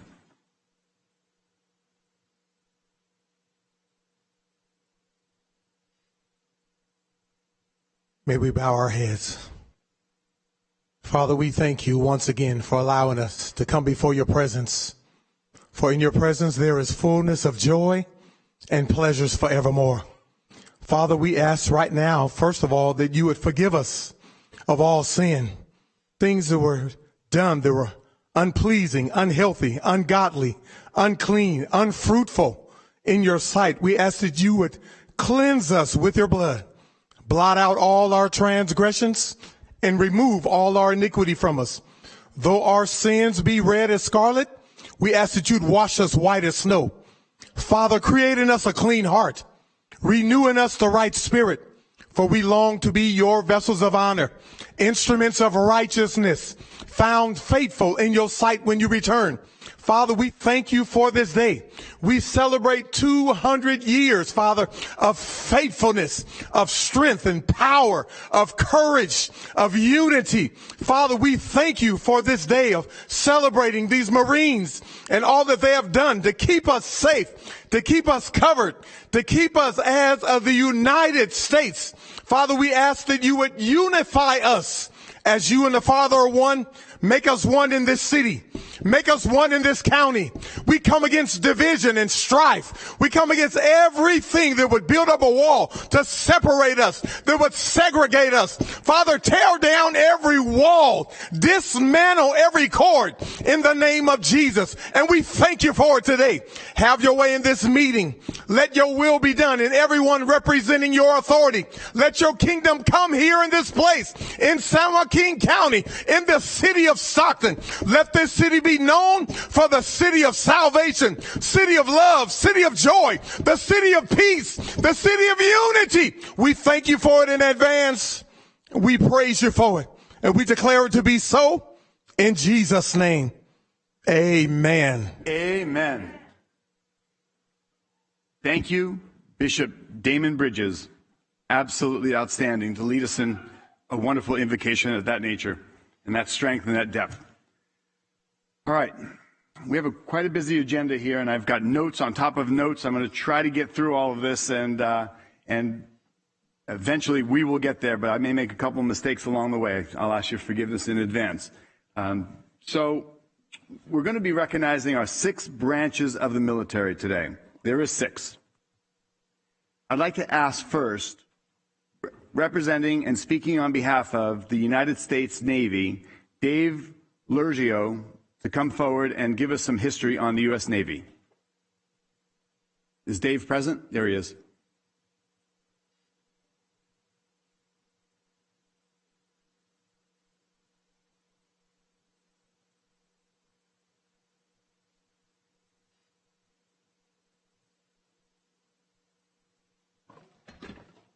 Morning, everyone.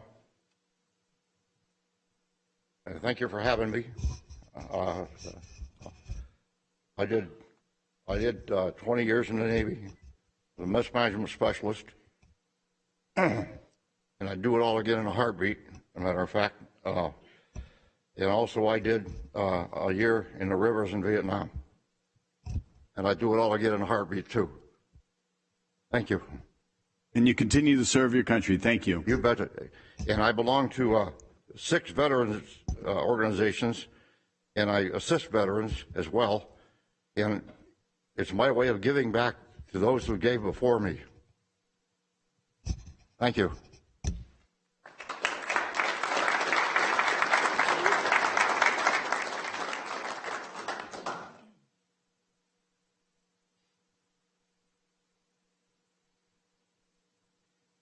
Thank you, sir, for your service. Next up, from representing and speaking on behalf of United States Army, our own Airport Director, Mr. Russell Stark.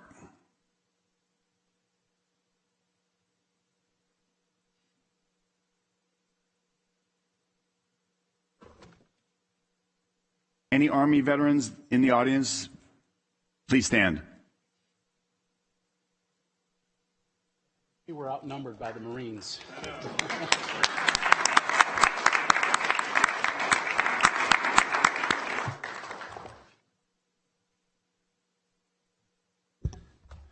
Chairman Patty, Board of Supervisors, my name is Russell Stark. I'm a Chief Warrant Officer 5, retired United States Army. I served nearly 32 years, all of that in the aviation branch. I served this great nation and the citizens of this country for that long. The same reason that every veteran in here served, love of country. I would like to provide a very brief history of the United States Army. I was going to provide a presentation on Army aviation, but to be respectful of everybody's time, I'm going to try to keep it short. The Second Continental Congress founded the United States Army, and the United States Army began in 1775. This makes it the oldest service of the United States military. I'm sure our Marine brethren would argue with that. Originally formed to protect the freedom of the first 13 colonies, the Army has evolved and grown from this very small militia force into the world's premier fighting force. The U.S. Army has fought in every major conflict since its beginning and has even fought in lesser-known battles. I don't have time to share all those battles with you today, but I would like to share some of the larger ones that the U.S. Army was involved in, beginning with the Revolutionary War, the War of 1812, the war with Mexico, the Civil War, World War I, World War II, the Korean War, the Vietnam War, Desert Storm, and currently the ongoing global war on terror. You may ask, why does the Army exist? The answer is simple. The Army exists to serve the American people, defend our nation, protect vital national interests, and fulfill national military responsibilities. The Army mission is enduring, to provide necessary forces and capabilities to commanders around the globe in support of the national security and defense strategies of these United States. The Army continues to provide commanders with a wide range of forces and capabilities to prevail in the war on terror, sustain our global commitments, and build effective multinational coalitions.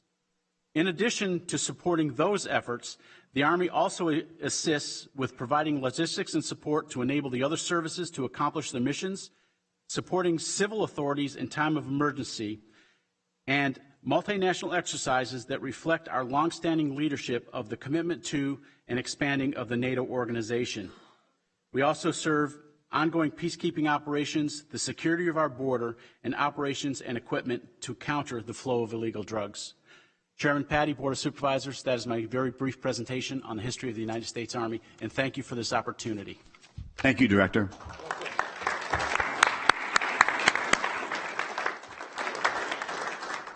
Next, I would ask United States Marine Corps Chris Miller, representing from our county, the Office of Emergency Services. Any Marines veteran, please stand.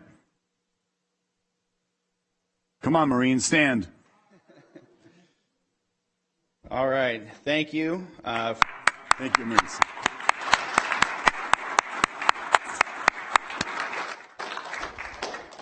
Thank you.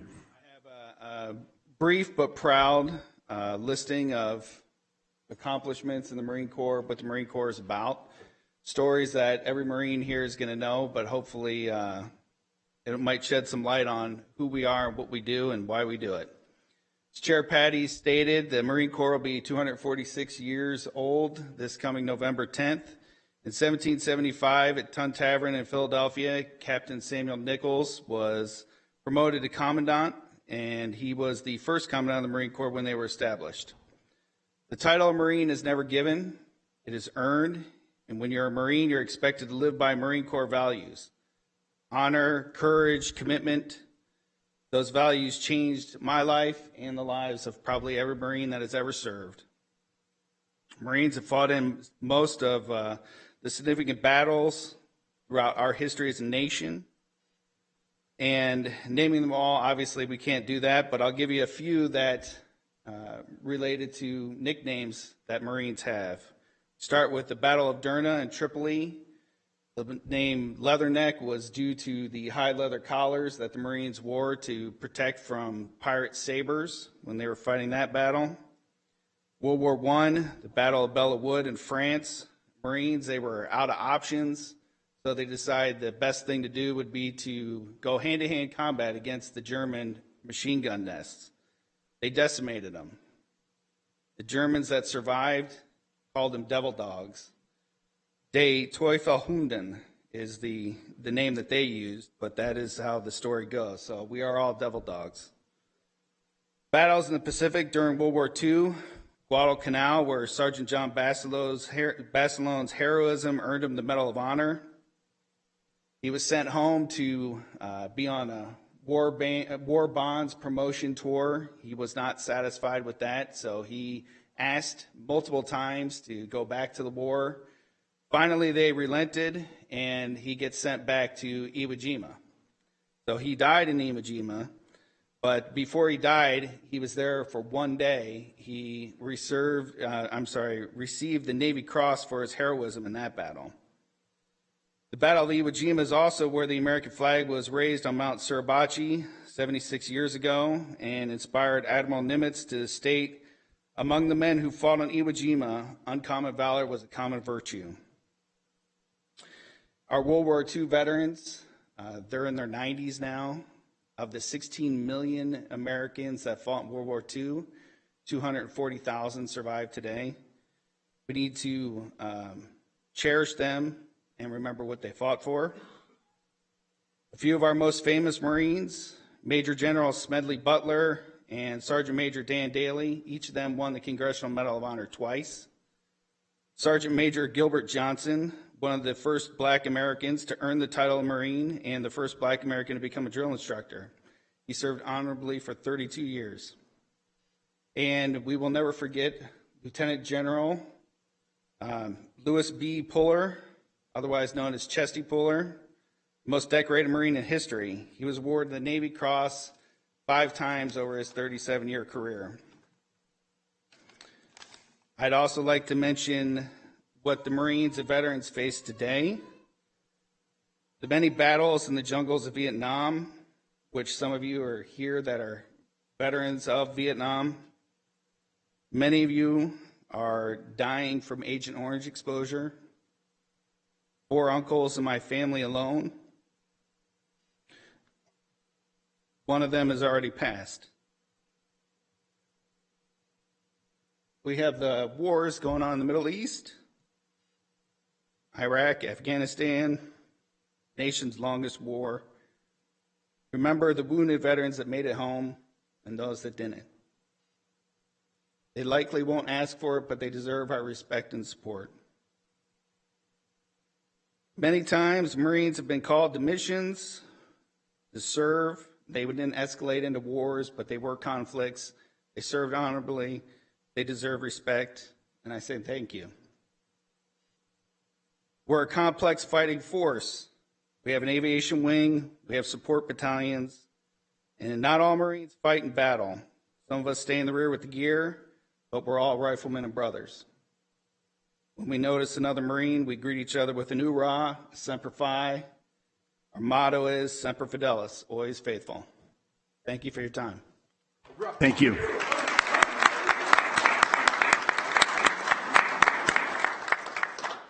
Next up, speaking on behalf of the United States Air Force, our very own County Counsel, Mr. Mark Miles.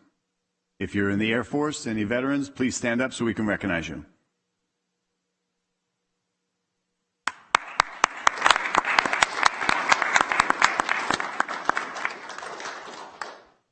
The Aeronautical Division of the Signal Corps was formed 114 years ago on August 1st, 1907, with its first air operations in the Mexican expedition, also known as the Pancho Villa expedition, between March 1916 and February 1917.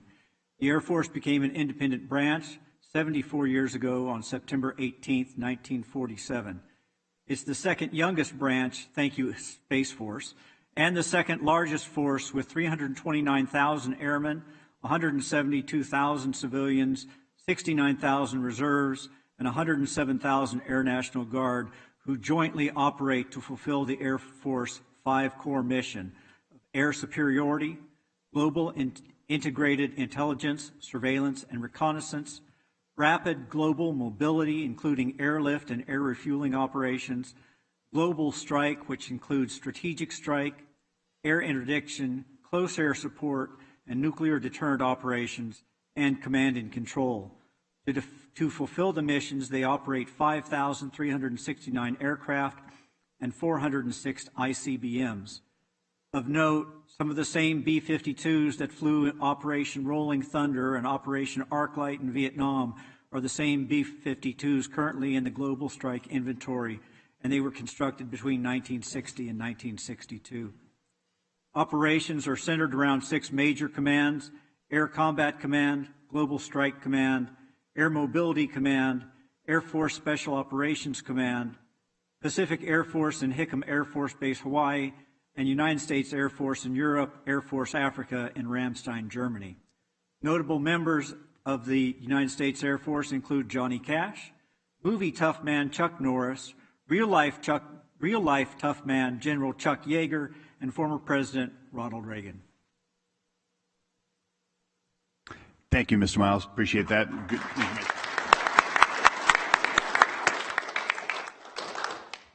Representing and giving us a history on the Coast Guard, we've got Susan Fayery.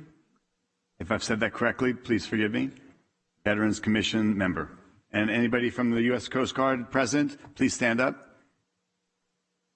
Well, to all of our veterans elsewhere, thank you. So as most of you know, I'm a proud member of the United States Army, but the clerk of the board was kind enough to provide some talking points on the history of the Coast Guard, and I certainly learned a lot preparing for this today. So a couple things about the United States Coast Guard, and of course we call them Coasties. As mentioned earlier, a lot of our branches have nicknames, so we love our Coasties.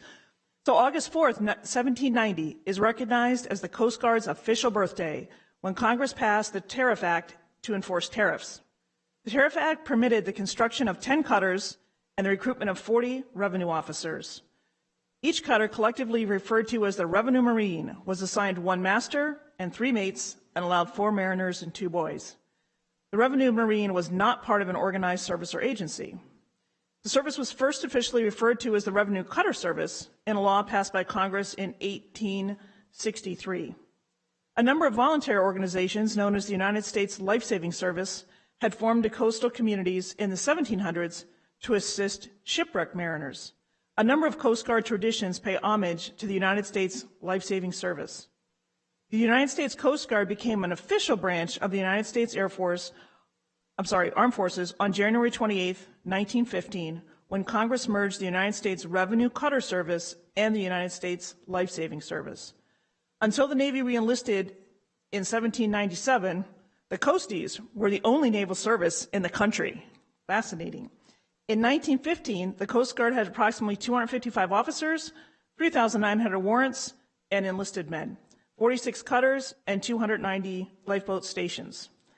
The Polar Security Cutter program is underway to replace the aging icebreaker fleet and will construct icebreakers that are 460 feet in length. Members of the Coast Guard have served in 17 wars and conflict throughout the U.S. history. 241,000 Coast Guard served during World War II. In 1918, Sisters Genevieve and Lucille Baker were the first uniformed women to serve in the Coast Guard.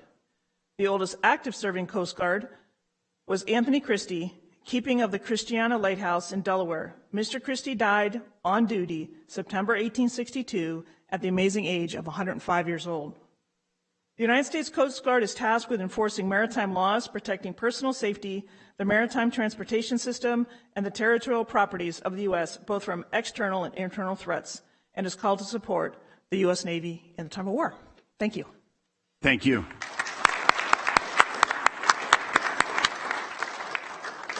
I'm going to share some brief history on 2. First, the U.S. Navy and then the Space Force.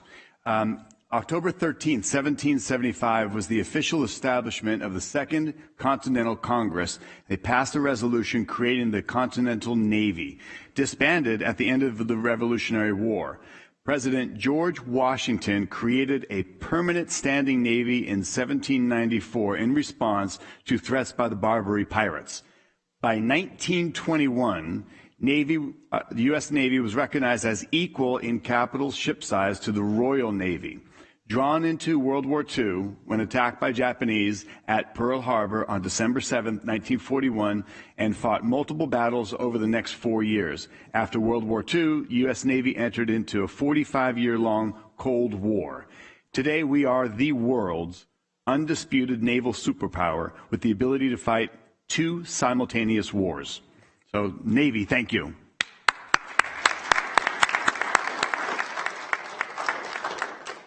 With an eye on the future and technology, our past president, Donald Trump, established the USSF Space Force. The United States Space Force was first established December 20th, 2019, creating the first branch of the armed services in 73 years. The establishment of the USSF resulted from widespread recognition that space was a national security imperative. When combined with the growing threat posed by near-peer competitors in space, it became clear that there was a need for a military service focused solely on pursuing superiority in the space domain. The new and world's first independent U.S. Space Force will maintain and enhance the competitive edge of the DoD in space while adapting to new strategic challenges. As the new military service, the U.S. Space Force will leverage the Department of the Air Force for more than 75% of its enabling functions to significantly reduce cost and avoid duplication. The Department of the United States Air Force will provide support functions that include logistics, base operating support, civilian personnel management, business systems, IT support, audit agencies, etc. Military members that were assigned to Air Force Space Command will now have been assigned to the United States Space Force, but remain airmen within the U.S. Air Force. Appropriate Air Force space-related personnel will transfer to the Space Force and become Space Force Guardians in a deliberate manner over the next 18 months. Ground-based and space-based systems monitor ballistic missile launches around the world to guard against surprise missile attacks in and on North America. A global network of space surveillance sensors provide vital information on the location of satellites and space debris for the nation and the world. Maintaining space superiority is an emerging capability required to protect U.S. space assets from hostile attacks. Space capabilities are woven into the fabric of daily life. Satellites connect people in every corner of the globe, monitoring weather patterns, carrying television broadcasts, and the timing and navigation services of the GPS constellation power global financial networks, enable international commerce, synchronize cell phone networks, and optimize critical infrastructure. Today, the guardians of the USSF have been called to protect and defend American interests and to ensure our forces, our allies, and the world never experience a day without space. They serve across the globe, working 24/7 to design, acquire, field, test, operate, and defend the critical space systems the nation and the world rely upon. Before long, we will have a Space Force veterans to recognize once their service is complete. They stand ready every day, Sempra Supra, always above. Thank you.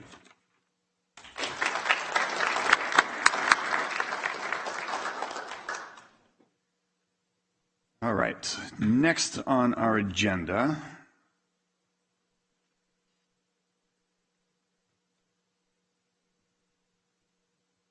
we have a presentation from Ms. Mariah Alvarado.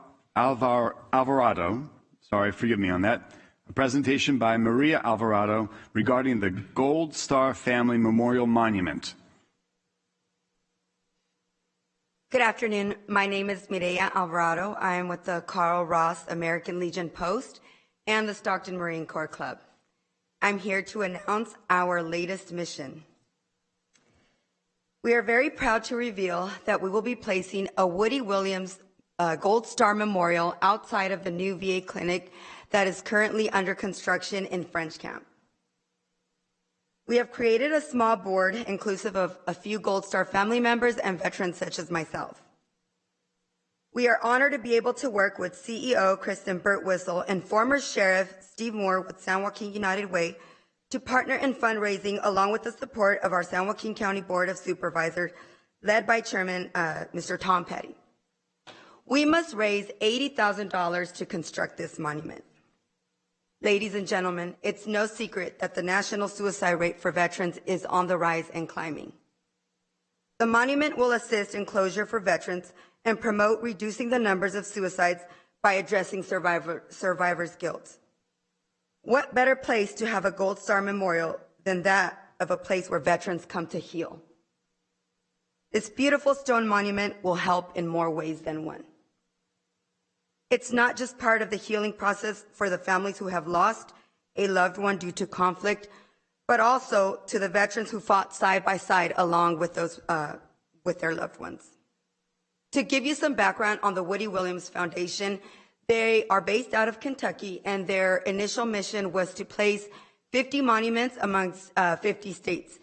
To this day, they have completed 88 monuments, to include one in Guam. Woody Williams is a United States Marine, and he is the last surviving Medal of Honor recipient from the historic Battle of Iwo Jima, a turning point in World War II. His foundation's mission statement reads, "To honor, recognize, and serve Gold Star families and the legacy of their loved ones who have paid the ultimate sacrifice." Their motto is, quote, "The cause is greater than I," end quote. We say never forget. This monument, once it is completed and dedicated, will ensure that. $80,000 is the amount that is necessary to complete this project. I would like to thank you for your time, and I would also like to ask for your help in completing this project. Thank you and have a great day. Thank you.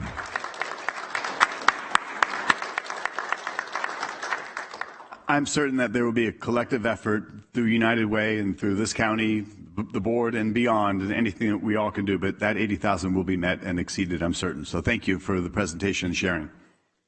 And speaking of which, I want to give a special acknowledgement. My chief of staff has the honor, the pride, and also the burden of being a Gold Star father.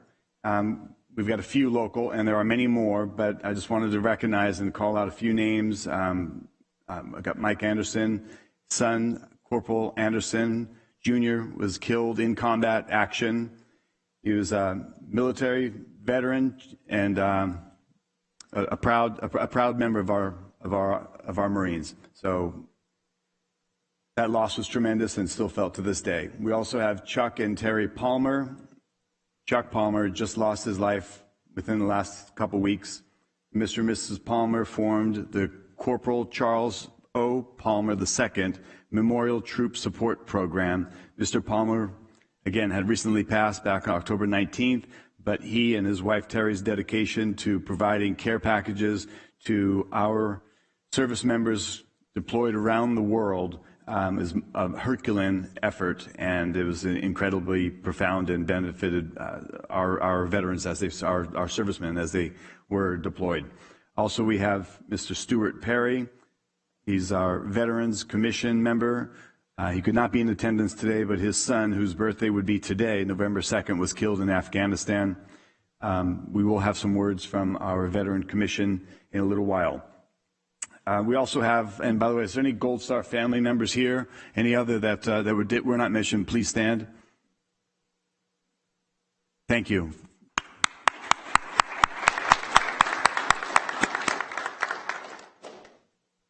I'd like to have a presentation by Carmen Tompkins, president of the Blue Star Moms of San Joaquin.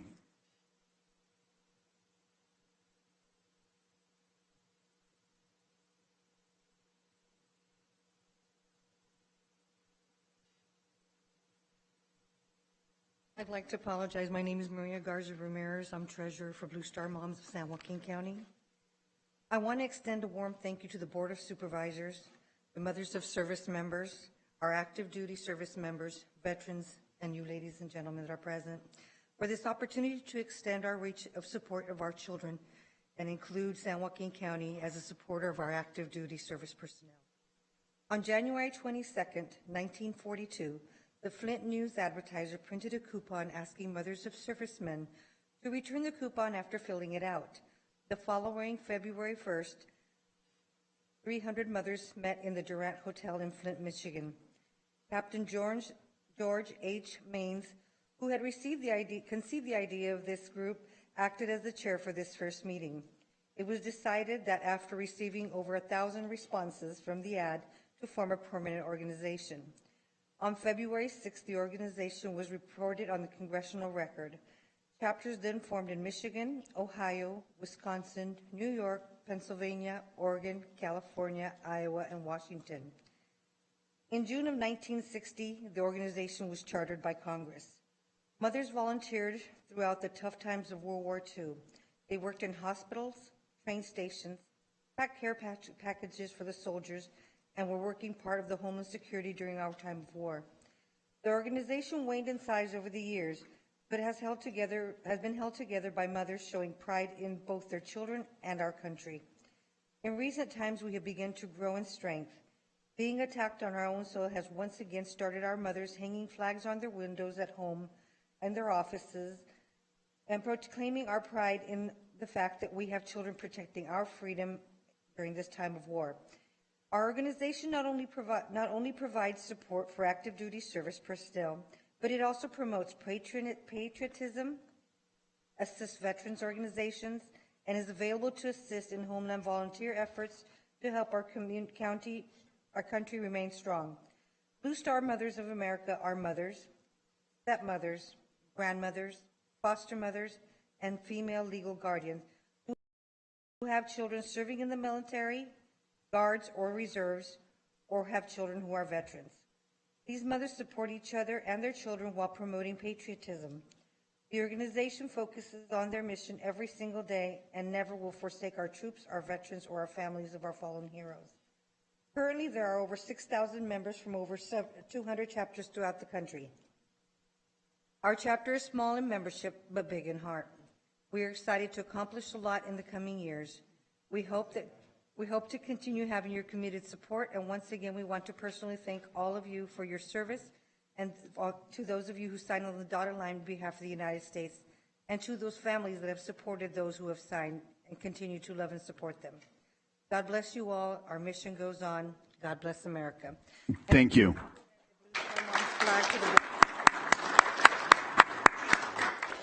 Do we have any Blue Star family members in the audience?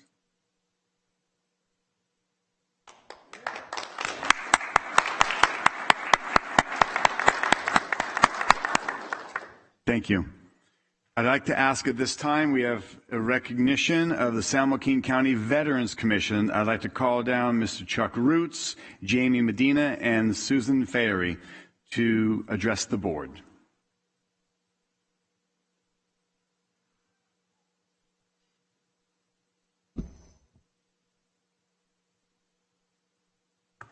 Appreciate this opportunity to be able to speak to the supervisors today.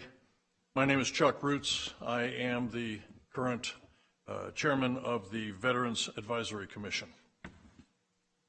The purpose of the commission, as stated in the bylaws, is to provide an opportunity for veterans, veteran families, military-connected individuals, veteran service providers, veteran supporters to gather and share information, hold open public meetings, provide the public with information, and receive comments related to veterans' issues, and finally, to advise and make recommendations to the Board of Supervisors. That is our position. We are advisors, and that's what we try to do. We look at situations, we try to deal with things that come to us, because all of us are kind of an eclectic group. We're involved in a whole lot of other things besides just the VAC, and so we bring those things with us, and it helps, I think, make us a better commission to be able to advise the supervisors. We've also been asked to share a little bit about our own military background. I will start off by simply saying my stepfather was a Marine in World War II. My brother and I both joined the Marines and served in Vietnam. I came to know Christ as my Savior while I was in Vietnam. And about 10 years later, when I was pastoring a church in Fresno, the Navy came knocking on my door and they said, "You ever think about being a Navy chaplain?" And I said, "No." 25 years later, I retired out of the Navy. So altogether, I had 34 years of service.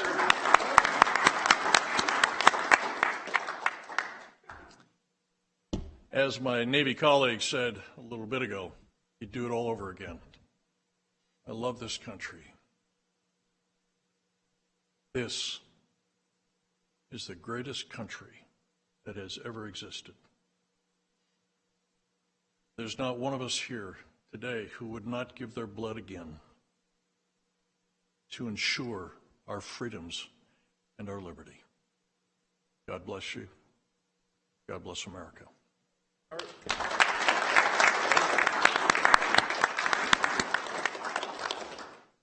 Thank you, sir. Next up, I believe we're going to be doing recognitions.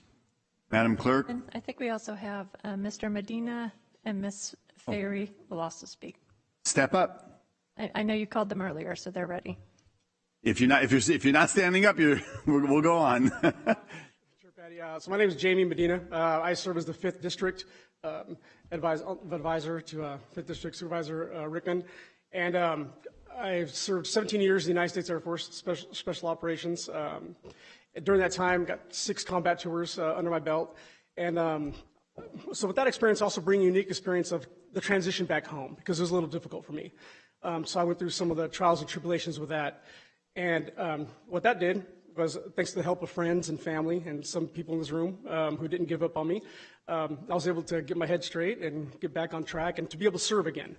So ended up now that I work with veterans as a counselor, drug, alcohol, PTSD, anger management counselor, trying to help them just as others have helped me. And it's all about service. It's all about having that purpose and service before self. So it's an honor to be a commissioner on this commission. Thank you. Thank you.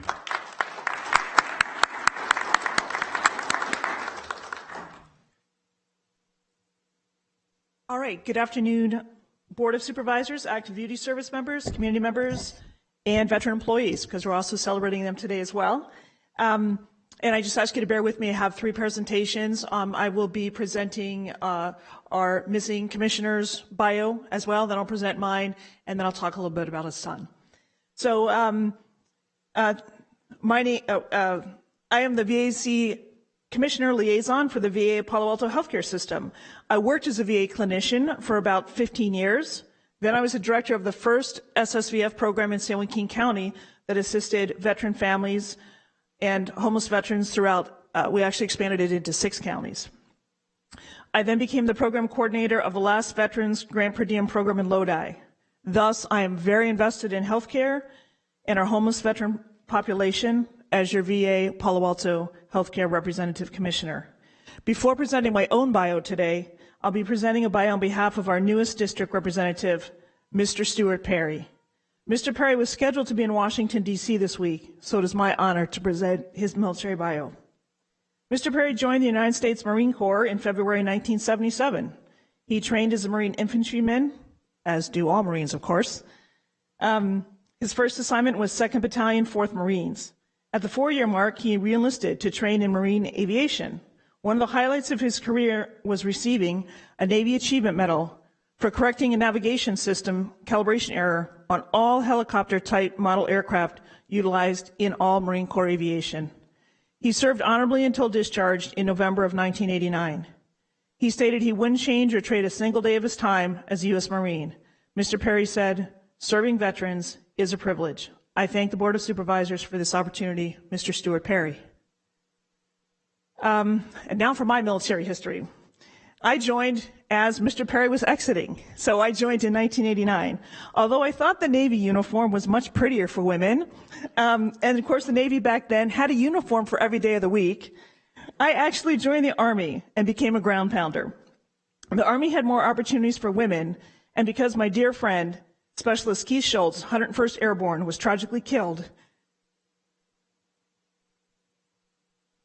with 248 other soldiers from Fort Campbell in a plane crash on the way back from peacekeeping mission in Sinai. We all joined for different reasons, and for many of us, including the post 9/11 veterans, our service falls on the heels of an unspeakable tragedy. I completed my basic training at Fort Dix, New Jersey, and went on to Fort Sam Houston for training as a psych tech and a combat medic. Little did I know that training would be put to good use just 1 year later. In 1990, I was deployed to Operation Desert Shield, which several months later turned into Operation Desert Storm. I learned many life lessons during Desert Storm that remain with me today. I rose to the rank of E5 Sergeant, promotable, before my first sergeant, who served in Vietnam and the Gulf War, convinced me that the only way to affect real change in the military was to become a Mustang. That's an enlisted soldier that finds a path to becoming a commissioned officer. In 1996, I received a direct commission to Second Lieutenant, Medical Service Corps. Much to my shock and disappointment, this meant going to basic training again.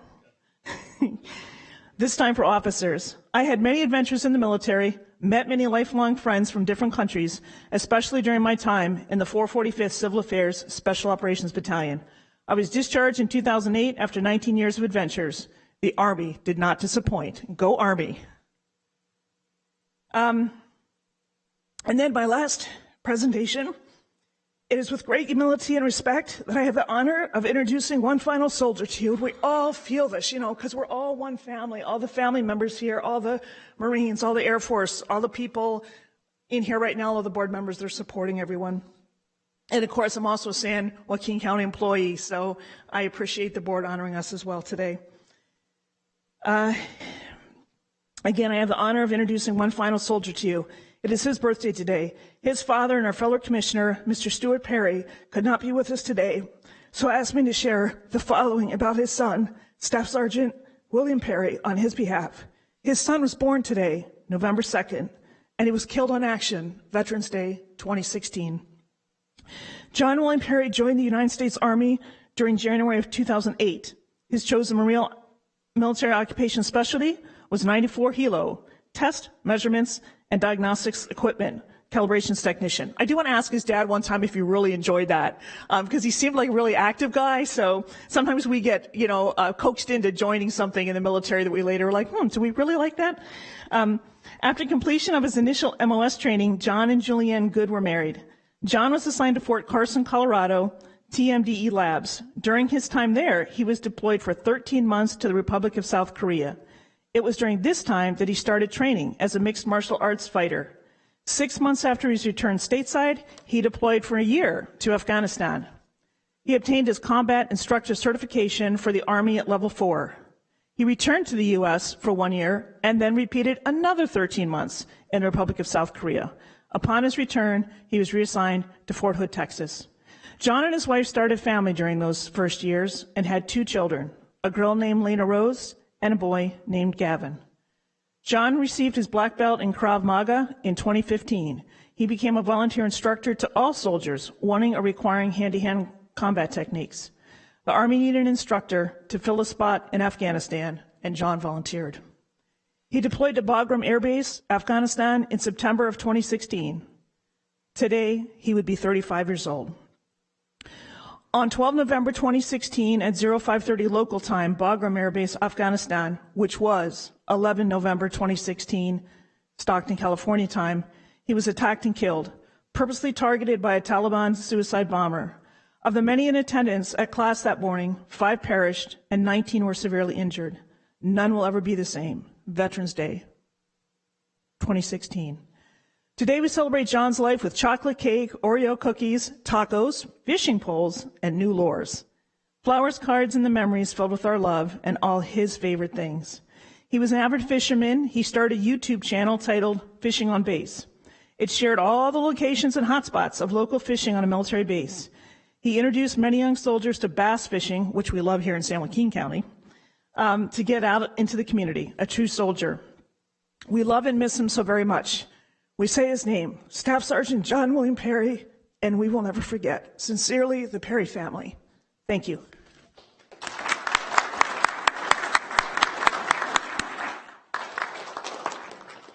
Madam Clerk, we're going to do special recognitions now, starting with the Dobson family. Please introduce. Thank you, Chairman Patty. The first recognition is a posthumous recognition of Kevin Dobson of the United States Army, and I would like to invite his family down to the podium to receive this recognition by Chairman Patty.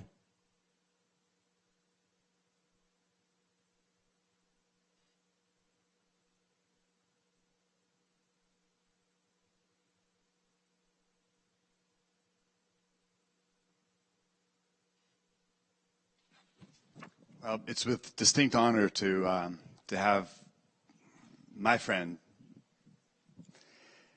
Kevin Dobson's family here, and it really was an honor to know your dad and to have us. I know during COVID we weren't able to have a recognition, so I thought today would be very fitting for you guys to be here.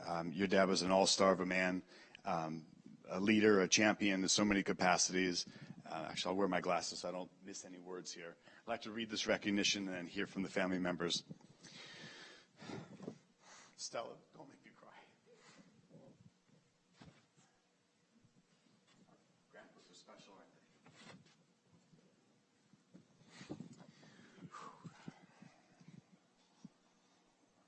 they? Having lost my dad in the last couple of years as former veteran, it strikes to home. The Board of Supervisors certificate of recognition presented posthumously to Kevin Patrick Dobson in recognition of having been an exceptionally talented and dedicated man. Mr. Kevin Patrick Dobson was born on March 18, 1943 in Queens and passed away in French Camp, California at the age of 77 on September 6, 2020. He had a great love of Stockton and was dedicated to serving our veterans in the Stockton community. Mr. Dobson served in the United States Army as a military policeman. Having had a very successful acting career in Hollywood, he also had a dream and a devotion to bring more of the movie business to San Joaquin County. I could speak personally when I was down in Los Angeles and would participate in celebrity events. Kevin Dobson was known as an all-star leader, and he did more than just spend time or do events and lend his notoriety and his success in Hollywood to worthy causes. He went above and beyond, and perhaps you can maybe share a couple words, Patrick, on your father's exceptional level of engagement and his care and his love for our military. And then we have a certificate for you, but maybe a couple words of the microphone. Tom, thanks for having us here. What an amazing honor. It's, you know, as time goes on, things become fewer and farther between. So to have my father recognized today is just an amazing, humbling honor. Simply put, my dad raised me with a simple ideology. And he would look me in the eyes and he would say, son, if you love your freedom and you love your country, think of that. And simply put, on behalf of my father, to all the soldiers that served, welcome home and thank you for all that you do for us, and to all the families and providing us our freedom. And that's what he dedicated his life to, was to helping veterans and being involved in the community in any way he could. And he used his entire platform, every ounce of his energy through his entire career. He gave up so much so he could be a part of any veteran society and help especially in the disabled American veterans in the DAV, opening up 12 hospitals across the nation through his time to support that cause. So again, Tom and the Board of Supervisors, y'all, thank you all very much. Again, welcome home and thank you all for your service.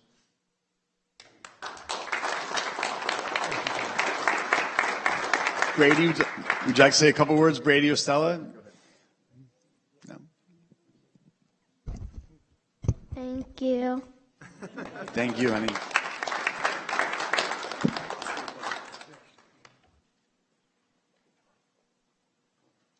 I was doing just fine until you made me cry. I've known this one since she was just a little baby, a little sweetheart, this big guy.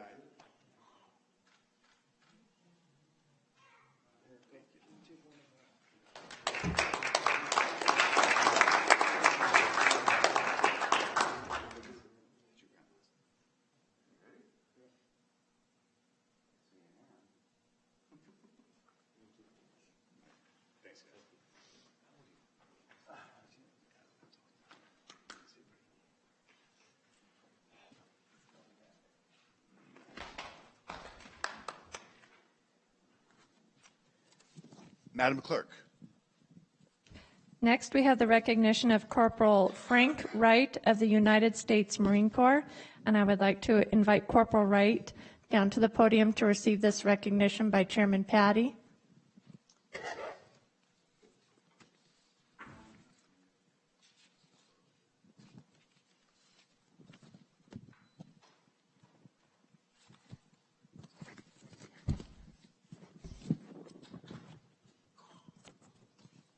Thank you for the Board of Supervisors for giving me this opportunity to beat my own horn a little bit on it. As far as the first responders concerned, the Marine Corps is noted for first to fight, of which we have started off in 1942.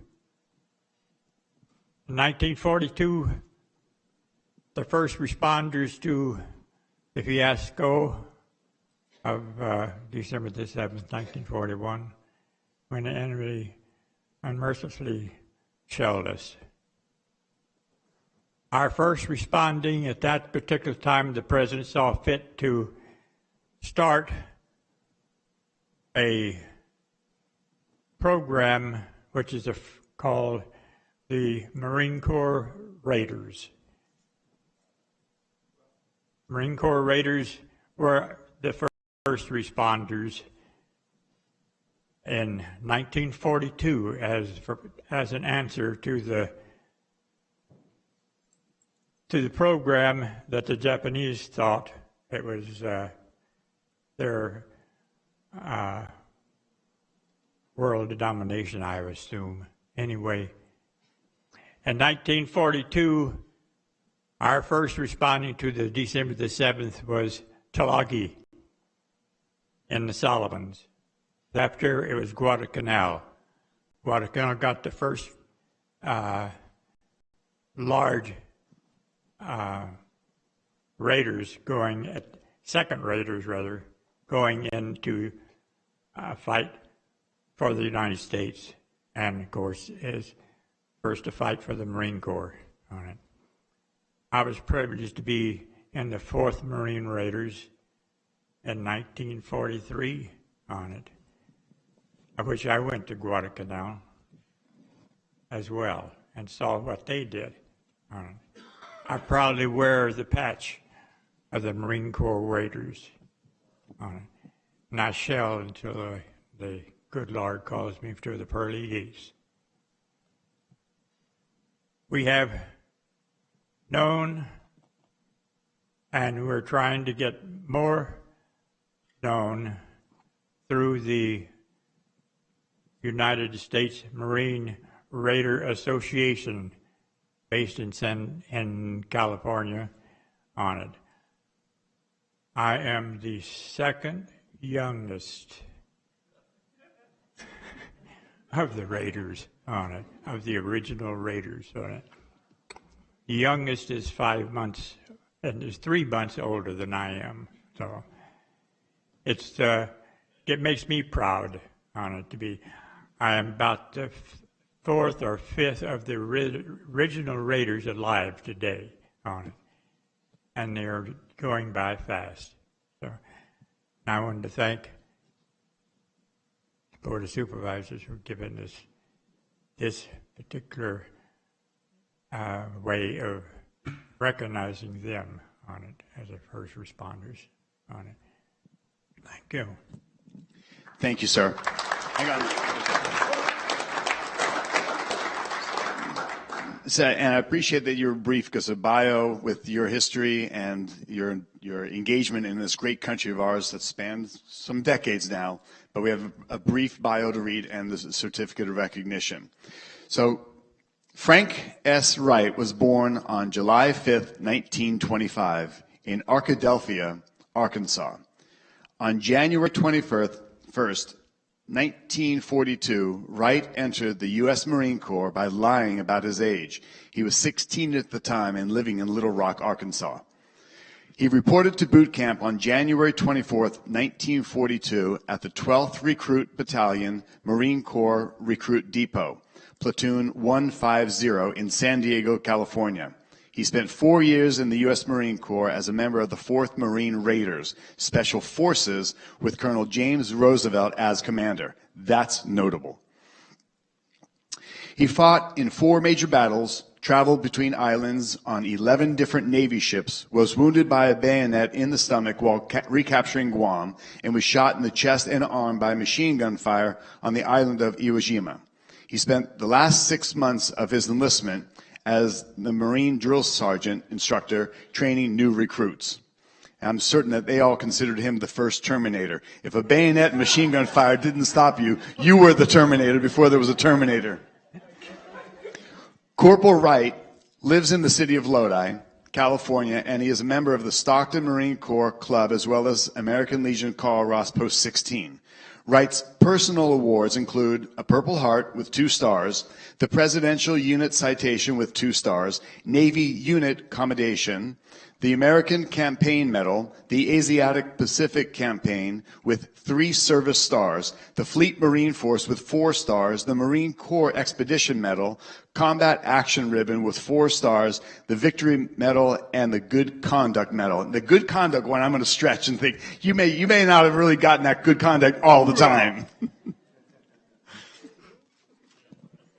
So, the Board of Supervisors has a certificate of recognition, and we proudly represent nearly 800,000 people. While you all represent the military and your brothers and sisters that were unable to be here today, we have the distinction of welcoming you and all of those that are here and getting rewards and certificates of recognition. We proudly represent this entire county on their behalf. We share this with you. Presented to Corporal Frank Wright, United States Marine Corps, in recognition of your World War II service to the United States, beginning at the young age of 16. Having been injured in the line of duty and receiving multiple awards, including that Purple Heart, and demonstrating your bravery time and again. Thank you for your commitment and service to this amazing, beautiful, great, spectacular, and outstanding country of ours. Presented this date of November 2nd, 2021. And this is signed by all the supervisors. Come take a picture, sir. Thank you.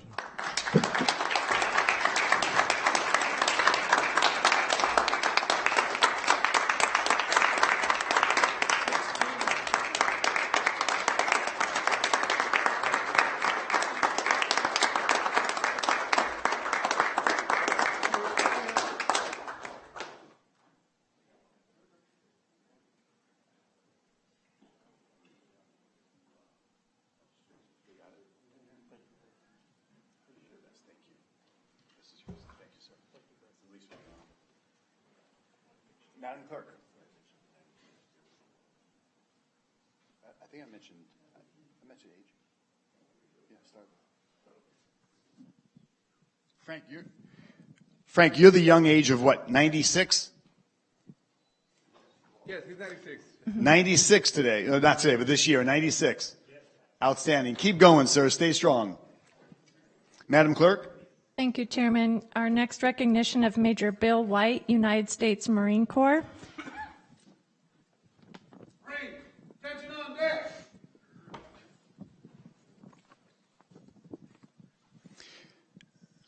Major White, I'm going to read a bio first if you want to have a seat, because your bio is rather long and accomplished, and then we'll hear from you if that's okay. Stand or sit, sir. Want to sit? Go ahead, please. Maybe come over front and center.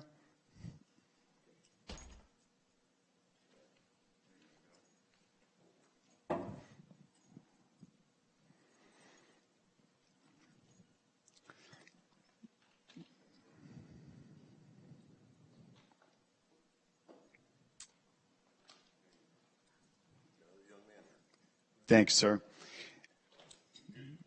Major William Bill White, U.S. Marine Corps, at 106 years old, with, might I add, international fame. And we'll get to that later. Major White was born on July 31st, 1915, in Long Beach, California. He went to boot camp in San Diego in 1934, following sea school in 1935. He crossed the equator on board the USS Colorado in 1936, becoming a shellback. He was stationed in Pearl Harbor in 1936 and 37, then transferred to China, 4th Marine Regiment in Shanghai in 1937. That following recruited duty in Los Angeles. When World War II started in 1942, he was assigned to parachute school and transferred to the 4th Parachute Battalion, then Bougainville 4th Battalion. Paratroopers were then recalled from the Pacific in 1943, formed the basis of the 28th Marine Regiment, part of the 5th Marine Division. He went to Parker Ranch in Hawaii for training, prepping for invasion of Iwo Jima. After days at sea, he arrived on the island of Iwo Jima on 9th of February 1945, but did not go with the initial assault. He went ashore after the first flag was raised, landing on the beach directly under Mount Suribachi. As they were crossing to join the rest of the battalion, the second flag was raised, the one of the infamous photo. He was with the 1st Battalion, 28th Marine at the time, and he was wounded and sent back to the U.S. After recovery, he was assigned to Camp Pendleton, where he assisted with the discharge of 400,000 Marines after the war, then transferred back to Pearl Harbor in 1947 for 3 years. After he transferred to Marine Headquarters in Washington, D.C. in 1950, he was commissioned a 2nd lieutenant in 1952. He then transferred to Korea, where he served a year with Headquarters, 11th Marine Artillery. He was then transferred back to the U.S. in San Francisco in 1953 for 4 years and promoted to captain. In 1957, he transferred to El Toro Marine Air Station, 1st Marine Air Wing, 33rd Aircraft Group. He was then sent to Okinawa in 1960, but only for 6 months, as wife Mira was unfortunately dying and eventually had passed. He was promoted to major in 1963 and retired from the Marine Corps in June 1964. He was a member of the Huntington Beach, California Police Department, and for 17 years volunteered as a leader of the Boy Scouts of America Explorer Post, at the time sponsored by the police department. He's outlived 3 wives, and the last 2, of course, unfortunately passing of cancer. Major White's children are Mary, now Mary Schroeder of Stockton, and Alice White, who now lives in Sacramento. Major White now lives here in Stockton, California. He continues to be active these days. You will find him either competing with other residents at bingo and tables games, or joining in sing-alongs. He also has an active member. He's an active member of the Stockton Marine Corps with veteran-related activity. Major White's personal awards include Purple Heart, Asiatic Pacific Campaign Medal, Presidential Unit Citation, China Service Medal, Armed Forces Medal, Combat Action Ribbon, Combat Service Medal, Victory over Japan Medal, American Campaign Medal, World War II Victory Medal, Korean Defense Medal, Korean Service Medal, Korean Presidential Unit Medal, Sea Service Medal, Overseas Service Medal, United Nations Medal, U.S. Marine Corps Good Conduct, I find that to be a stretch again for you, and National Defense Medal. Well, an interesting item also worth noting is last year Major Bill White, as an avid scrapbooker, had put out a call for some Valentine's Day cards. To say it went viral would be an understatement. He garnered worldwide support and received over 300,000, well over 300,000 cards with news organizations from around the world reporting on Operation Valentine. Major White, with as many girlfriends as you have now around the world, what are you going to possibly do this Valentine's Day? Sir, would you like to share a few words with us?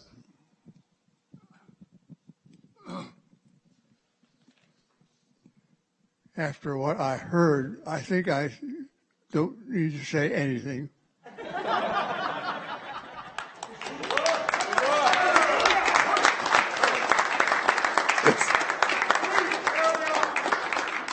It's best not get yourself in trouble, right? Well, sir, thank you. It's a great honor and a privilege. When we were going to do the veterans recognition, Mike Anderson in my office, we reached right out, and to have both of you here today was just an added bonus, along with the rest of our veterans that to this day still serve their country proudly. They serve fellow veterans, and they serve their community with pride. And we thank you deeply from the bottom of our heart. And thank you, sir.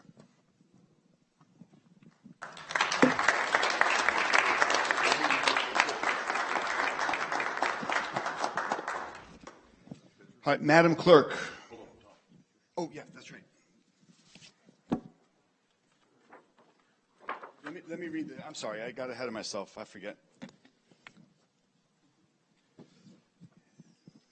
Representing, as all of us do, this entire county of San Joaquin, the Board of Supervisors is proud to give you the certificate of recognition presented to Major William Bill White, United States Marine Corps, in recognition of your service and dedication to World War II, the Battle of Iwo Jima, while serving in the United States Marine Corps. Your bravery in combat, at the risk of your life above and beyond the call of duty. Thank you for your service to our country. And this is presented this day of November 2nd, 2021.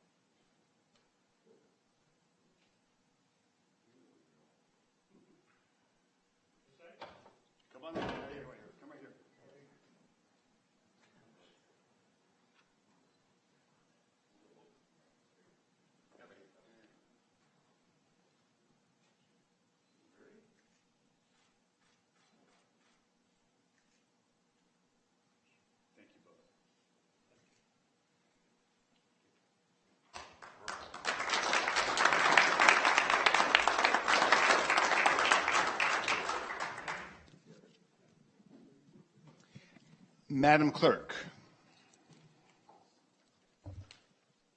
Thank you, Chairman. Next, we would like to recognize all of the San Joaquin County veterans and ask the post commanders, San Joaquin County employee veterans, and all other veterans in the audience to please stand and be recognized today.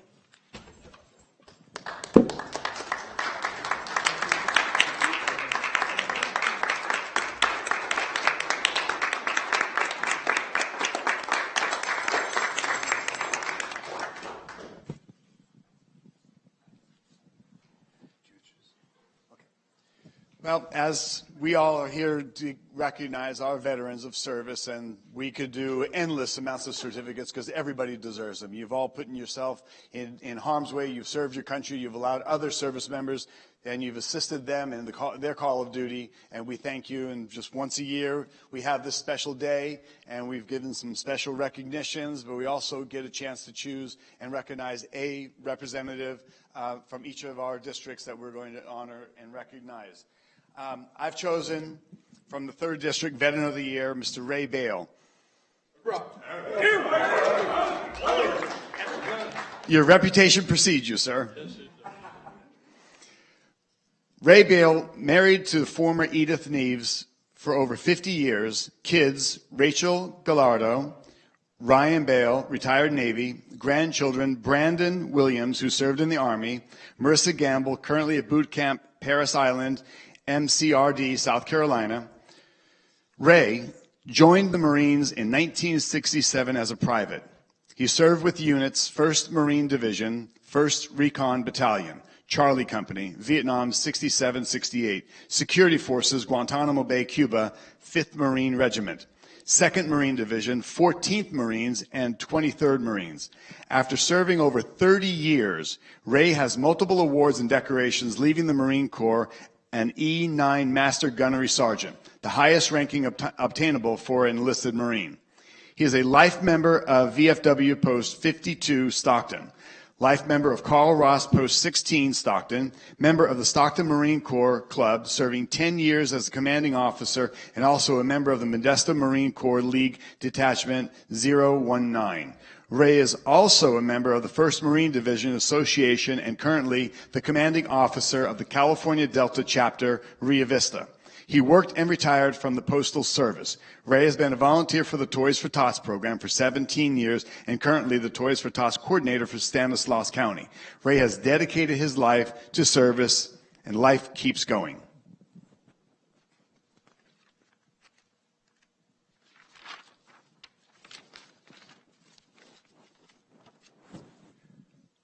Ray, come on down. Ray, your awards, prior to receiving this prestigious award from the county today, your awards include in the past Meritorious Service Medal with Combat V, Navy and Marine Corps Attachment Medal, Achievement Medal, Combat Action Ribbon, Navy Presidential Unit Citation, Navy Unit Commendation, Navy Meritorious Unit Commendation, Marine Corps Good Conduct Medal, Select Marine Corps Reserve Medal, National Defense Services Medal, Vietnam Service Medal with 4 stars, Navy Sea Service Deployment Ribbon, Armed Forces Reserve Medal, Vietnam Gallantry Cross Unit Citation, Vietnam Civil Action Unit Citation, Republic of Vietnam Campaign Medal, and Marine Corps Expeditionary Medal. I noticed that there isn't any of those bogus good conduct medals thrown in there, and probably for due cause. So, it gives me honor, sir, as the District 3 representative, and to choose you as the honorary recipient this year. And I know you represent those and the many that serve the military and unable to be here today. But I thank you for being here for this recognition. And I know that you're one of those guys that doesn't like to be recognized, and this is probably more embarrassing than not. But this is from the Board of Supervisors, Certificate of Recognition. It's a limited edition, very rare, very rare certificate that's not often given out. This is for Gunnery Sergeant Ray Bale, United States Marine Corps. In honor and appreciation of your service to the United States Air Force and your dedication to defending our nation, preserving our freedoms, and protecting our way of life. Sir, thank you. And perhaps a couple words. Let me have the mic. Please. I don't really like to talk on the mic, but I'd rather talk with the podium here. But I want to thank the Board of Supervisors for selecting me for this great award. I want to thank Tom Patty also. And I want to thank the Marine Color Guard from Modesto Marine Corps League. And I want to thank all the veterans that are here also for well-deserved. If it wasn't for the veterans, this country wouldn't be free, okay? So just keep that in mind. As long as there are veterans, this country will always be free and always be great. Just keep that in mind also. And again, thank the board for selecting me, and thank everybody else for coming. Thank you.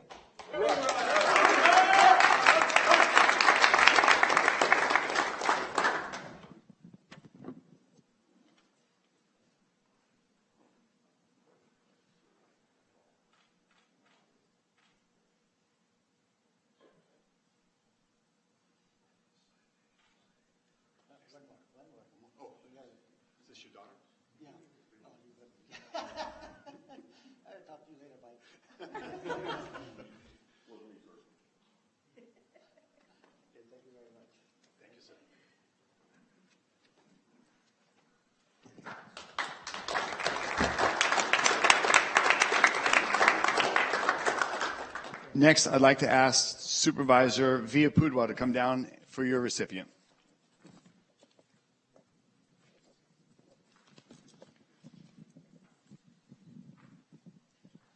Thank you, Chairman. Mr. Pachuga, can you come forward, please? Good afternoon, everybody. Today, I am honoring our county veteran, Mr. Staff Sergeant Sam Pachuga, Jr. Mr. Pachuga was born and raised in Stockton, graduated from Franklin High School in 1964, and attended San Joaquin Delta College. Mr. Pachuga then joined the United States Air Force and served stateside until getting the call to Vietnam in July of 1967. He was a field specialist with the United States Air Force 3rd Tactical, spending most of his time in Nha Trang and Cam Ranh Bay in South Vietnam. 1 year later, Mr. Pachuga came back to the States in June of 1968, finishing his services at Otis Air Force Base in Massachusetts. Once fulfilling his commitment and spending some years in Ohio, Staff Sergeant Sam Pachuga Jr. eventually made his way back to his hometown, getting a job with the city of Stockton, where he worked for 27 years before retiring to the city building maintenance supervisor. He then joined the VFW Luneta Post 52 in 2004, where he wanted to dedicate his time in supporting his fellow veterans. He has been heavily involved for the last 17 years in multiple ways. advocating for benefits, providing veterans in need with the food basket and relief funds. He also helps coordinate 9 large ceremonies and memorials in San Joaquin County each year that include Welcome Back Vietnam Veterans, Veterans Day, a Veterans Day ceremony, to Pearl Harbor Remembrance Day at McLeod Lake, just to name a few. Today's Staff Sergeant Sam Pachuga Jr. is a posted commander at VFW Lynetta Post 52, which he has proudly served in that position for at least 4 years. And just this year, he was appointed by Congressman Jerry McNerney to sit on a committee of 5 veterans that will be recommended the name for the French Camp VA community-based outpatient clinic that is currently under construction. I just want to mention that Sam is a proud grandparent of 3 grandchildren, 5 great-grandchildren, and 11 great-grandchildren. Staff Sergeant Sam Pachuga Jr., I want to thank you for your time, your service, fighting for our country, and honor you with the San Joaquin First District Certificate of Recognition. At this time, Sam, would you like to say a few words? To the board, thank you so much for this honor. I especially want to thank my family. I want to thank my wife, Linda, my fellow veterans, Post 52, and also to the American Legion's post, and to all the veterans. As was so well said by Ray, we are here to continue to support our veterans that are now coming back from their time in service, and also to serve our community, to make sure that our community has the opportunity, as today, to recognize our fellow veterans. Each year passes by, many in our community do not remember those conflicts that took place, like Pearl Harbor.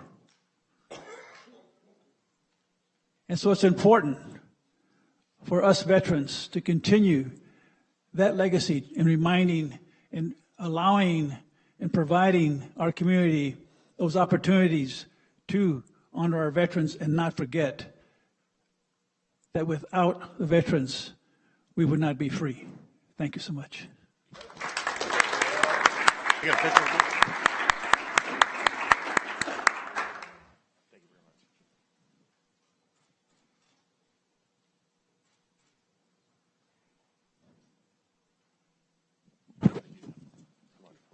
Yours. Okay. Supervisor Miller.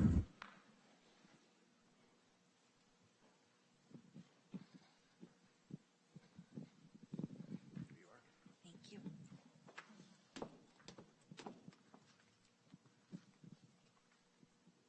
Good afternoon, everybody. Today, I have the honor of recognizing Dr. Gary Arturo Flossman, a historian, educator, world traveler, and a 21-year career veteran who served in the U.S. Army, Navy, Air Force, and Marine Corps. Born in Maracaibo, Venezuela in 1948, Gary Flossman moved with his family to the United States when he was 2 years old.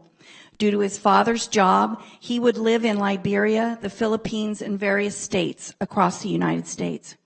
In 1966, he graduated with the first senior class of Pioneer Valley Academy in Massachusetts.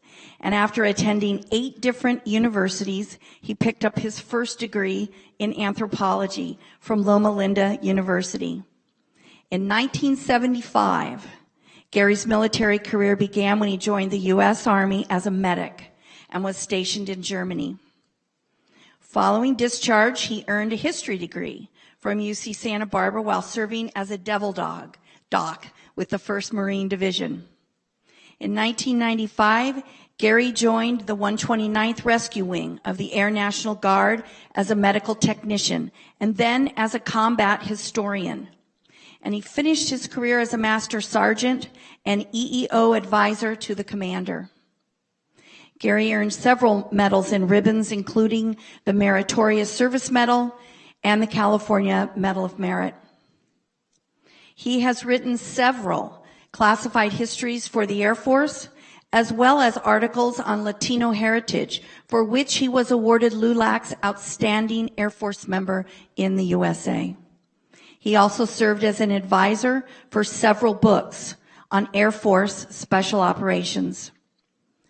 At the ripe age of 42, Gary managed to convince a lovely Air Force nurse, flight nurse, and fellow motorcycle enthusiast Mary to marry him.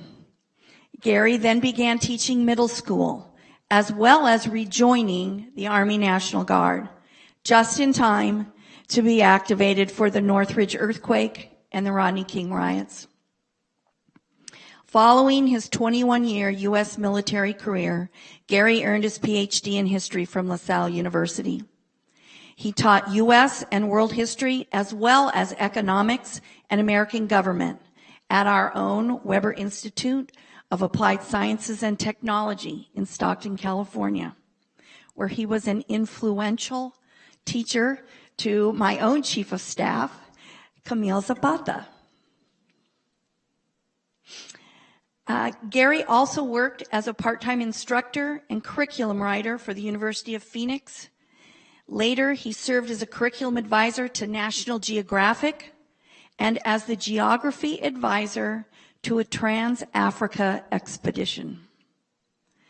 When he married, Dr. Flossman inherited 3 stepsons, 2 of whom married and gave him, in his words, 3 of the world's cutest and smartest granddaughters and a grandson to whom he is known as Boppo. He and his wife Mary live in Stockton, and she is also here in the audience today, and we want to also thank you for your service, Mary. So I'd like to invite Dr. Flossman up.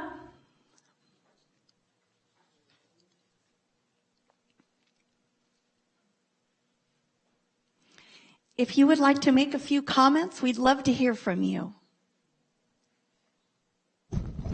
Chairman Patty, members of the board, giving a teacher an open mic is always a dangerous thing. But I remember what happened to the first President Harrison after a 2-hour speech, and he died 30 days later. I'm looking at my wife, who's giving me the cut sign, and she was a major, and those of you in the military know a major outranks a master sergeant any day. So just thank you, and thanks to my fellow service members who all have a far more distinguished career than I. Thank you. Excellent. Do you want to come up here for a...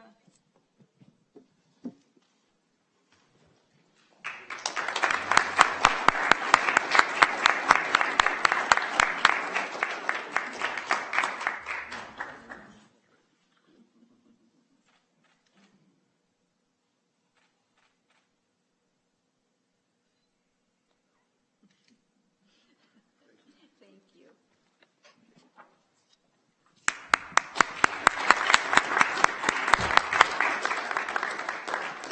Vice Chair Wynn.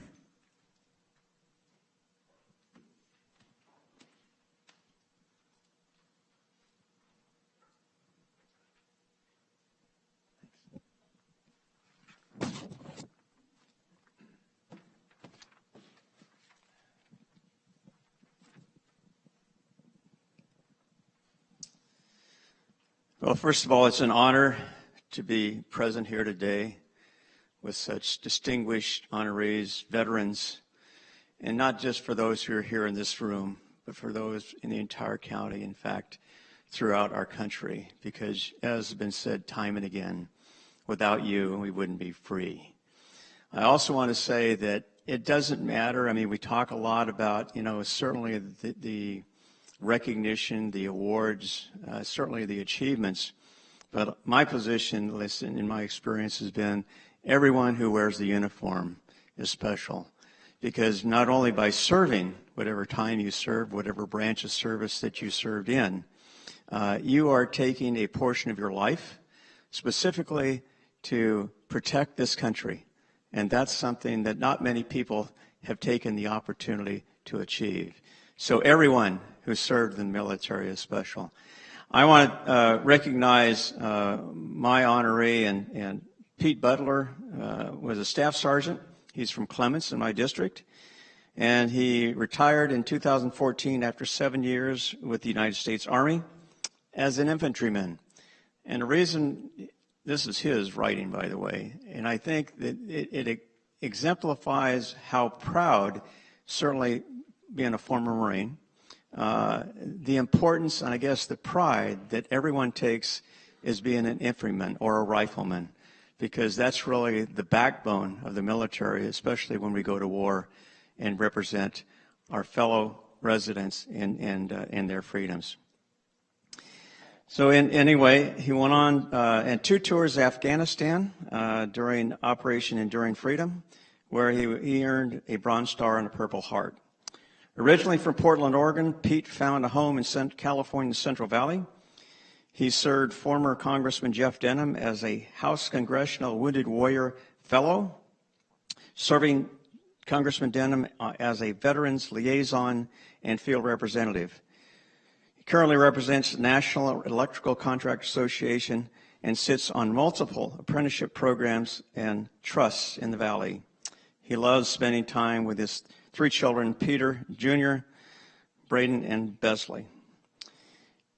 During his tours of 7 years, he not only won the Bronze Star and Purple Heart, but the Army Commendation Medal for Valor twice, Army Commendation Medal 3 times, Army Good Conduct Medal, that's one of Tom's favorites. Impossible.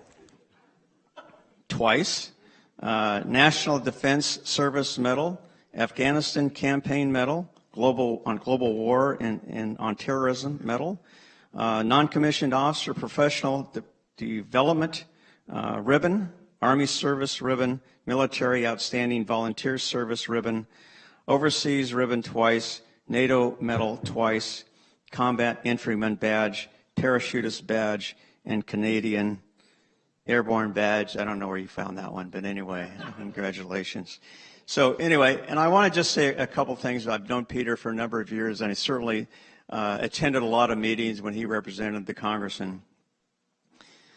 Pete is the kind of person that when you meet him, you just feel good about yourself. He is such a positive individual. He's got a smile on his face. He's always positive. And the reason I say that is because not only does he exude just an aura of just feeling good, and certainly the joy of just having a conversation with him because he's always laughing and making comments. But the other part of it is that he, in everything he says and does, and just the way he presents himself, he is a patriot. He is probably one of the most patriotic individuals I've ever met. And he doesn't say it in an arrogant way. He says it in comments in regards to things that are going on around him. And the reason I touch upon that is because at a time in our country where sometimes patriotism is being criticized, Pete is what I believe is emblematic of what this country is strongest in. It's his patriotism and devotion to country. So Pete, if you want to come up here, you want to say a few words? As the last veteran said, you give a mic to a teacher, you don't know what's going to happen. You give a microphone to a former politician's, representative. It's even worse, I think. I'd like to thank you for recognizing me. I've been on the other end of this a lot. I've given a lot of certificates. I used to work for Mike Anderson there. It was one of the best jobs I ever had my whole life. But I haven't been on the receiving end very often at all. So I consider this a great honor. And I appreciate all the Board of Supervisors up here today for allowing me to be here. So with that, I'm going to yield my time back to the chair there.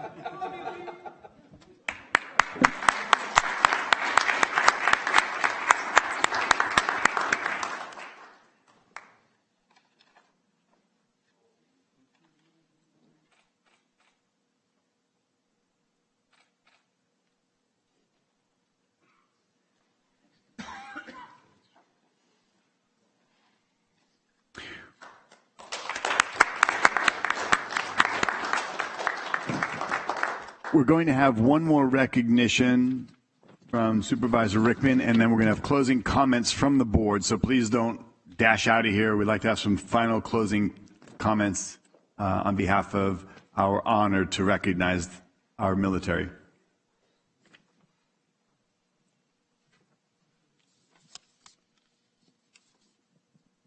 Thank you, Chair. And it's an honor to be here today, just in the same room with all of you. Inspirational. So, thank you. And, we owe you a debt of gratitude that we can never repay, but we can always remember, honor, and say thank you all for what you have done and continue to do. So thank you. As we get ready to commemorate Veterans Day next week, I also want to wish our Marines a happy 246th birthday. So happy birthday. Today I have the honor and privilege to recognize a special veteran from the 5th District, Senior Airman Raquel C. Rangel. So if you could join me up here, please. We have you front and center. Raquel was born in Hayward and raised in Brentwood, California. She enlisted in the United States Air Force in 1997 and served with distinction in the Air Force Security Forces for 5 years. Raquel's first assignment was McGuire Air Force Base in New Jersey, where she was awarded for her outstanding performance during a USAFE, or United States Air Forces in Europe, nuclear surety inspection. She earned expert in the following weapon systems: M16, M9 Beretta, and proficiency with crew-served weapons such as the M249 light machine gun, also known as the M249 squad automatic weapon. While at McGuire, Raquel served as law enforcement patrol and dispatcher and base command post liaison between her unit and command staff. She was coined for excellence by Air Force Chief of Staff General Michael E. Ryan. Raquel volunteered for a 4-month tour in support of Operation Southern Watch, providing ground force security and electronic monitoring near the Iraq border. Returning to McGuire Air Force Base, she barely got her bags unpacked before learning she had orders to Incirlik Air Base in Turkey in support of Operation Northern Watch. Raquel served with valor during her 15 months in Turkey. There she served as desk sergeant in the command post. Her dedication and commitment to excellence earned her top-class recognition after being selected for training as a facility operated in their nuclear weapons storage facility.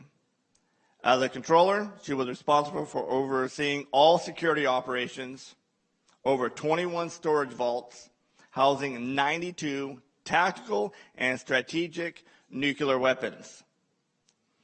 Raquel graduated from the Tactical Nuclear Weapons Disarmament course. And we've all seen the movies, right? When a plane drops a nuclear bomb somewhere, she's the person that will go and disarm that. So if anything ever happens in San Joaquin County, we're giving you a call to disarm that nuke.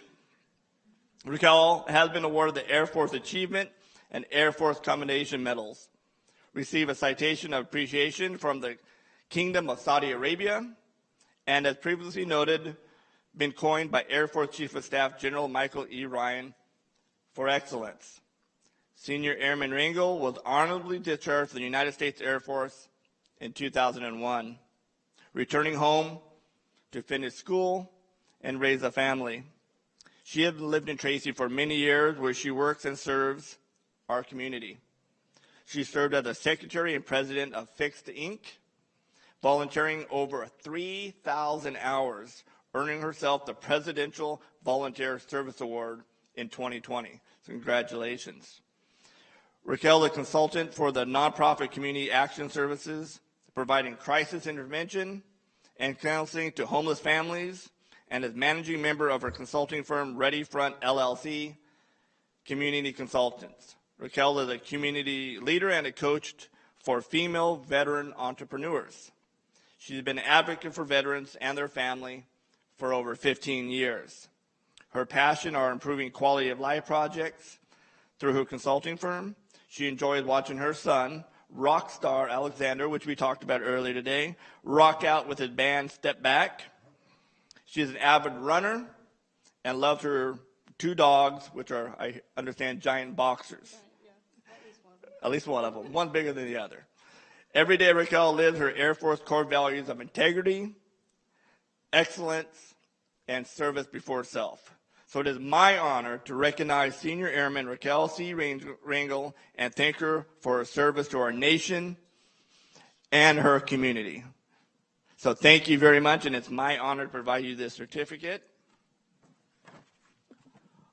On behalf of the Board of Supervisors, the certificate in recognition presented to Senior Airman Raquel C. Rangel, United States Air Force, in honor and appreciation of your service in the United States Air Force and your dedication to defending our nation, preserving our freedoms, and protecting our way of life. Signed November 2nd, 2021 by Robert Rickman, 5th District. Thank you.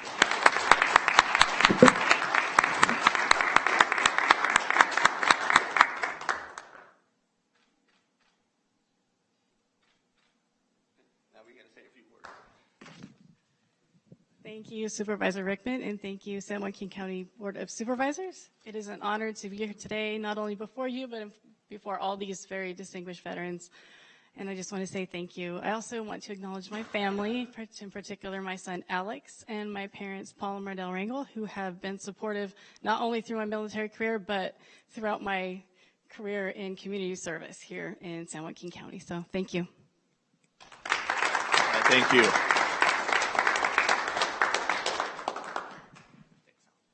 Thank you, Supervisor. Very quickly, I'm just going to ask anybody that if you've served or if you didn't serve, you want to recognize a family member, name and branch. We'll just pass through and go real quick by name and branch. Sergeant Albert Walter, Silky, World War II, Army Air Corps. Chuck Roots, United States Marine Corps, 69 to 73, United States Navy, 83 to 2008.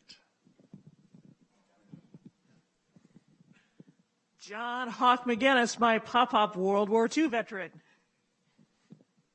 Tino Dami, 29, Vietnam. Mireya Alvarado, OEF, OIF, and I got out in 2013. My son, Colin Miller, 2013, 2018, Sergeant, United States Marine Corps. To my granddaughter, Marissa, from 2021, serving.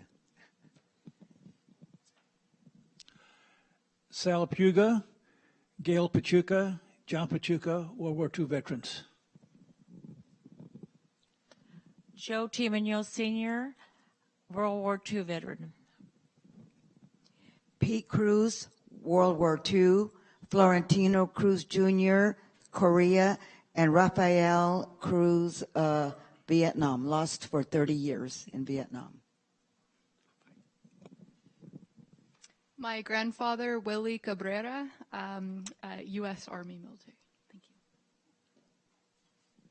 you. David Lurgio, Mess Management Specialist, First Class, retired U.S. Navy.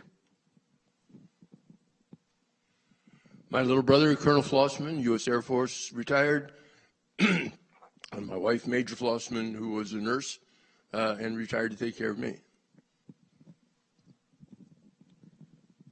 My father, Gregory Dietrich, United States Marine Corps, Korean War veteran.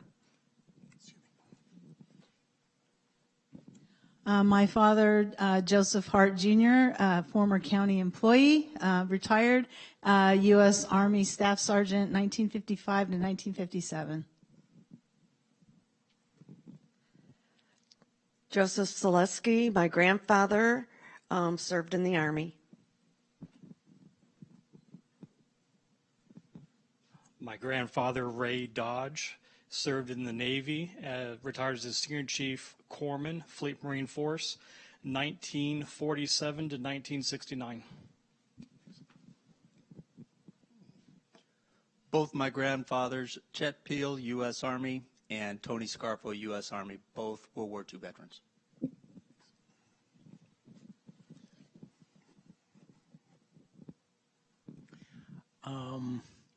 My dad, Bob Benz, served 3 years in the Navy during World War II, had a boat shot out from under him. My uncle Jim, who rode a floating ammo ship, a real target, during the same war. My dad, who then was called back for Korea in the United States Navy, and my cousin Bob, who has passed away, who also served in the Navy during the World War II. My father, Joseph Colangelo, U.S. Army, World War II. My father, Martin C. Hoffhines, Lieutenant, U.S. Navy.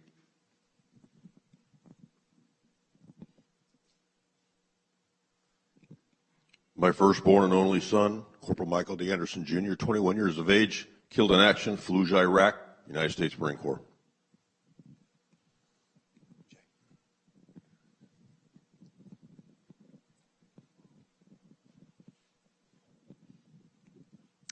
My youngest daughter, Erica, she's currently serving active duty Navy, and my oldest daughter, Jessica, is a disabled veteran of the U.S. Air Force.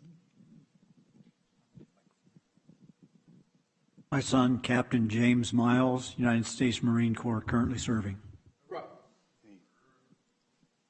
Thank you. My dad was a Marine and served in Korea in combat as a 19-year-old.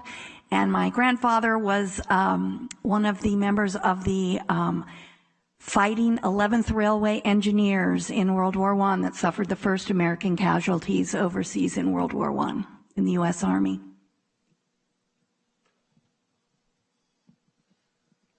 Dan Gilmore served U.S. Marine Corps during Vietnam. Thank you, Chair. My uncle Sebastian Rocha, World War II Army, and my uncle Jim Thompson, Marine Corps, Vietnam. My grandfather, Vernon Lee, and my uncle Bitz, Jesse Romero. Uncle Bob Brazel, 1st Recon, Vietnam. Captain Pete Butler, World War II, my grandfather. My brother, Gunnery Sergeant Sal Garcia, and every single veteran that is suffering from the Persian Gulf Syndrome, and all of the Vietnam veterans too that suffer from Agent Orange. And we're saving the best for last. Yeah, I'd like to honor my father, World War I, bugler. Major William C. White, United States Marine Corps, retired. Thank you, sir.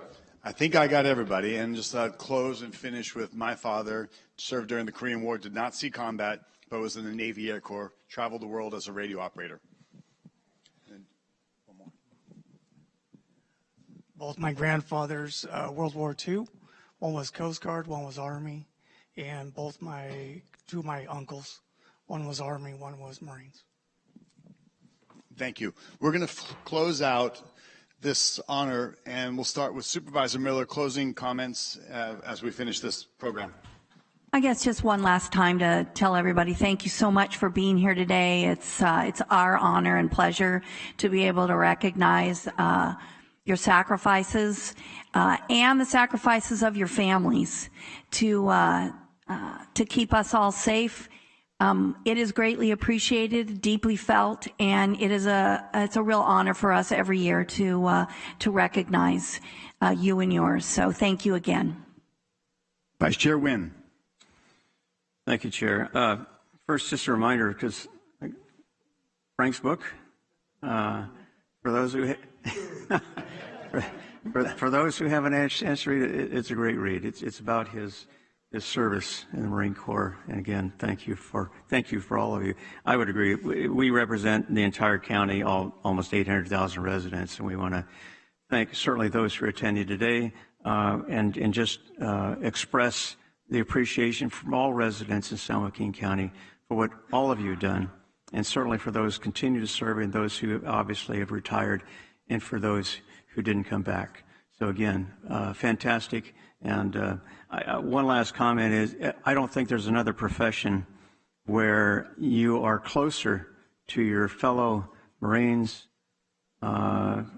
sailors, etc., because that is one job where you depend extremely on each other and you become one. And I've worked in other jobs where you work closely, but service members, and it doesn't matter what your assignment was, You all are a family, and you all work together as a unit. So thank you all, and thank you for all those who have attended today. Supervisor Villapudua. Thank you, Chair. I just want to tell you I'm proud to be American, and I want to thank all you veterans who sacrificed your lives, and to all your families who sacrificed your being on the way. So I have deep admiration for all of you, and I'm blessed to be here, and God bless all of you and all your families, and thank God. Supervisor Rickman. Thank you, Chair. As I said before, it is truly an honor just to be in the same room as you folks here today.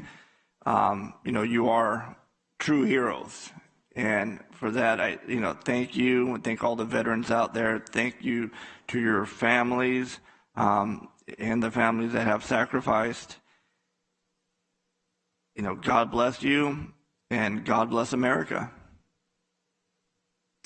I'm going to conclude, and we will have a benediction after this. First, this seems like a stretch of the imagination. I could maybe tolerate and understand that that Major White will have gotten a good conduct, and perhaps Corporal Wright maybe get a good conduct, but Peter Butler getting 2 good conducts, I think that's beyond a stretch at this point. I don't know what the going cost is for that honor, but 1 I can get, but 2 I'm not sure about that at all. As I just had this idea to go around and talk, and as you saw, that pretty much everybody here and in every capacity, every single person here is affected. Family members have served, or you have proudly served this great nation of ours.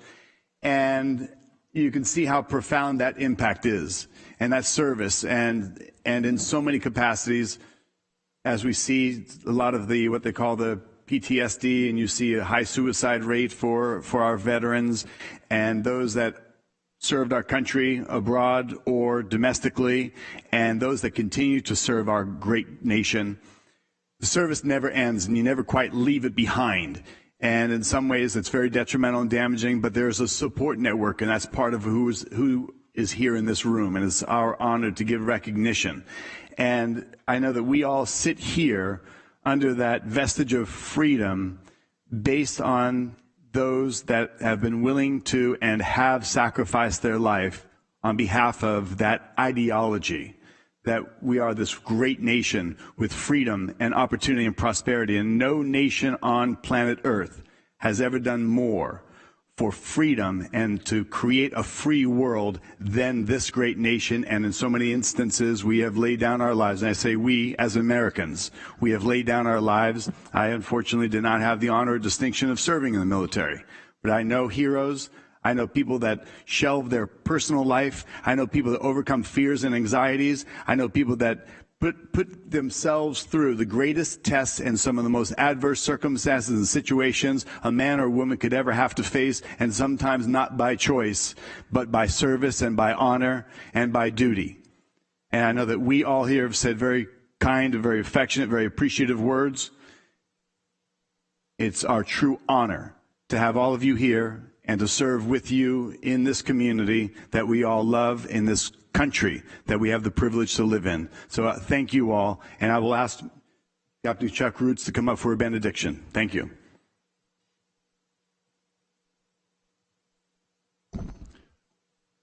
I'd like to start by sharing a poem that I read recently at a Gold Star Families event, but it is applicable to all of us who are here.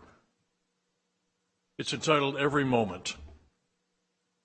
As each star comes out to shine, as the wind rustles across the land, as the moonlight sweeps across the room, I'm thinking of you.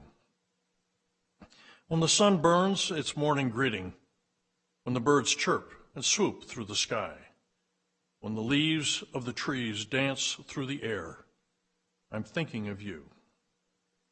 During the haze of late afternoon sun, during the smooth swirl and flow of the clouds across the sky, during the fade of the bustling day, I'm thinking of you. While the twilight shadows begin to fall, while the evening air begins to chill, while the crickets begin their sweet evening chorus, I'm thinking of you. Just as the darkest hour of the night falls, just as the world is hushed and silent, just as dreamland beckons, I'm thinking of you. Every day, every hour, every moment, I'm thinking of you and loving you. Heavenly Father, as we conclude this special day, the special occasion that is provided for us through the Board of Supervisors, we are reminded once again that freedom is not free. That there are those who have stood up and accepted the responsibility of defending those freedoms. I'm always amazed, Lord, at the number of people who seem to have served, and yet the statistics show that less than 1% of Americans serve in the military. And of those, Lord, some 32,000 are right here in San Joaquin County. We are grateful because we are a nation that looks out for one another. And those of us here, we have a special bond with each other within the military structure. Each one of us has raised the right hand, taken that oath. An oath to defend and protect the Constitution against all enemies, foreign and domestic. And that's a Constitution, Lord, that you gave us. That is the bedrock of our nation, and Lord, may it ever be so. We ask your blessing on each one who is here today, those who have served, those who have stood by as loved ones have served. Lord, we ask your blessing on the supervisors and those who work alongside of them, that they may guide and direct our county in the weeks, months, and years to come. And may through it all, Lord, you be glorified, for you alone deserve all honor and glory, and we are here to give testimony to that. For we pray these things in the name of the one who was, who is, and who is to come, even Jesus. Amen. Amen. Thank you, Captain. At this time, I believe we're concluded. We're going to adjourn until Tuesday, November 16th, 2021 at 9 a.m. We do have closed session, but there is no report coming out, so we will adjourn. Is that correct, County Council? That's correct, Chair Patty. Thank you.